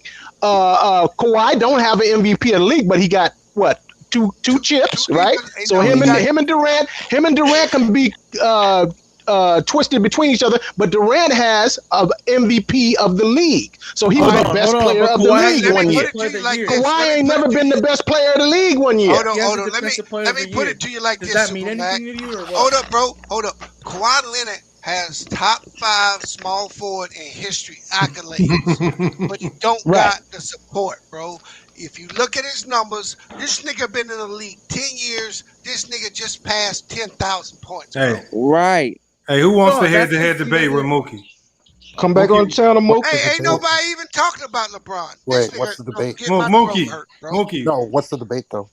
Hey, bring this. We talking about Kawhi. We talking about Steph Curry better than Kawhi Sports. Oh, Kawhi Sports. That's the better one. Kawhi Sports. Kawhi does what Steph Curry does. We wasn't talking about Steph Curry. Kawhi does. No, I'm saying you can make that a debate with Mookie for the money. What's the debate? Oh well, hey, like I said, better than Kawhi. Like I said, my players is ranked. I mean, everybody got their opinions or whatever. My players is ranked by the most important thing: championships. You play to win the game. You owe me for not taking Hold on. So Bill Russell's your GOAT? Huh? We talking about active players right now. We talking about active players right now. I just hopped no free clout, nigga. We talking about active players right now. You follow me? I said no free clout, nigga. What you talking about? What are you talking about? I'll talk to you later about it. Who you talking about? You talking about talking to you, nigga? What I do? What are you talking about? I'm tripping, man. Maybe I'm. You good, brother? What's up, Lamar? How you doing, man? Oh yeah. What up, Mahari? Hey, are you talking about the Mookie channel? No, I don't know. Yeah. Hey, what's going on? Man, Supermac D-Funk. I haven't heard your voice in a while, though, man. How you been, what's man? happening? Oh man, everything cool. I've been over here a couple times. Lamont didn't check me in the game. He didn't check me in, man. That's not true at all. He didn't check me. I'm trying. Hey, you think I'm a bullshit about coming over? Go look at the date that I subscribed. That's when I was in backstage, just sitting for the nigga to check me in. He never checked me in. I don't remember. I never do that. That's not true at all, man. I don't believe No. Can you look at? Can you? Let me ask you this, Mahari, before you go. Lamont, can you look at the date? Can you see the dates when people subscribe to your channel? Yeah, I can. Let me go look now. I'm gonna go look. Okay, all right. I want to ask the panel this because it's been bothering me. Right? It's about Pippen.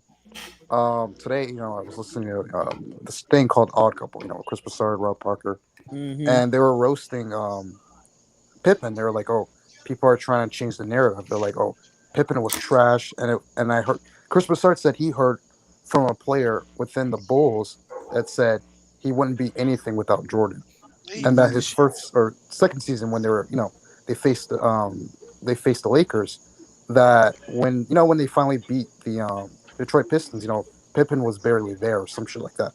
Like, when he had the towel over his head that game. So anyway, they were roasting it, and I was like, oh, that's a migraine game, and they lost. Yeah, that one. He didn't play well. Right. That's the one they were roasting him on. So, do you guys think that Pippen necessarily needed Michael Jordan to be great? Like, what's your thoughts? Did not need Michael Jordan. Tell me what the one redeeming quality Michael Jordan had that shaped Scotty's Pippen game. Hey, I don't know. That's what they were saying. They said they heard from a player. Mike is a killer and a great defender. Right. And he's an assassin. He's a scoring assassin. That is not Scottie Pippen. Yeah, that's true. That's a big fact. Supermac, it's too many people to look through. I can't find it. Oh well, no, you don't have to right now. But I'm just saying that's when I was backstage and you never checked me in the game. Twice though. It was not one time, but I came back another time and you did it. You know what I thought? I thought you was harbling because I hadn't seen you since you left Ticket TV and you was like, "Oh, this fool didn't pay me." You know what I'm saying? So I was like, "Man, he horribling on me." If I would have felt some type of way about that, I'd have done a spoof video on you, like everybody else that didn't pay me. Oh yeah, all that sucker, all that sucker MC shit that they was doing over right, there. Right, Superman. I still remember a year. I think it was like a year or 2 years ago when you roasted the hell out of LB, though, bro. I mean, that was one of the biggest roast sessions I've ever seen in my life. Who did he roast? I forgot. He roasted LB on that Ticket TV channel. Remember? Man. Oh, that nigga was asking for it. That nigga was asking for it. Yeah, he was asking for it. Oh yeah, he was asking for it. He was asking for it. Yeah, that was funny. Oh yeah. No, and I gotta say, Superman Funk. I never agree with you on sometimes, but on that day, like you were biting your tongue, and then when he basically said the magic word, you just went in, bro. Yeah, well, he was asking for it. With that insane asylum style he was coming with, trying to roar on everybody.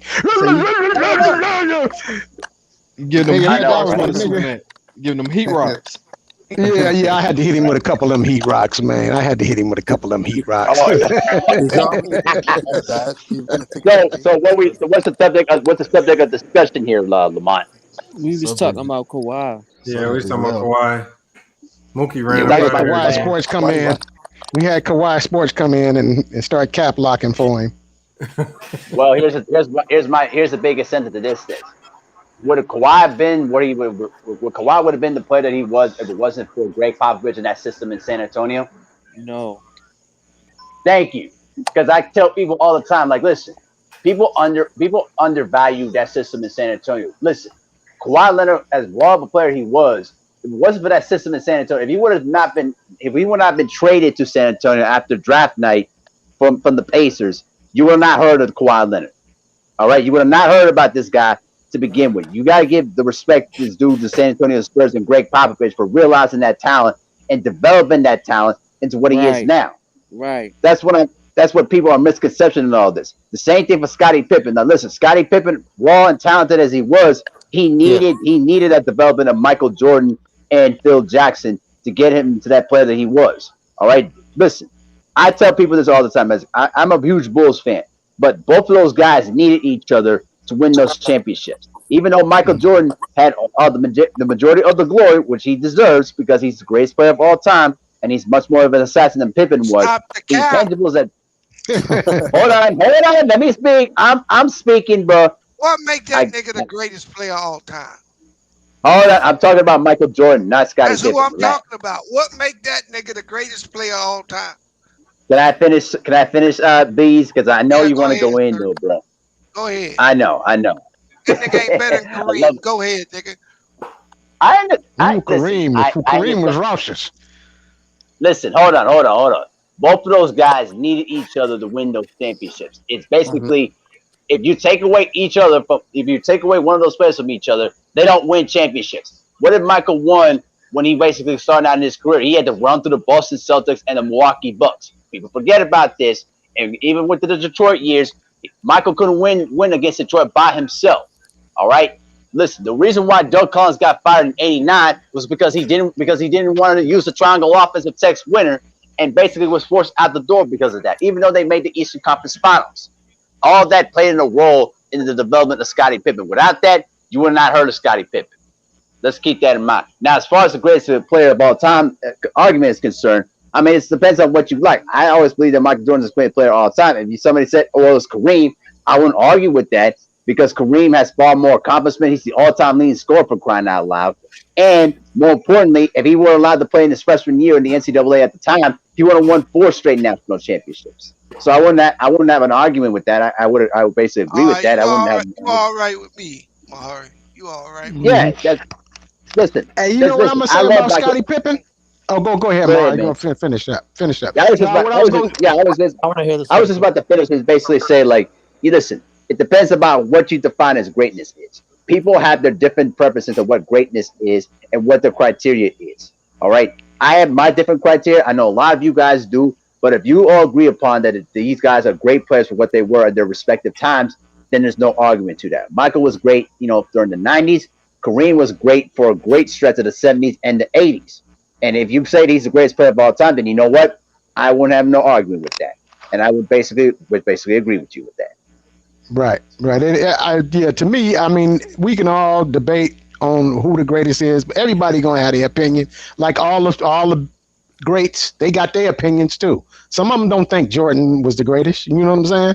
They pick other cats. You know what I'm saying? So, but my thing about Pippen, I think Pippen has some head trips too, though. Right? He used to go through the head trips.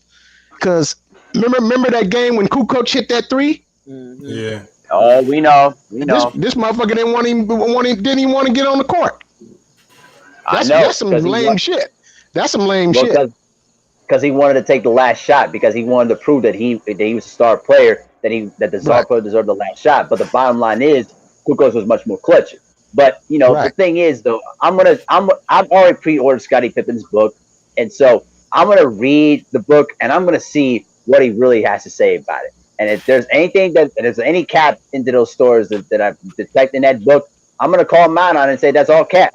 Now listen, do I believe that Phil Jackson has done some shady things in the past as coach?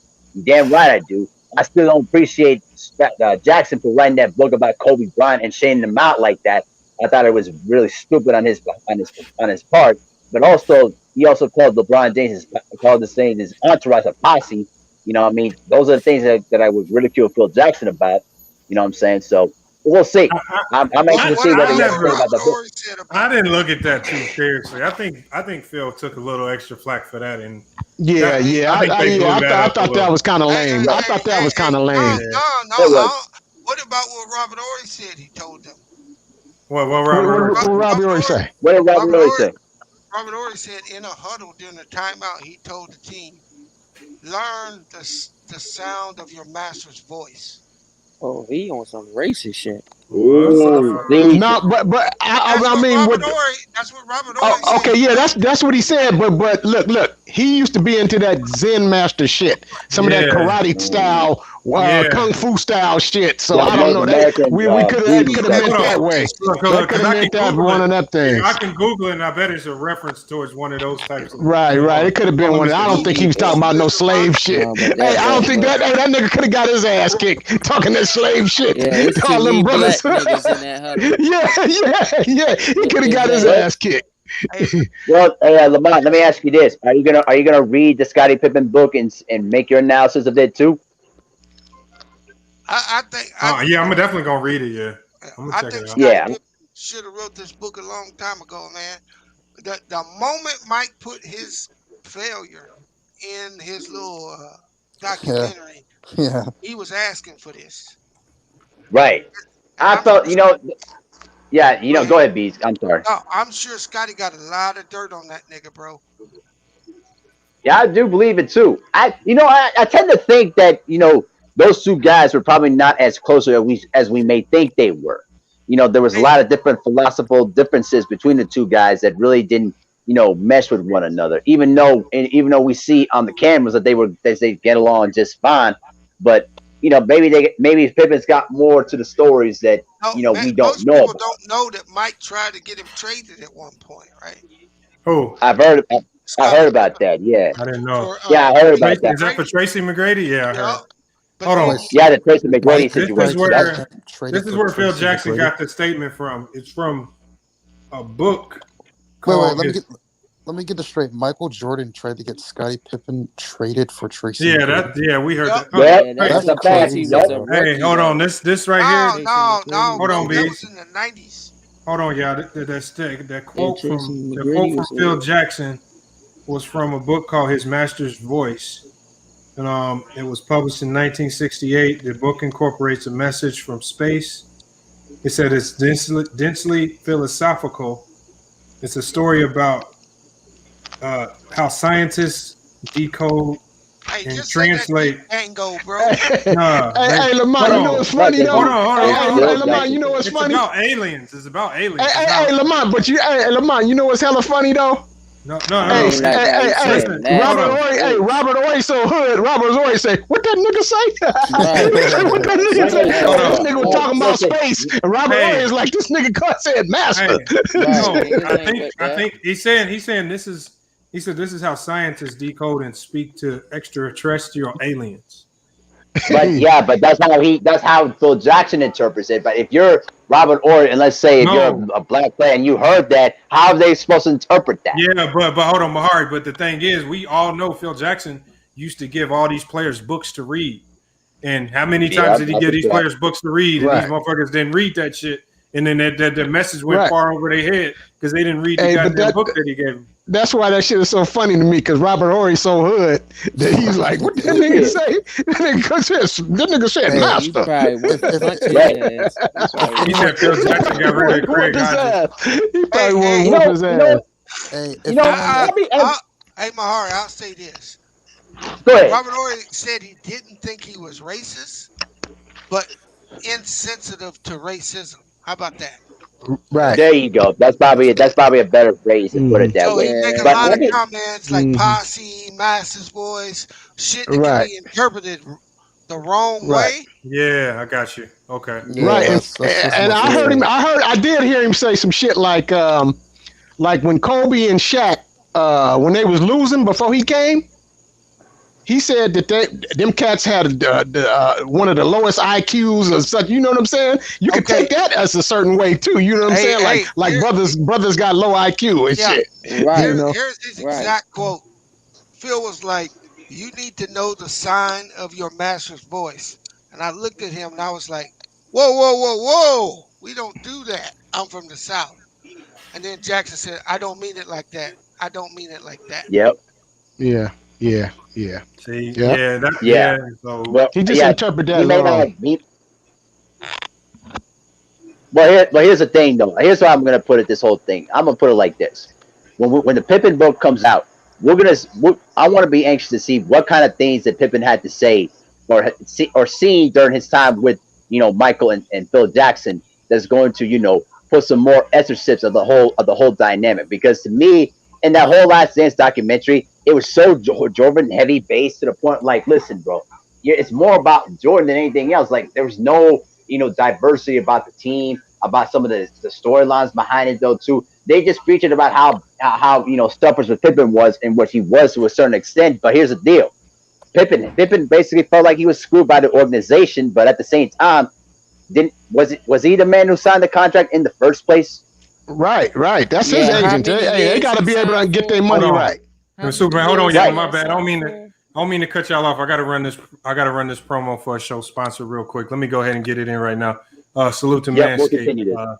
Have you had a chance to look at the Johnson account? Not yet. I've just been playing catch up from last. Is this guy bothering you? No. I was just. Hey, she said she's not interested. Okay, guy. I mean, this is a workplace, Chief. How about a little, I don't know, professionalism? Maybe we need to take this outside, because... Bush out of control? Tame it with the Lawnmower 3.0, featuring skin-safe technology. Sorry, guys.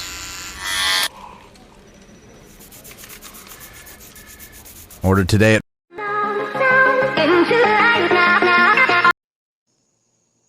Salute to both the show sponsors, Manscaped, Bang Energy Drink.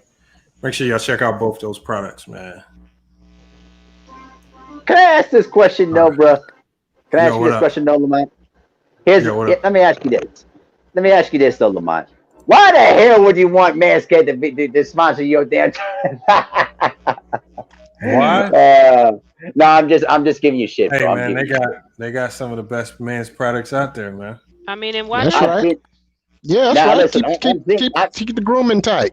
Man. Yeah, because I tell you this. Hold on. Abel, you look like one of them dudes that grow a lot of hair everywhere. You might need to clean up, man.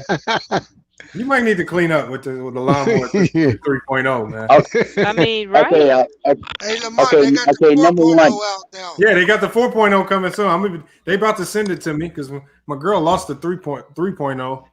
So, man. Hey, Lamont, speak for yourself because you got basically hair pretty much all over yourself. No, I don't. I'm just saying, Did you clean yourself up? Did you tighten yourself up, though, Mark? All right, man? pause.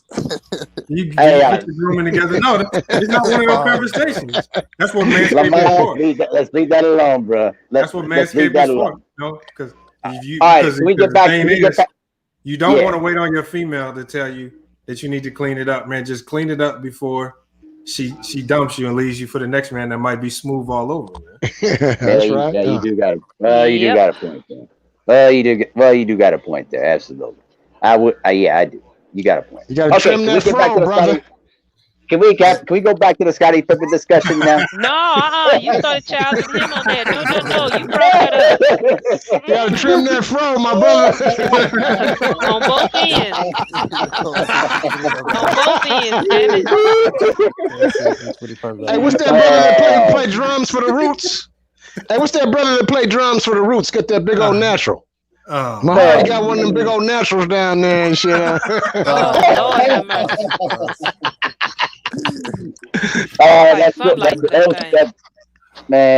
That's Super Mac Funk at its best. Hey, but look.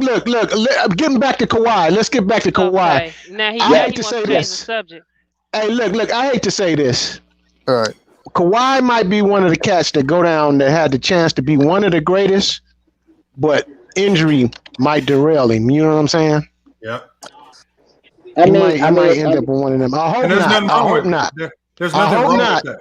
No, it is. I hope not. With this recent injury, it's a wrap. It's too many injuries stacking up on them knees for it to not start to have. It's going to start impacting his game. Yeah, that's the truth. Look what happened to Penny Hardaway. He's going to sit out a year. He's going to come back. He's going to be a year older with more injuries on those knees, so he's going to be a step slower. So his defense ain't been looking right for like the last 2-3 years. So his defense is going to take a hit. Offensive game going to take a hit. The load that he can play is going to take a hit. So the only thing that can happen from here out is that everything starts trending downward. Clippers already look stiff sometimes. Yeah, that's true. Hey, can't nobody lie though. That fool, that first series against Luka and them, man, he was the hottest player in the playoffs. He was. He was the hottest. Hey, man, that fool lit him. Hey, what he had? We shooting like damn near 60-70%. Yeah, some shit like that. Game. That was incredible. That was incredible.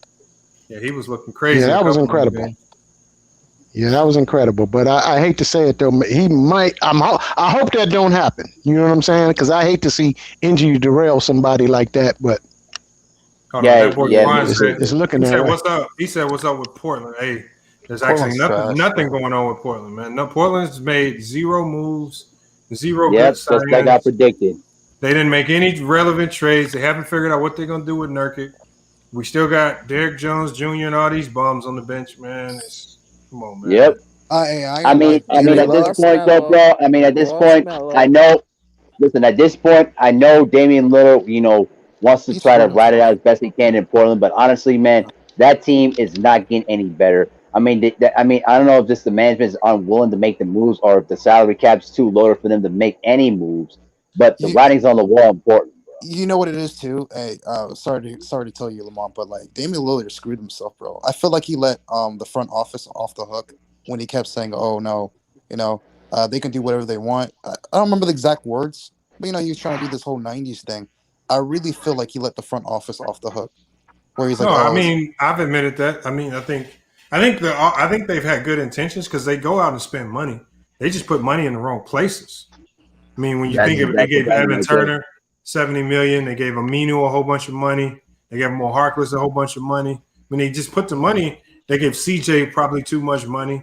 They keep giving the wrong people. They even gave Miles Leonard money before he left. Mm-hmm. It's just like they're not putting the money in the right places. Right. Hey, well, at least they made one big step. They finally let Terry Stotts go, and they got Chauncey Billups in there. I think he was just a casualty of the front office bad moves and signings. Hey man, I want the Lakers to pull Terry Stotts. He's actually a really good offensive coach. There's not much more he could do with Zach Collins hurt all year. Nurkic came in out of shape. Yeah, Zach Collins stayed hurt. What was up with him? He still got paid.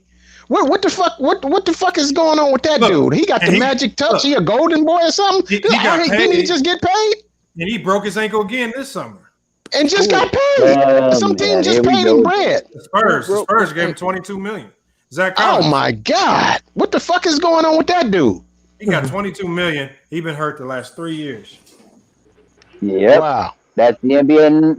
That's what it is in a nutshell, bro. I mean, you can't predict any of this, but honestly, though, bro, I think that at this point, if Damian Lillard's going to last another year of this, I mean, it's going to get to a point where it's like, bro, you're going to have to just accept the fact that Portland is not going to be the team that you wanted to be to basically help win a championship, because that team right now, they're unwilling to make moves. They spend money in all the wrong places, and they're wasting all your valuable years in there. Like, this guy has been performing admirably in the postseason, but just the talent there right now is just not enough.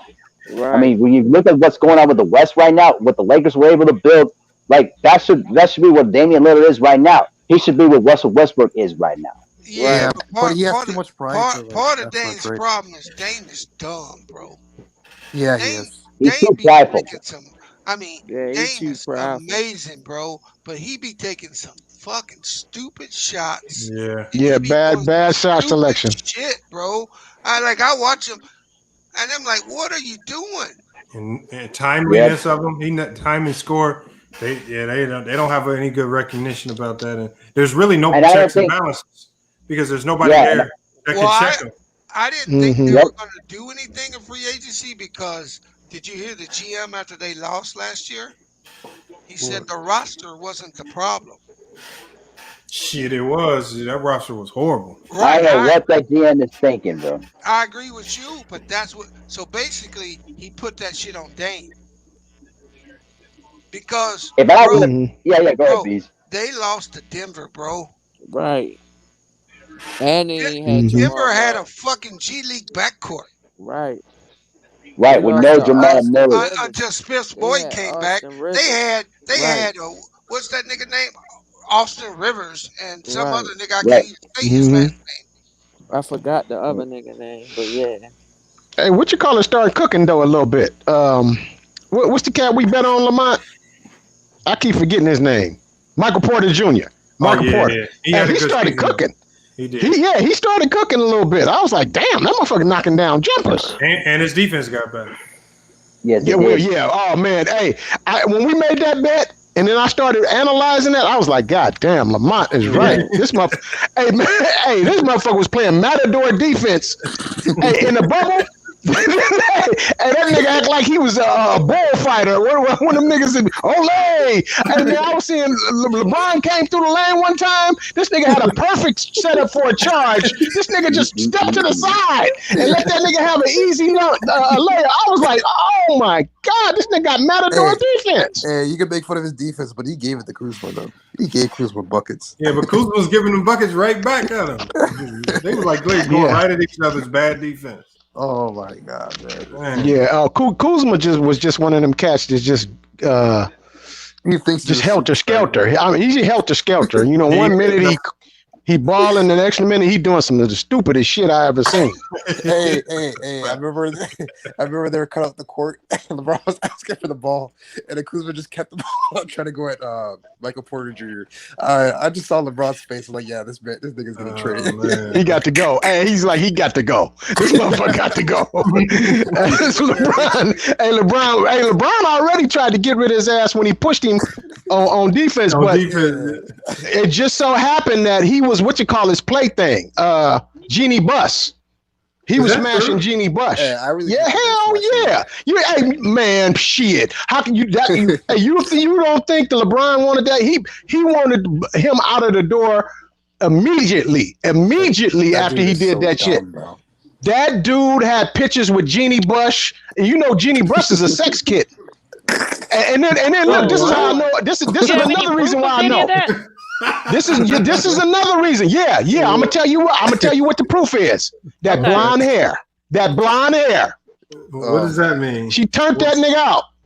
Hit that nigga with the bleach. Lord have mercy. Hit that nigga with the bleach. Turn that nigga out. You don't think that nigga got turned out. Girlfriend? You don't think the supermodel girlfriend he's dating didn't have anything? Oh, them too. Well, LA, that's what it is. You get tossed around in LA like that. When you a stunt piece, you get passed around. Jeannie Buss, I guarantee you, Jeannie Buss was the first one to hit it, and then she passed it to the old girl. Oh, you want to hit that? Here, go and take my little side piece. Go and take my little side piece. Winnie Harlow, I guarantee you. She gonna do that. I guarantee it. I guarantee it. Hey, skip to the part. I guarantee it. Give Kuzma a lob. I guarantee it. I got. Hey, look. I got facts that she is a sex kitten. The daddy already trained her to be a sex kitten. The daddy was a Playboy Mansion regular. What do you think he did with his daughter? He groomed. Yeah, he groomed. That's right. She groomed that daughter to be one of them little sex kittens. I'm guaranteeing you that. Go look up Gina. Go look up Dr. Buss. Go look up Dr. Buss and Hugh Hefner and Magic Johnson and all of them over there. Go look at all that shit. I believe Buss was hanging out with Hugh Hefner, but I don't think Buss is gonna train his daughter to be a sex kitten. I doubt that. Oh shit! That's bullshit. Around getting a little freak that's bullshit. Maybe, but I don't think Daddy was training. That's bullshit. That's bullshit. That's bullshit. No, it ain't. No, it ain't. I got the evidence. Hold on. Hey, Superman, you remember when Magic Johnson talked about during his rookie year that Dr. Buss basically toured him around and basically showed him the Playboy Mansion in his rookie year? I'm trying to tell you, man. They all plugged into that shit. That's sex magic. That's all. They all plugged into that shit. I believe the daddy was highly involved in that. But he's not going to be sitting there taking his daughter and saying, "Hey, this is what I want you to be one day. Come on over here and do this here." Hey, come on, man. Buss was dating Phil Jackson, by the way. That's bullshit. That's bullshit. You got to know how LA work out there. It's a freaky town, baby. It's a freaky town. I understand. I be out there. It's a freaky town. A lot. The land is freaky. The land is shaky. The people are freaky. I got you. The business is freaky. Everything. So that man is not trying to train his daughter. Ain't you in the entertainment business, Superman? Shit. Yeah. Oh yeah. I'm in there. So I know. I already know. I'm telling you that brother. That's why he did not get traded. LeBron wanted him out immediately. But Jeannie Buss was like, "No, you ain't." Jeannie Buss said he ain't going nowhere. How did get you? He ain't going nowhere. How did get you out there? No, hey, look. I'm gonna tell y'all. Okay, since we having a good time, talking about this situation, I'm gonna tell y'all a story. I'm gonna tell y'all a story that's gonna make that's gonna crack y'all up. Now is that like a caveat to what you about to tell us? Since you said, wait. By the way, look. You're not gonna get no meeting with Jeannie Buss, bro. Look. Hold on. Let's hear this story. Look at this. So, my what's your boy that write all the songs now is a hella raw. What's one of the rawest R&B dudes solo act right now? What's one of them cats right now? Neo. Hey, did I already tell you the story? Nah. As soon as I said who wanted okay, look, Neo used to just sell weed, right? Neo used to just sell weed. And my bass player, actually he do everything. He play bass, play drums, play horns, everything, right? So Neo used to be the weed runner or whatever. And Neo finally started to get he finally got on. And he told my boy, look, I'm gonna take you to this party. It's in the hills. It's the celebrities. You're going to see some shit. He told him, you're going to see some freaky shit. And, motherfuckers might even ask you to do something to get on. He said, I'm telling you this right now. You know what I'm saying? Look what my boy said. Shit, nigga, you ain't going to play me. Let me see the contract first.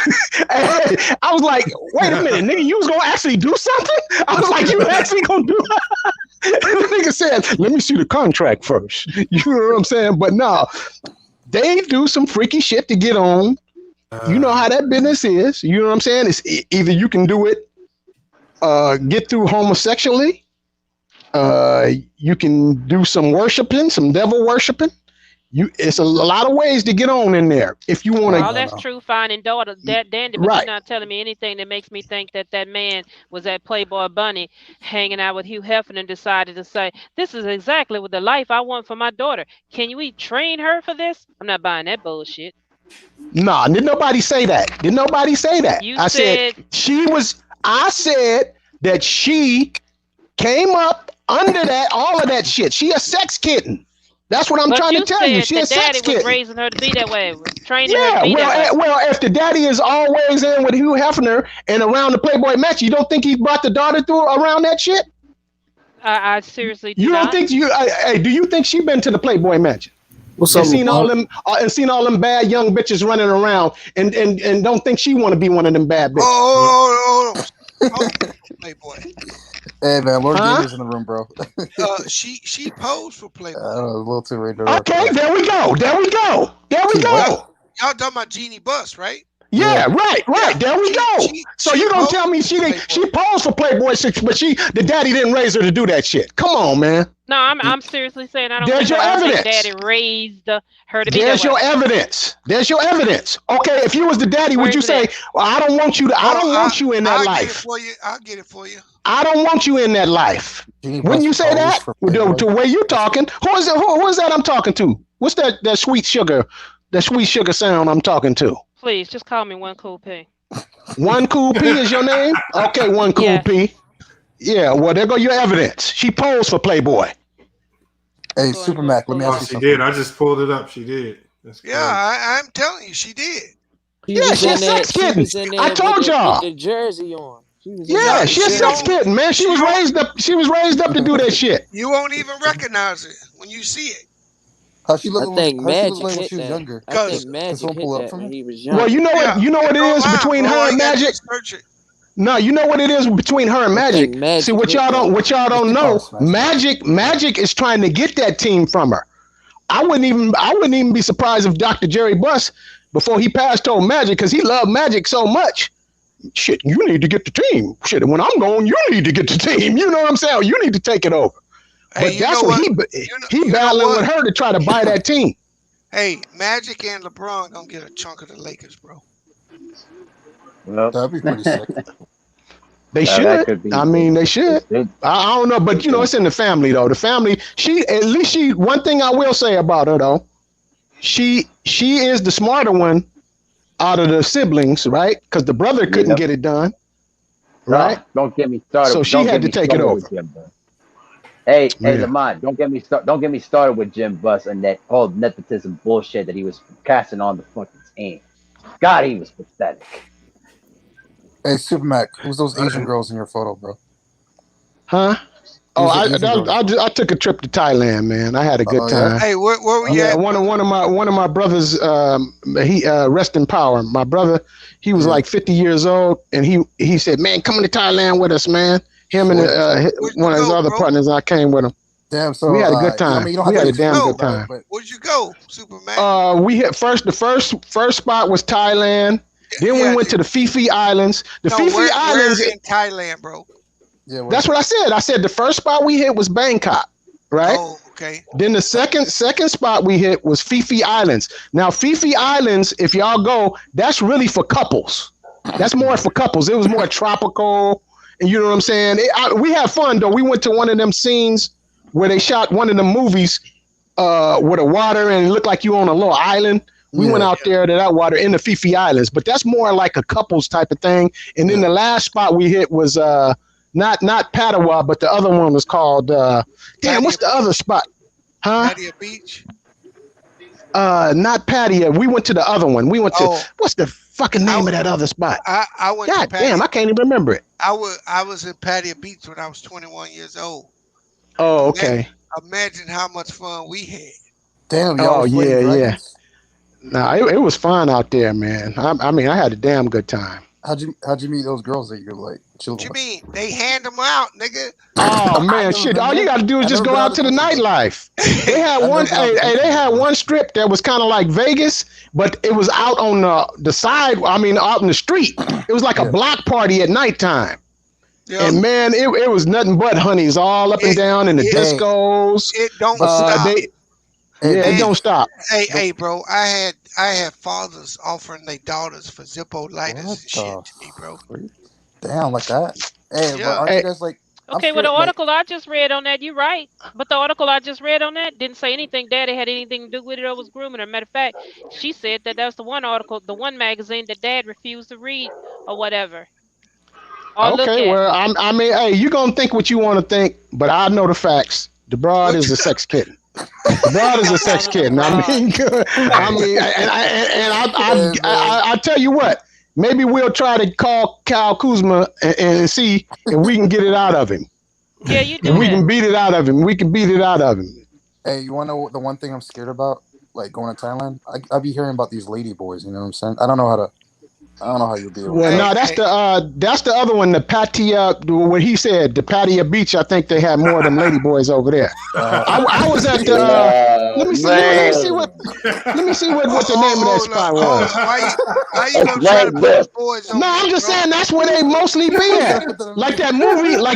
What was that movie? The Headache. What was the name of that movie with the three dudes and they did it in Hangover in Thailand? Yeah, the Hangover. That's the Pattaya Beach. We was in another spot. Well, let me look up the name of this goddamn spot where I was. That motherfucking Pattaya Beach is lit, bro. Bro, I want. Oh yeah, yeah. Bro. No, I mean it's a fun travel, man. Hey, Thailand is a damn look. We went and got some shirts made. You can get your monogram shirts done with your initials on them. Hey, man, all kind of fly shit out there, man. You know what I'm saying? Now, I don't know if it's like this anymore, Bendany, but I'll give you a small example. Right. We went into this bar. Like, they got some bars over there where they got, like, a kickboxing ring inside the bar. The bar go around the kickboxing ring. And you got two dudes in that kickboxing, right? Mm-hmm. And then there's tables on the outside of that. And you sit down on this table, and the table hits you, like, in the middle of your chest, between your chest and neck. And you're like, why they got these high-ass tables, right? And next thing you know, you got a little honey then came under the table, giving you top while you sitting there drinking and watching the kickboxing. Are you serious? And that's a normal event. Crap. It was like that? Holy shit. Just like that, bro. I'm going to have to book that. Oh, man. Yeah, I'm going to have to look at that. Yeah, you won't come back. Oh, man. Because I heard that thing was cheap. Hey, like the food you're going to go over there and get burnt. Yeah, it's crazy. That's crazy, bro. Hey, for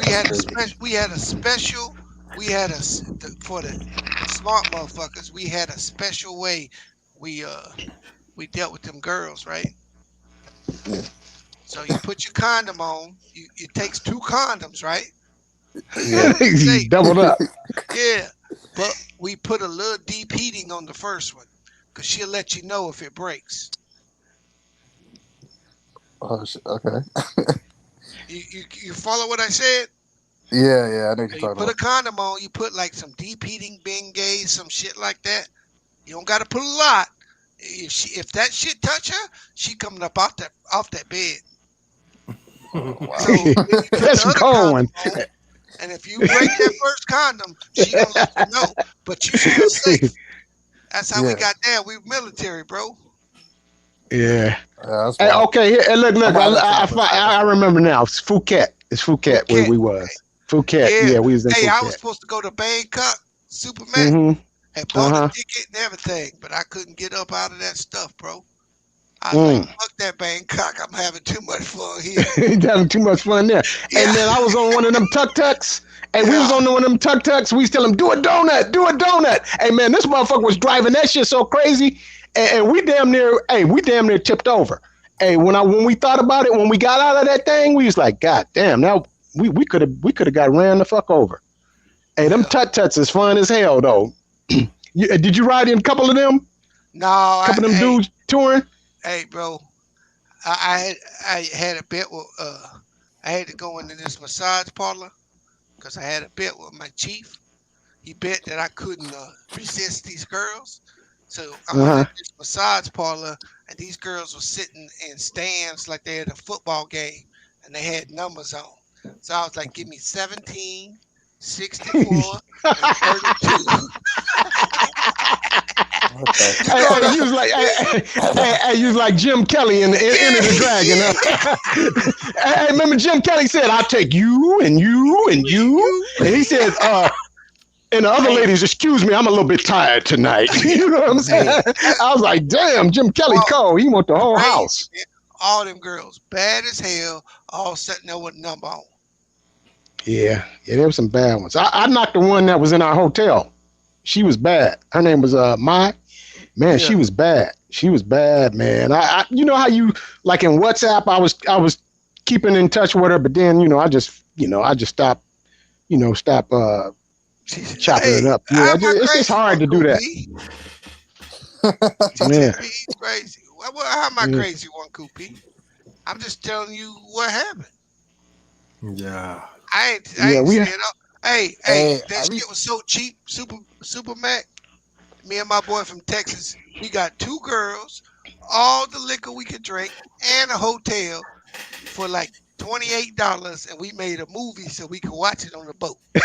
Oh, y'all went in. Hey, y'all went in real hard, huh? Yeah, them boys like, some stunt pieces, boy. Hey, y'all some stunt pieces out there. We had to buy a couple of utensils so they could get because we had them doing each other everything, bro. And we watched that shit. Hey, man, because we was going back on that ship, right? We were there for 8 days. Yeah, that's rough. Hey, when y'all be on them ships, that's rough, man. Yeah. I heard stories. Hey, this one OG told me one time, he said he was on one of them ships so long that they bought like some of them blow-up dolls, right? Yeah. And one of the cats rented his blow-up doll and caught a disease. Caught a disease from the nigga blow-up doll. I was like, that's what you get.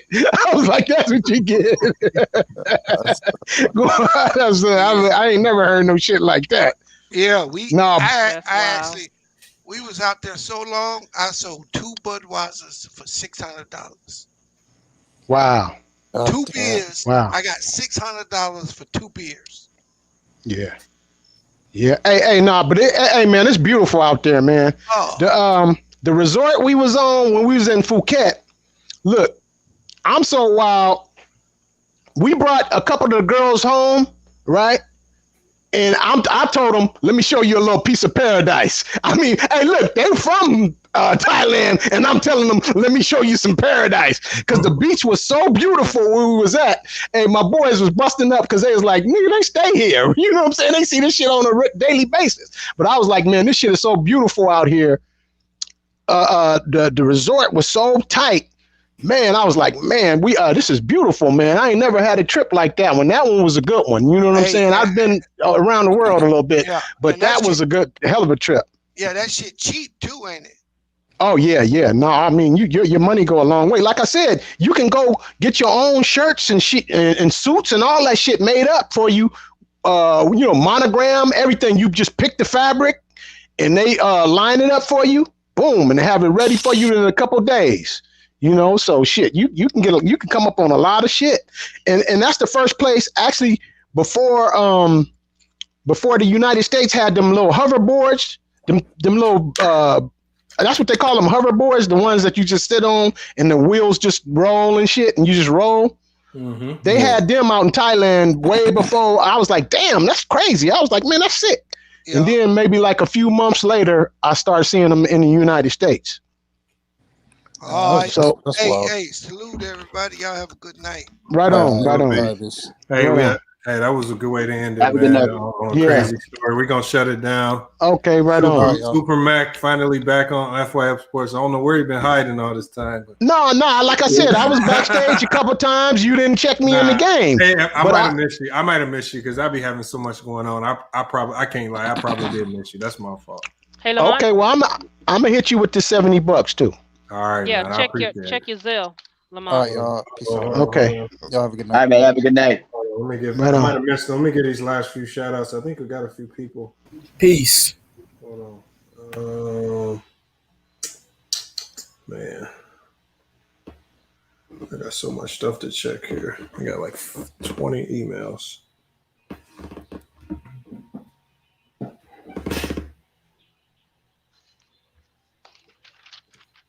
Okay, salute. One cool P. Appreciate that. That's going straight there. We getting closer. We getting closer and closer to that donation goal. One cool P with the donation to the FYF Sports Community Basketball event. A couple of y'all came through tonight with some good donations. But Sean, I feel like since I started the challenge, I chip in. Hey, it's always anything you do is appreciated. You do a lot in the chat, so we definitely appreciate that. But we getting closer and closer to that goal. Hopefully, we can get it scheduled around October, November. We stay on course with the way we getting donations now. So that's the overall goal. We get there, we get it planned, and we make it a good event. So again, salute to everybody for helping us get there. I saw a lot of new names in the chat. I saw a lot of new people that I haven't seen before. So that means these videos is, the YouTube algorithm is liking what we're doing. So if you are new to the channel, make sure you hit the like button and you hit the subscribe. The notification bell as well. If the notification bell ain't working, that's no excuse, because you can always follow us on Instagram, Twitter, because we drop notifications for all of our videos there as well. And tomorrow I'm going to have a new link for our Discord as well. So if any of y'all want to join the Discord or follow us on Twitch, because we're going to start gaming soon. So if any of y'all are gamers, make sure you follow us on Twitch, because we're going to start streaming on Twitch with the gaming probably in about 2 to 3 weeks, just depending on how quickly I can get everything set up. But hey, another great show. We're going to be back this week. Remember what I said this week? We're going to be doing a special baseball episode, also doing a football episode.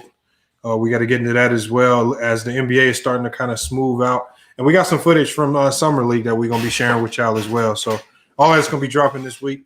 Kind of had to take a few days off to get caught up on a few things, but we're about to start back up strong with all the sports coverage and footage. But again, once again, salute to One Cool P and everybody else that came through the live panel today. We're going to be back tomorrow with another live. But until then, it's FYF Sports, man. We out. All I hear is yap, yap, yap, yap. Ain't talking about nothing, right? Watch this.